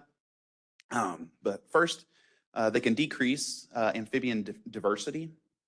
They can decrease reproductive success. They can reduce larval abundance and survivability, which obviously goes into the previous one. They've been shown to change water quality, and this can be in several ways, turbidity, and then a bunch of different, chemistry parameters like nitrogen. They can change the plant community, and then that can have a subsequent cascading effect. They've also been shown to increase ranavirus prevalence. And then finally, kind of more what I'm thinking about, is direct mortality, and that's basically just stepping on them. So specifically on Euresia in the hill country, Bogart in 1967 in his thesis said that he noted that during one of his field sites, he had cattle, the word he used was tramping, which is not one used much anymore, but they were tramping through the cobble. And he pulled one dead squished salamander out of that. And since then, not been a lot. Pretty much no research on them here in the hill country. But in the listing documents and the critical habitat designation for all 3 of these species, Fish and Wildlife said that management activities that could ameliorate, a big word, threats to surface habitat include excluding cattle and feral hogs from spring openings and outflow through fencing to protect spring habitats from damage. So basically, if we keep the cattle and the pigs out, should be good for the habitat, good for the salamanders. Pretty straightforward. But, it hasn't really been looked at. So we monitor several sites pretty regularly over the past 10 plus years. And at one site, we observed this. This is a cow, for those of you not familiar. This one's walking down into the stream run into the spring run right where we were about to survey. And it was not alone. It was a herd of cattle. And I think this week they visited every day that we were there. And they would just come in, they'd drink their water, they'd tramp through it. And, then they'd leave. And so we were like, okay. So then we'd continue our survey. And during that survey, we found several of these guys. Sorry about the lack of gore warning. It's maybe hard to tell, but that's its insides on the outside. So we found several of those, and we thought about it, and we're like, we've got a lot of sites. Some of those sites have cattle, and you know, we also, whenever we're doing our regular monitoring, we document and voucher if it's not completely disintegrated, all the dead salamanders that we find, which are not a lot, but we're like, let's look through our data that we have and kind of see if maybe there's a pattern here. So this is, first I'll kind of like define what our, you know, habitat types are. So like our cattle impacted habitat, honestly, face value looks very similar. The biggest difference I find is that, you know, so it's kind of hard to see, but I'm going to use the laser. Sorry, online people. On the left, bottom left here, there's a muddy pool here, and that's really the biggest difference that we notice is that the mud is just increased in these cattle occupied sites. The mud tends to be so both thicker and more compacted. Also, it's mostly made of manure. So if you're worried about that, I don't know. I don't know what to tell you. Don't ask how I know it is though. All right. So then we needed quote unquote unimpacted habitat. So, you know, about as good as we can get anyways. There's a debate about what you want to call that. But basically these are our sites that don't have cows. So this site in particular, a lot less mud. That mud that was there was thinner, and like the layer was thinner, and it wasn't quite as compacted. It flows away a lot easier, a lot more like exposed bare bedrock as the substrate. And then also, not really any people are coming to these sites. So speaking of people, we decided to, you know, split out human impacted habitat. This is more of a visual representation of that. It is one of our sites, but not all of them look like this. This one has been like heavily modified. It's in a park. We have the banks have been modified. You know, we've see a lot of it's clearly mowed and things like that. You know, it has collected a lot of debris, and these show, you know, basically the commonality here is that people are visiting them pretty frequently. So not all of them look this quote unquote bad. So these are our sites. I believe it's 15 sites. So we had 6 that were our unimpacted sites. We had 5 that were human impacted, and we had 4 that were cattle impacted. And here's, I've kind of, you know, organized them by the impact, the treatment, and I've included the survey numbers, so our effort. This total observations is the number of salamanders we've found at that site, and total overall between all of these surveys. And then also the number of dead salamanders that we have salvaged from these sites. What you may notice is that while that column may be very wide, the numbers are very small. We don't encounter them very frequently. But anyways, so I wanted to calculate the observation rates of dead salamanders and kind of assess that by impact, right? And so here we have the pretty much most of the same information. And I basically calculated how many, for every 100 salamanders we're finding, how many of those are dead. And they vary pretty widely across, even within treatments and across treatments. So if we look at our averages on the end there, so we see, you know, that on average, there are very few observations of dead salamanders in our no impact, and we see a lot more in both human and cattle impact. What I will say, the standard deviation, extremely wide on those. Most likely this is due to our kind of low numbers of both observations of dead salamanders and just the number of sites that we have. So that being said, this is really more of just a, well, actually, let me go back real quick. So if we look at the bottom here, we have cedar breaks, third from the bottom. So we had 476 salamanders there, and 7 of them were dead. This is our cattle site that I showed you the picture of. This is the one with the cows that we directly observed walking through the water. And so we see a pretty high frequency there. And then I'd like to point out above that, the San Gabriel site, that was our park site. We only ever had 9 observations of salamanders. So, you know, the fact that one of them was dead really like kind of overinflates that kind of rate estimate. Either way. But I would also like to point on some other things that maybe I didn't, like I said, this was kind of a retrospective, just kind of exploring our data that we had already gathered. So there's a lot of other things that we could have looked at had we, you know, developed this prior to actually doing it. So some things specifically I'm thinking about, like surrounding habitat and land use. Those vary across all of these sites. So, you know, we have sites that maybe are no impact, but they're located, you know, in, you know, they're located in like a concrete jungle. So they're just more of like a pocket park that's protected.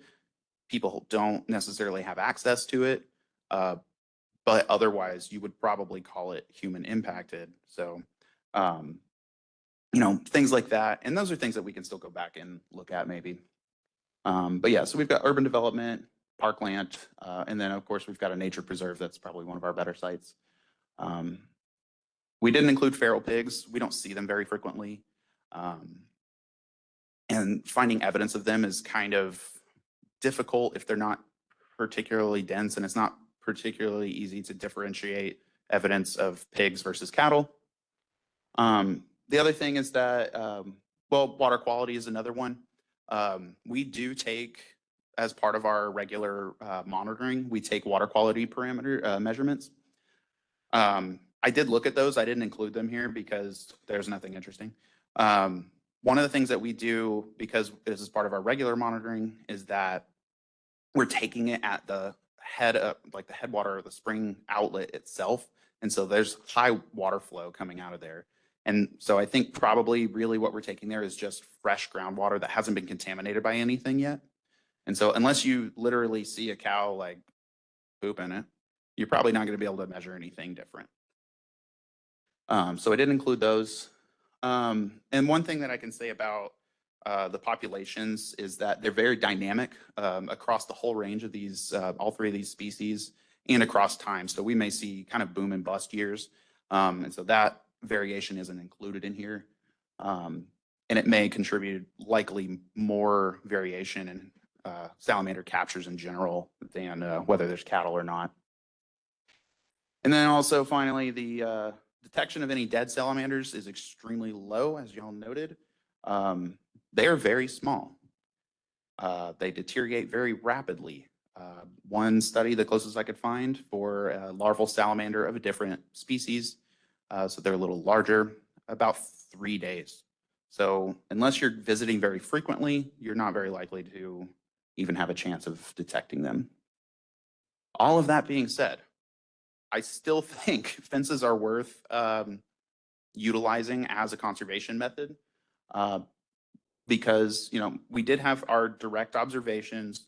Bogart had his direct observation many moons ago, but mostly they're extremely easy to deploy. I say extremely, I've built a fence, but relatively easy, you know, to implement for landowners and for conservationists. Pretty straightforward to do. And so I do think that we still have, I think it's worth exploring that further. And I think it's worth doing. So with that, I will take any questions.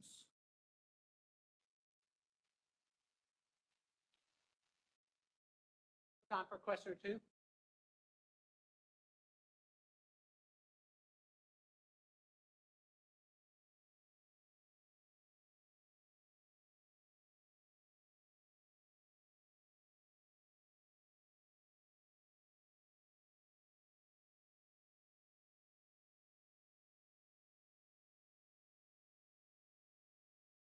You're talking about the spring itself, the spring run?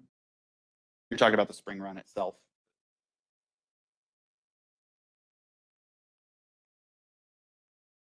So if I understand the question right now, you're asking if the spring head and the spring run are typically all included in the same property? Or does it run outside, like on a fence? Is that what you're asking? Yeah. Most of them, especially the occupied parts of the salamander, like where salamanders actually occupy, do tend to be confined to a single property. They're not big. So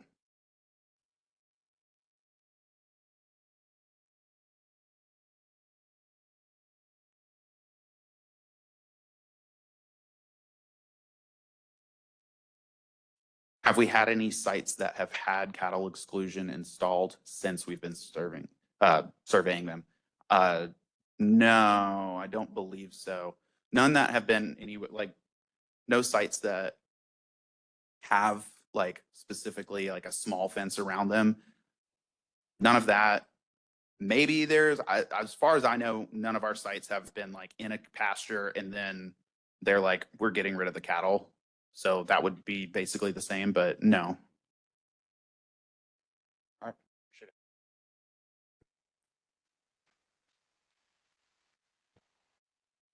So our next speaker is Peter Diaz, relative abundance of Euresia species north of the Colorado River, relative abundance as a metric of site stability. Hey, folks. First off, thanks for having me. Glad to be back here again. Thanks, Josh, for helping set this up, and Dr. Pierce for organizing everything. So another salamander talk.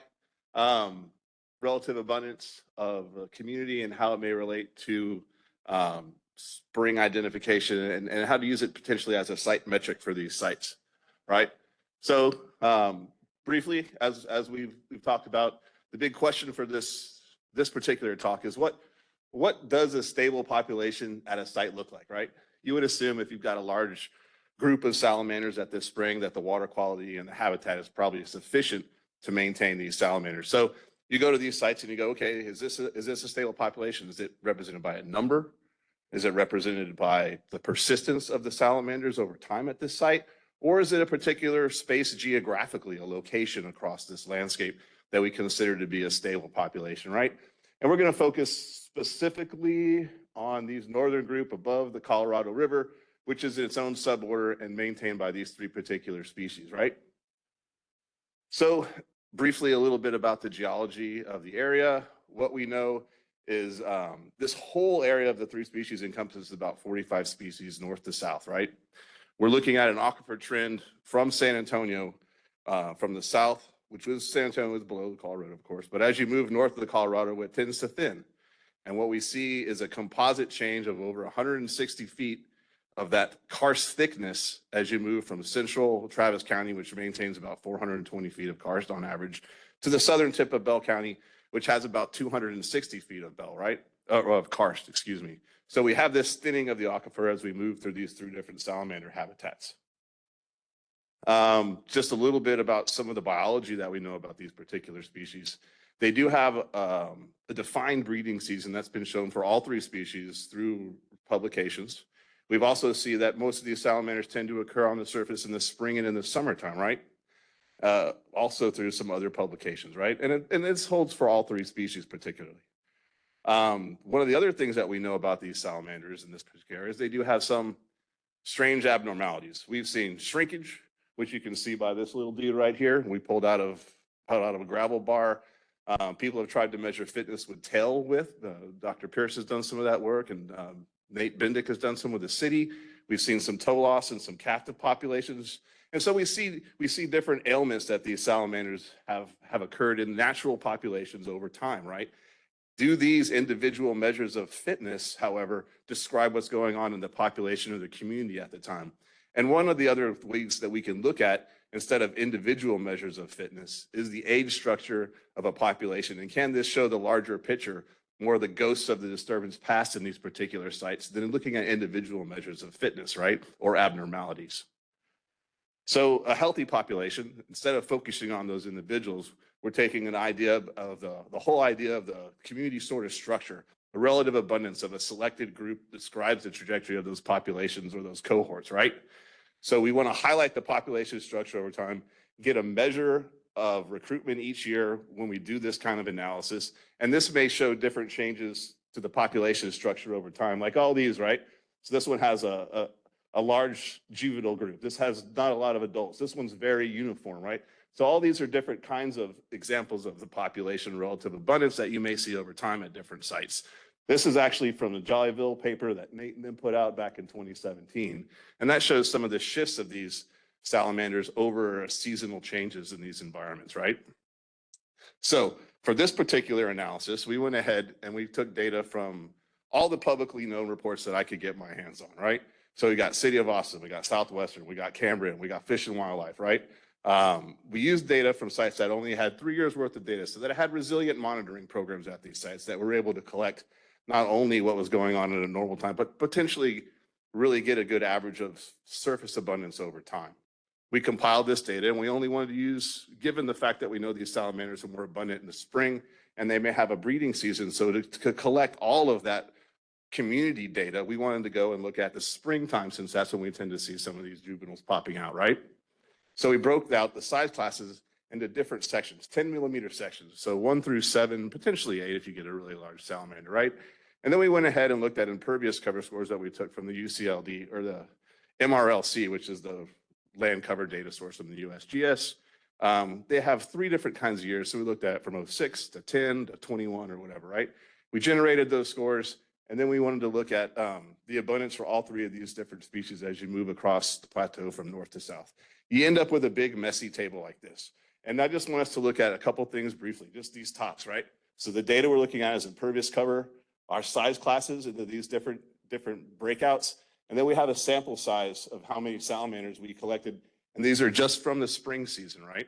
And then of course our sites. And each of these is color coded to represent the different species. So you get an idea of what we have and what we're able to use to create some of this data that we're going to look at here in a second. Some other numbers that I think we should highlight are the big impervious cover sites. And then we have some differences here between passive sampling and regular sampling. You see a high number for like some of the Salado sites. So we do passive sampling up there by putting drift nets over. So that may increase the juvenile salamanders that we actually see, given that we're doing 2 different types of sampling, passive and active at these sites. Some of the other sites like down here don't do as much of that. So I think that might be why you see some differences between these. But if you look at it, we threw in ELISA anyway, just so that we could get an idea of a relatively high sort of population that had a long-term monitoring program. Even without the passive sampling, we're still sitting with juveniles somewhere around 5%, but the average is somewhere around probably, I think 11, 15. So the breakout down here, when we're gonna look at next, is this average. Crunch all these numbers up for each size class and you end up with these distributions of the relative community, right? So you get a graph like this based off those 3,000 and some salamanders. And what we see in this graph, which is the summation of all of that spring data, is this little hump here. You see a bimodal distribution. We've got juveniles that are popping up here. This black line represents what we consider to be the shift from larval salamanders to adult salamanders, somewhere around 25 millimeters. And then you see a larger peak up here right around size class number 5. So that's going to be our most abundant size class, and what we would consider in this case, what we would expect the spring to look like in good condition if you show up during the spring season to catch these salamanders, right? You would see a distribution that would look something like this. Now, when we go back and look at the data that we crunched, you get something like this, right? So like, well, what is this? What's this even mean, you know? And you've got all these different lines and you've got all these different springs. And I think once we looked back at this graph, we can get some idea to discern what these graphs and these different community structures, these relative different communities actually mean. So we can look at some of them individually now that we know these spring systems and go, okay, how are these things breaking out? And I'm going to walk through this briefly with you guys. So I've got a couple different designations: a low disturbance, high disturbance, no disturbance, big and small, and this one down here is a medium disturbance. First off, low disturbance. And disturbance can be categorized as either natural or an anthropogenic disturbance, right? So natural potentially being a drought, anthropogenic, say someone goes in and throws a bunch of cobble in somewhere, or the system dewaters due to a break in the dam, right? You get something like that. So we're looking for a bimodal distribution, and we want the distance between on the y-axis, the two humps, the bimodal humps, to be relatively narrow as you move across that y-axis. That means there's not a lot of discrepancy between the community at that particular time. So for the low disturbance, that's the downtown spring complex in Salado. And what we see is a high juvenile presence. And so we still see a peak in the 5, but we don't see as much of the rest of these community or a good representation of older salamanders. And that kind of tends to be more of in a flashy system. So that if you have a low disturbance in this particular instance, I tend to believe that that's due to the close proximity to Salado Creek, where they do have these intermittent floods that occurs. We look at the high disturbance, which is Robertson Spring, and that's more of an ephemeral spring.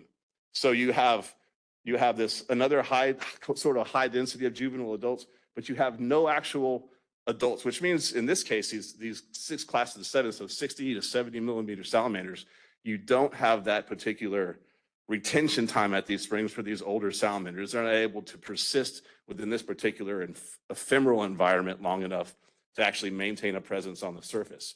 Now, the interesting part here is I got a no big disturbance and I got a no disturbance smaller. So the no big, that's Eliza Spring.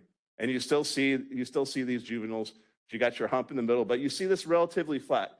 And that's a spring that's consistent, it's persistent, and those salamanders are able to maintain the fidelity to that spring over time.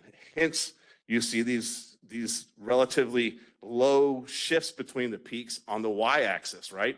Now, the no disturbance smaller, that's actually Solana Ranch. That is blocked off from cattle. It has no human impacts, and I'm running out of time. So we're gonna move to the Ivory Deer one. And you can see this one has a little bit more, and I'm considering that a medium disturbance, right? That has a flashy sort of turbidity or flashy system where you're getting these pulses that run through, right? So you may not have the persistence of older salamanders, but what you do see is a little bit of recruitment and some persistence of a smaller degree of these salamanders.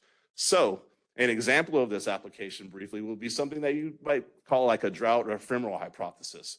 So you show up at your spring, normal time, things look pretty good. You got some juveniles, you got your size class popping out of 5. You come back next year though, after the drought, and what you see is a boom of these juvenile salamanders, and you see a little peak of hive, but you don't have your adults. So this is highlighting the fact that you've had older salamanders that potentially didn't make it through that patch of the drought, that were persisting in the hyporheic zone, that were not released in time to come back to the surface, right? And then you see a boom in the juvenile salamanders that are exiting the aquifer. And sometimes these herps are known to have a boom sort of bust era. So I think that reflects that loss of the surface habitat. Now, briefly, the final part, we talked about where on this Edwards Plateau that you may actually live, is that going to be considered persistence? And what I think I see in this data set is that thinning of the aquifer is actually highlighting a decrease in surface density of salamanders as you move north. So from the Jollyville habitat, where you have 420 feet of composite karst all the way up to the southern tip of Bell County, where you have your Salado salamanders, and you're up to 120, you see less. And you could think about simple surface area relationships, right? Where if you have more area, you can fit more things on it. If you don't have as much space, you can't fit as many more things. So that's fairly simple. I'm not saying it's that simple, but I think starting out with a simple hypothesis like that is a good way to start. And what we see here in the blue are closed population estimates, and the orange is open population estimates. So this one is kind of unique. And what we see is about 70% salary difference between open and closed models. So this is something I'm going to continue to look at and see if we do say any sort of persistence with this trend. So what is a persistent site? I'd say it's something with salamanders that persist over a number of years. You got sites with maybe a 15% juvenile abundance. You've got a bimodal hump. And you look at these community structures, which I think are a better metric than individual fitness over time. And really, some of this stuff is hard to dissect because we're really trying to split out the difference between habitat stability and population stability, which I think can be difficult. I appreciate everyone else for doing all the work, a lot on this study. But thanks a lot for giving me some time to talk today. It was nice talking to you. Oh, and one final thing, Fish and Wildlife does not designate species based off fear. We have time for a question or two. Anything? Yes, sir.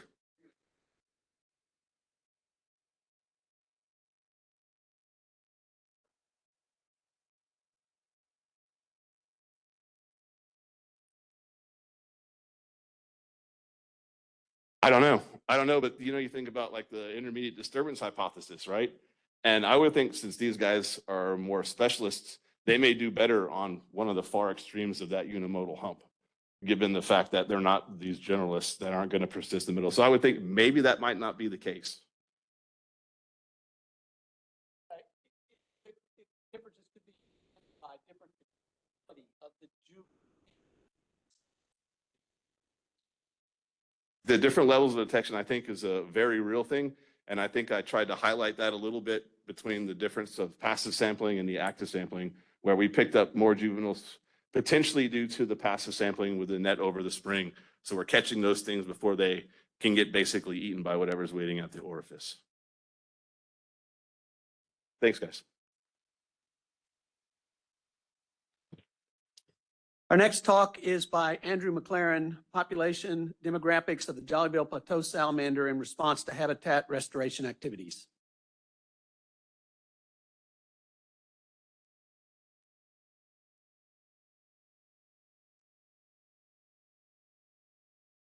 Hello, how's everybody doing? Just one person, okay. Just one person's doing great, that's fine. It's late. For repeat customers, you're gonna recognize a lot of this from last year. The venerable Andy Blair gave a presentation on some preliminary stuff that we did at this site. I'm gonna very quickly try to rush through some of the methods that he described for our restoration process, and then jump into the results that we've got from that, since when he presented, we were still collecting data. So the impacts that we're going to discuss took place at PC Springs, which is a Jollyville Plateau Salamander site, which actually is critical habitat unit number 7. You actually see the blue dots here on this map are where the springs that we have routinely monitored occur. It's actually north of the critical habitat unit epicenter, but they do occur atop the subsurface critical habitat unit. PC Springs is actually a complex of springs that occur beneath and surrounding State Highway 45, its northbound lanes. These were constructed in 2005 and 2006. You can see from this network of roads, during construction activities, a cave that is adequately named Conduit Cave was encountered. It had groundwater flowing through it, and that groundwater was diverted to some weep holes in a concrete apron that is intended to deliver water from below 620 here. You can see the weep holes there, and groundwater being the frisky little devil that it is, doesn't actually come out of these weep holes at all. It's found its way through road base and other pseudokarst, and now makes its way, where's the laser on this thing? Oh yeah. It finds its way from the bottom of this concrete apron. It doesn't actually come out of these weep holes. And so this is the site, and this is the impacted area. In May of 2022, TxDOT maintenance crews were tasked with driving around and seeing if any of these concrete aprons were potentially being undercut by scouring floods and things of that nature. They saw this plunge pool and reacted by putting a bunch of rock in it. This is a reasonable thing to do. If you saw a plunge pool under a concrete apron, that was your job to take care of, so they did.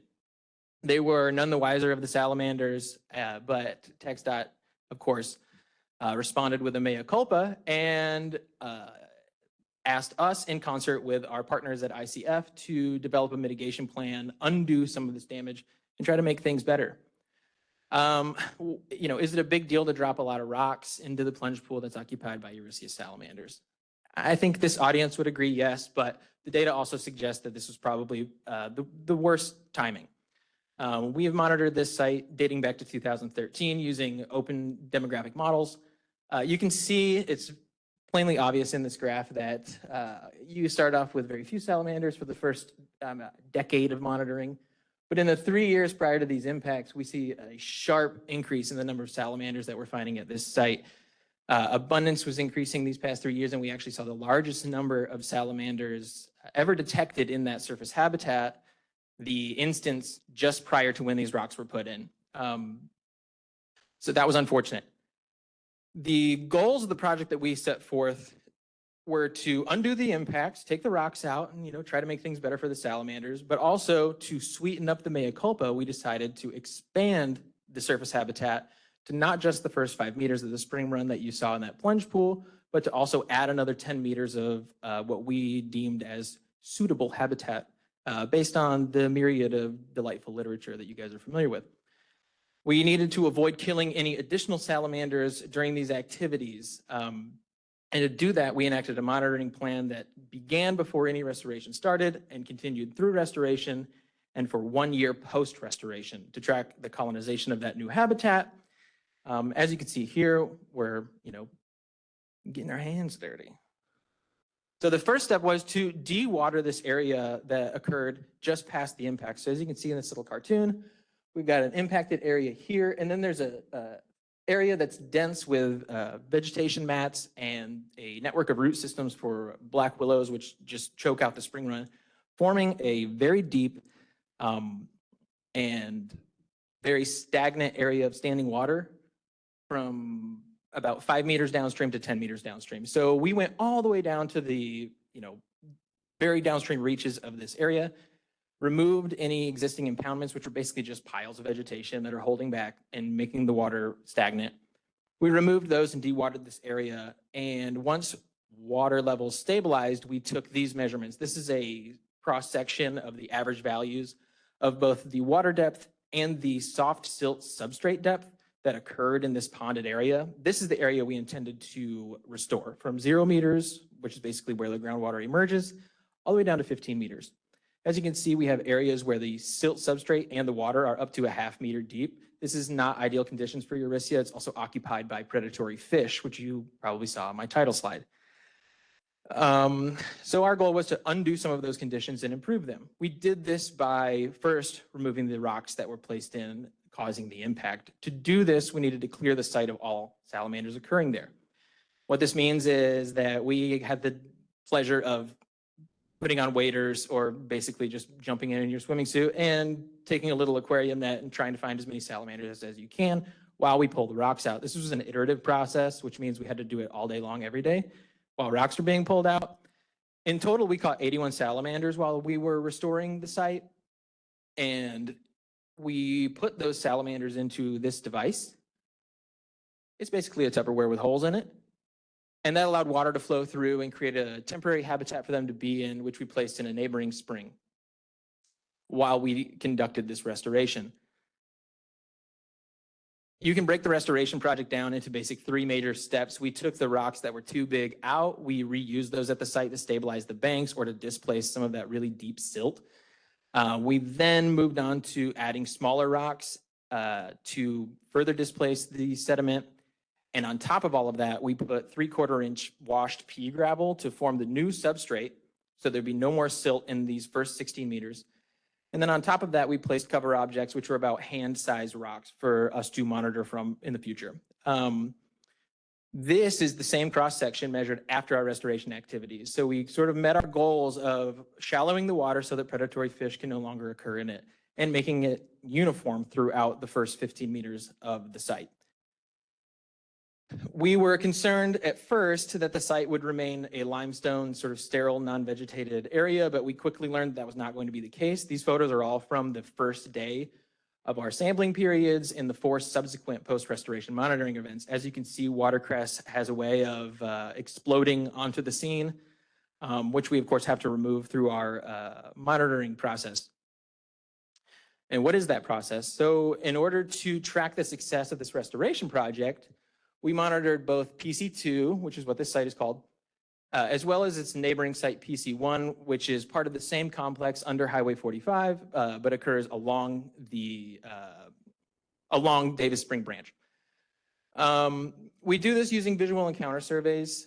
These are intended to feed into our capture marker capture system. We do this by taking pictures of their heads and running it through a software called Wild ID. Ultimately, it tells us, are we catching the same salamander more than once? We designed our monitoring schedule to fit Pollock's robust design. This is where we do a rapid number of surveys, so 3 surveys within a 1-week period. We would go out Monday, Wednesday, and Friday, catch all the salamanders, take photos of them, release them every night, and find them again in 2 days. And we staggered these quarterly. So we did 1 before we removed any rocks, and then we did 4 after the rocks were removed. So did we catch any salamanders by doing this? As you can see on our x-axis, we have both PC1 and PC2, so a control site where no impacts took place. And you can see from these initial results that we're kind of seeing the highest number of captures in the same time of year at these sites. But we're seeing consistent sort of success day over day in terms of what number of salamanders we're finding in the surface habitat at PC1. But we're seeing these strange declines at PC2, where on day 1, we're finding a bunch of salamanders. Days 2 and 3, we're finding fewer. That seems to be odd. This highlights one of the major differences between these two sites. The big question is, did they colonize this new habitat? We created 10 meters of new habitat, which was previously a deep area occupied by predatory fish. Yes, and immediately. We see that in our pre-restoration surveys, we had salamanders basically restricted to this 2 to 5 meter area. This is where not only did the rock impact take place, but then of course we immediately get into this deep pool that's occupied by predators and is filled with silt. By undoing those conditions, we have salamanders from 0 meters all the way to the 16 meter mark. And actually we're finding salamanders further downstream, all the way down to 40 meters, which is an area where all we did was drain the water. All we did was make it shallower, make it unfit for some of these predators of the fish, and they seem to be able to survive in those areas, even without us changing the substrate to something more favorable. Okay, so in analyzing the raw data that you saw presented in those previous charts, we used RMark, which is a package in the program R, to analyze these demographically closed data. We were mostly interested in estimating things like detection probability, survival, but also this temporary immigration. We wanted to know, can we get a reliable estimate on whether these animals are leaving the site and entering the aquifer and coming back out, and then how many occur at the site. These models have a lot of assumptions. One of the assumptions that we baked into this is that survival is constant within our 1 week period, that capture and recapture would be similar, and they would vary upon each survey event. Our raw data seem to indicate that there are days where catching them is very easy and there are days where catching them is very hard. We fit 3 models, one where immigration is random, so there's actually nothing predicting whether they're leaving the site to go in the aquifer or coming back. We also estimated a Markovian immigration model, which is where if they occurred in the subsurface the last time we were there, or that they weren't in the surface habitat, they're likely to stay in the subsurface. And then a model with no immigration. These are our results. Very difficult to digest when you look at it in a haphazard table like this.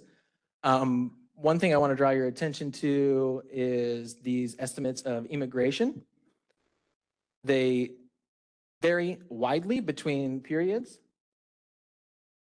but they are altogether lower at PC2. Now, when we look at our probability of survival, one problem that we have is that some of these estimates are at their boundaries and have extremely wide margins. This is an indication of poor model fit. Why we would have poor model fit for one of these parameters is likely that our assumptions are being violated. This is one of the key issues in studying Eurycia, is that a lot of these statistical models aren't built for things that behave in a system where Eurycia live. Take, for example, the fact that at PC1, we have a hard bedrock bottom where the animals cannot escape into the substrate.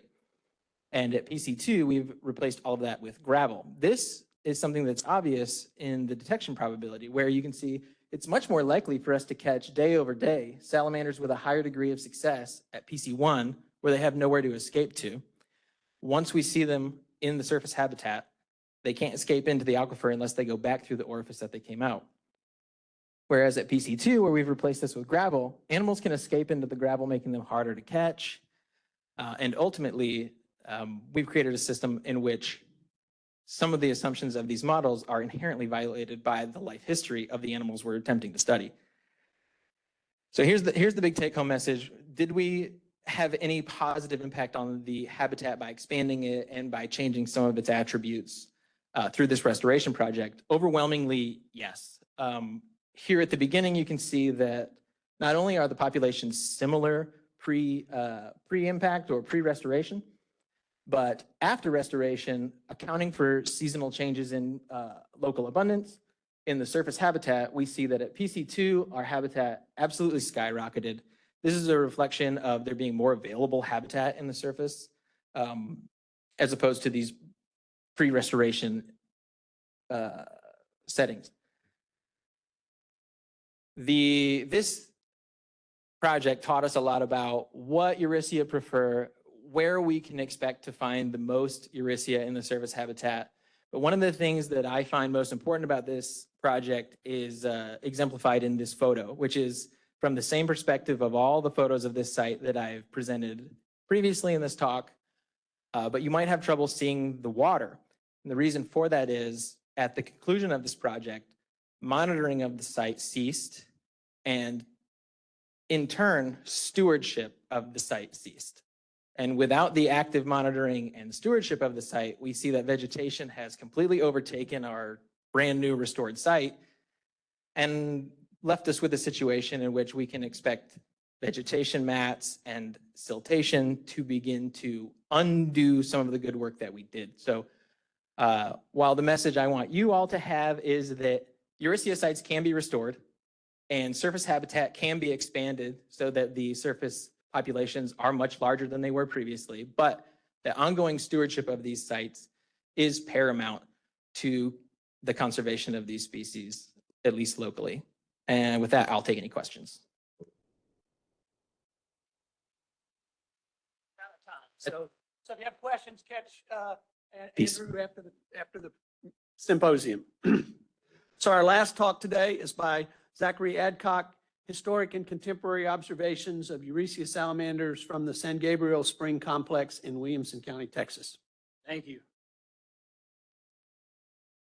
Thanks, everybody. Your reward for sticking it out and not trying to beat traffic is this is a mathless presentation that is maps and photos and anecdotes and speculations.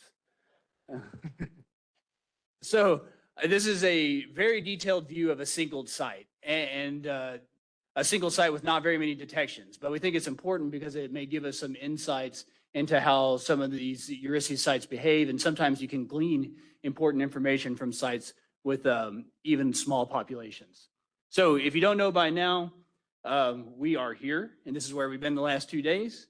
Southwestern's a couple of miles up the road. And then just above, a couple miles north of that, is the San Gabriel Springs Complex. Here's where it exists in the grand scheme of Eurythia salamander distribution in central Texas. This complex spans, as we know now, about a kilometer and a half. Going from west to east, there's a group of springs and seeps around Austin Avenue. This first dot you see here is Beaver Spring. It's an upwelling in the riverbed. And moving upstream, there's a fracture in the riverbed that also upwells groundwater. Spoiler alert, you're not going to get a lot of data on this one because I got schistosome parasites swimming down into this one, and it deterred me a little bit from going back in during this project.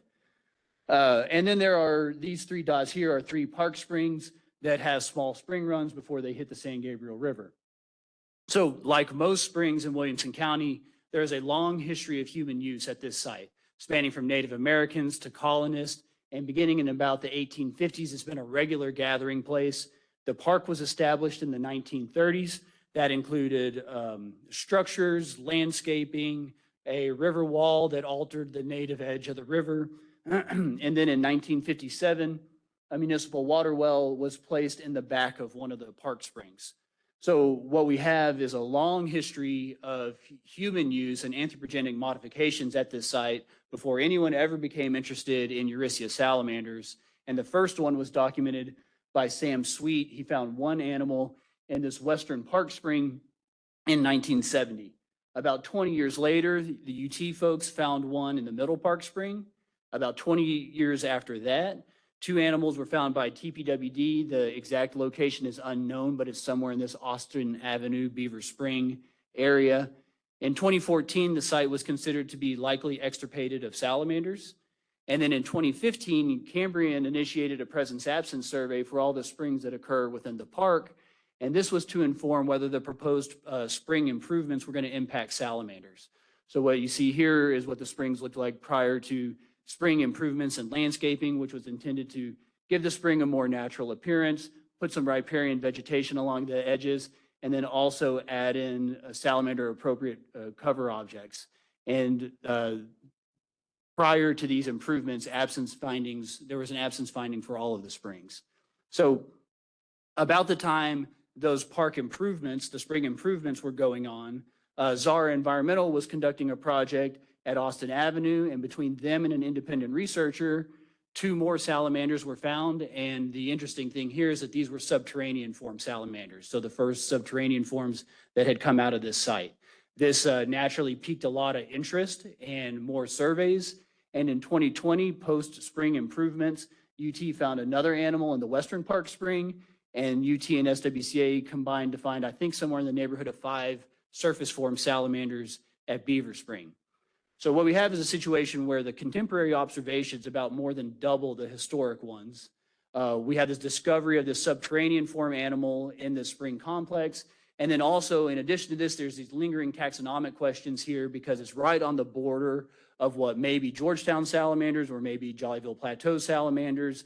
The taxonomy has flipped between the 2 of them, and there may be gene flows. There's a lot of reasons to be interested in this spring complex. And that's what prompted this study, which we started with a single event of eDNA sampling using the assay developed in this paper. We did this at the 3 park springs and at Beaver Spring, 3 samples per site. Then we did a robust design project where we have 3 years of data. During those 3 years, we have 4 quarterly events per year. And during each quarterly event, we would collect water conditions and spring discharge.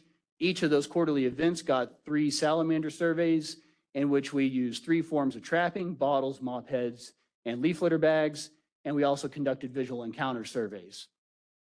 So to start, although this eDNA assay was useful at other occupied sites, we did not get any detections in the San Gabriel Springs complex.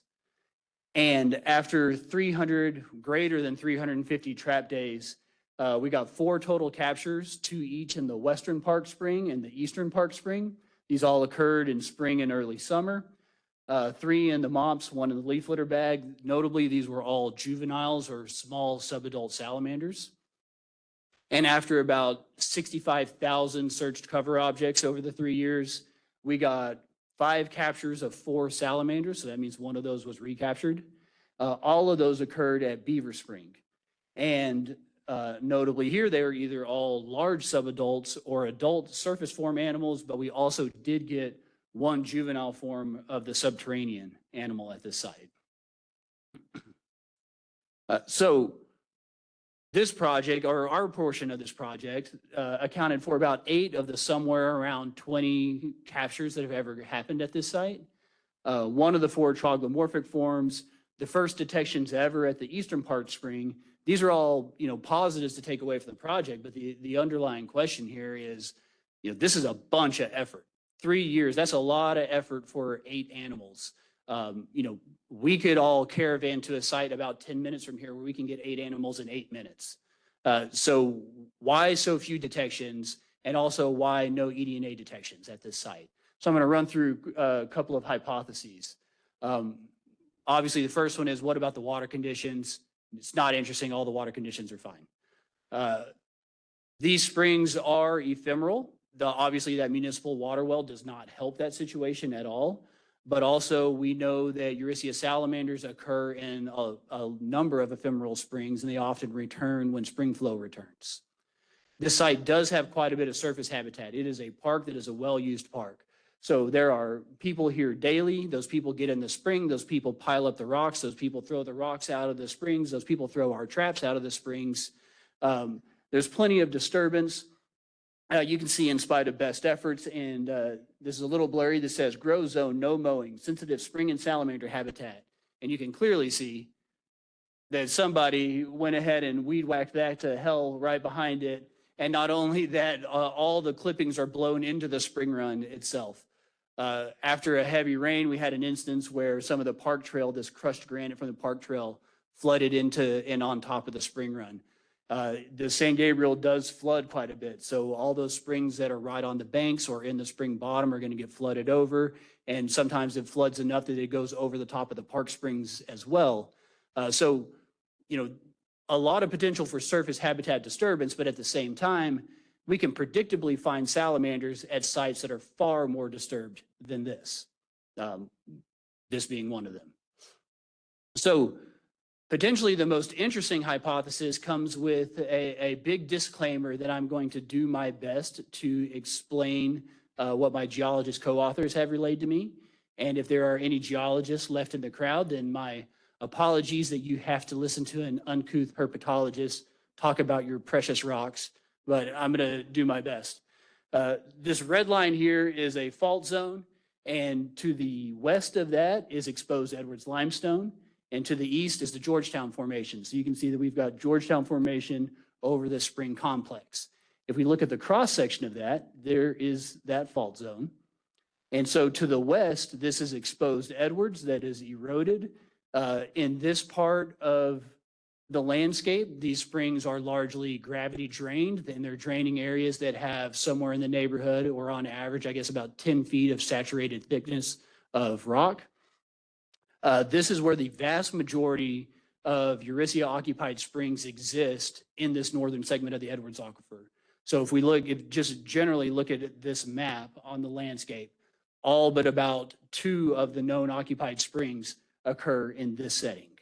So here in the San Gabriel Springs complex, we have this Georgetown Formation that is on top of the Edwards, and we expect that the Edwards water is upwelling through artesian pressure through this Georgetown Formation. This may restrict salamander movement between these 2 units, and also this Edwards is at its complete thickness here of about 110 feet, with that mostly being saturated.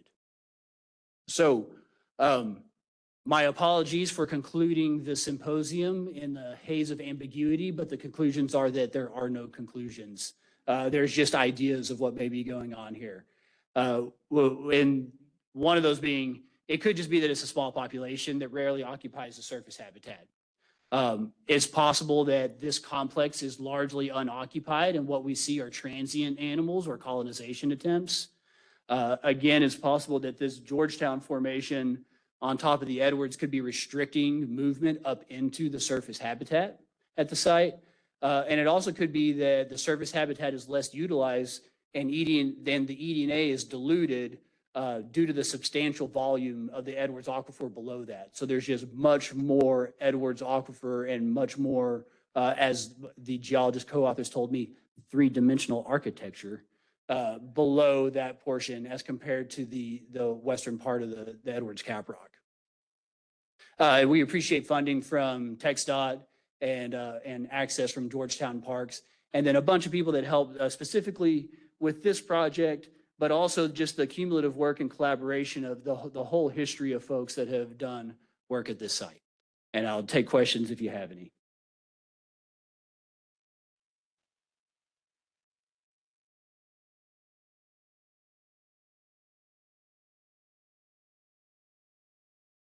Yes, sir.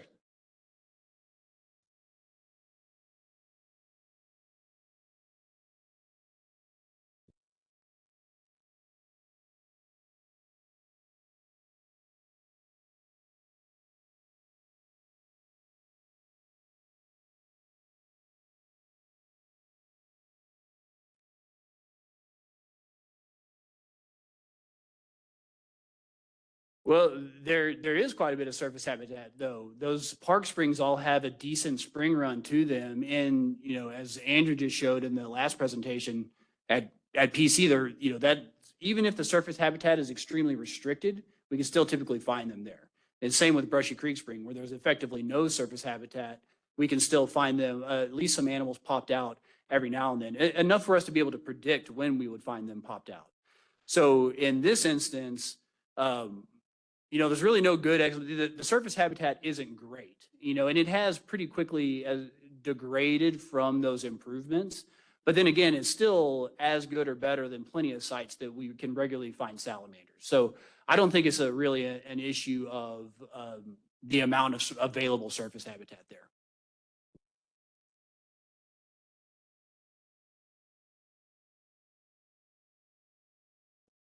Oh, like in the river. So like Beaver Spring, there's just not much available.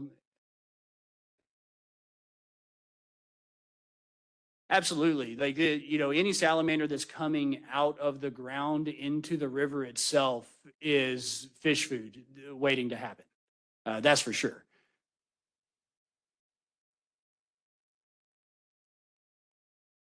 Well, as this project was going on, both Pete Diaz and also Tom Devitt at UT had drift nets on Beaver Spring for quite a while without pulling anything out in that net.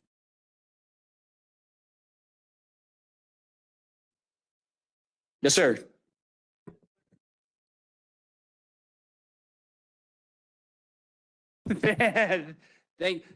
Tell Kimball I need a raise.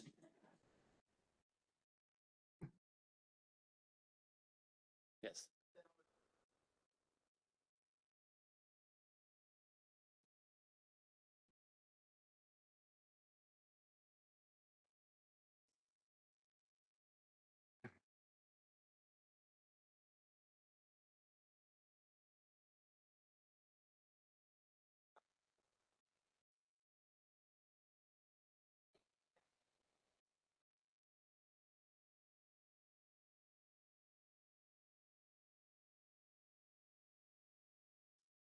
Uh, I mean, I think our results demonstrate that it may not be worth asking people not to utilize the springs if we see animals in that surface habitat, so seldomly. There are plenty of other springs in the state that get used on a pretty regular basis where salamanders and people co-recreate. So I don't think that's a huge concern at the site. Yes.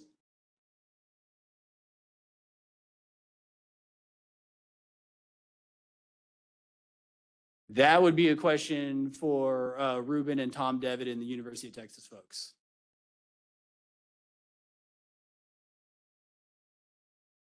I don't know.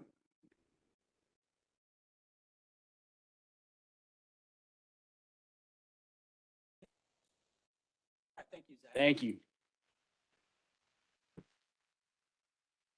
Well, thank you for participating in the Texas Conservation Symposium. The last thing we have to do today is to announce the awards for the student presentations. The judges for the oral presentations, do you guys need some more time to sort of get things together for that? Are you ready? Let's give them a minute or two. I do have the results from the poster presentations. Let me just grab my note.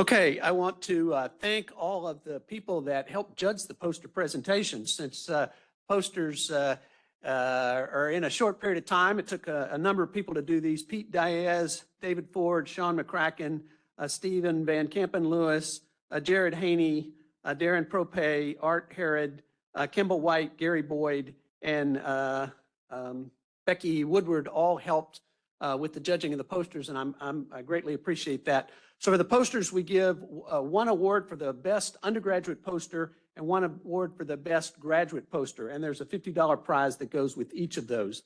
The best graduate poster was from Emily Masterton at Texas A&M, Habitat Use and Movement of Collared Peccaries associated with the U.S.-Mexican Border Barrier System. So is he here yet? Still here? So Emily, if you'll see Heather, she'll get your paperwork. We got to get some paperwork to let the IRS know that you're getting this giant check for $50. So if you'll do that, we'll get your award. The top undergraduate poster was Juliana Ciprin from Texas State. Title of her presentation was Communicating Complex Biomonitoring Data to managers, and stakeholders. So congratulations to Emily and to Juliana. Again, if you'll see Heather, she'll get your paperwork to get you paid. So are you guys ready to, so you want to come up and announce the awards for the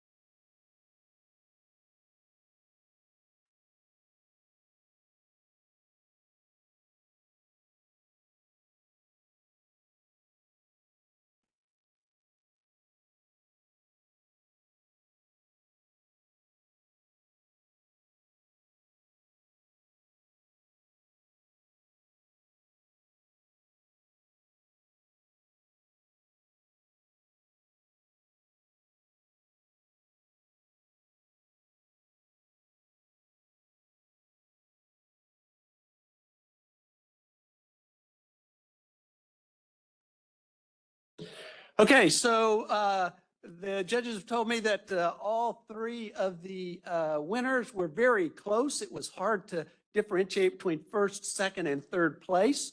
And they said these were probably the best oral presentations we've had at one of the Texas Conservation Symposiums. And certainly we had a great set of poster presentations this meeting too.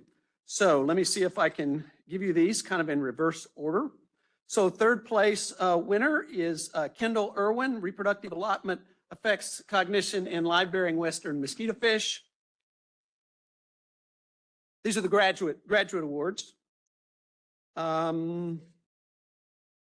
Second place is Kara Gangbin, Using Targeted Poisoning of Red Imported Fire Ants to Improve Texas Horned Lizards.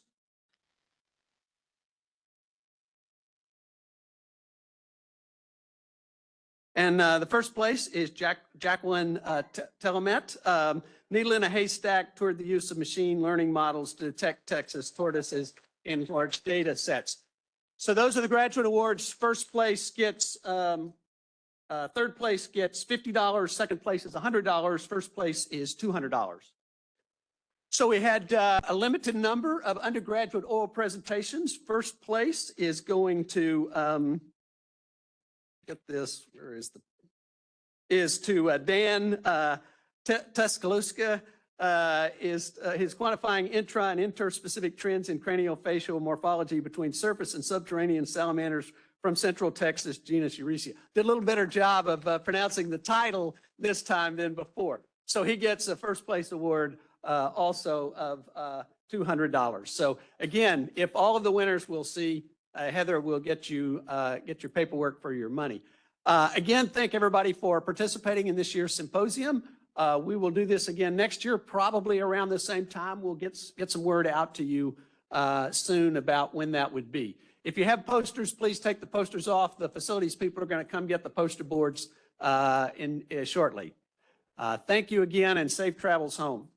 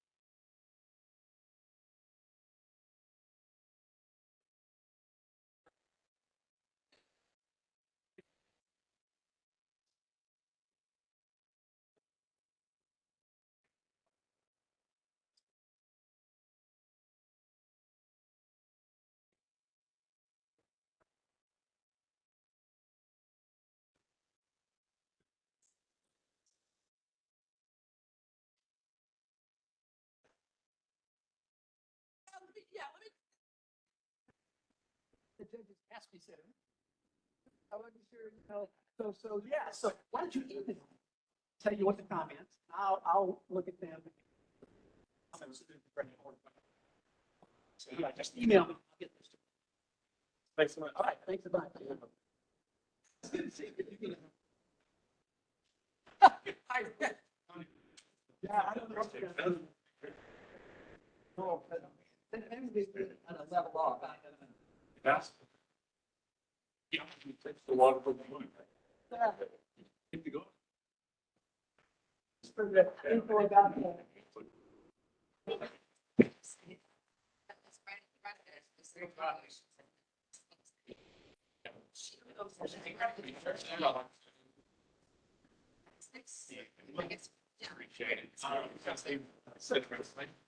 So yeah, so I'm not sure. I'm not- Right. Russ Bookman.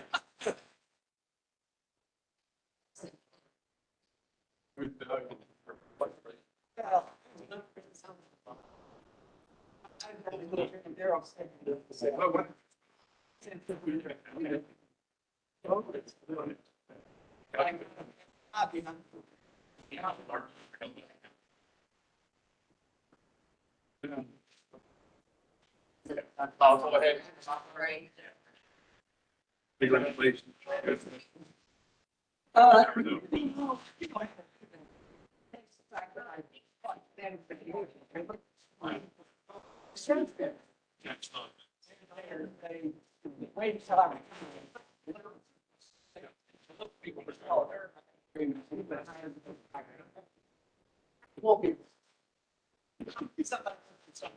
That's okay. I'll be fine.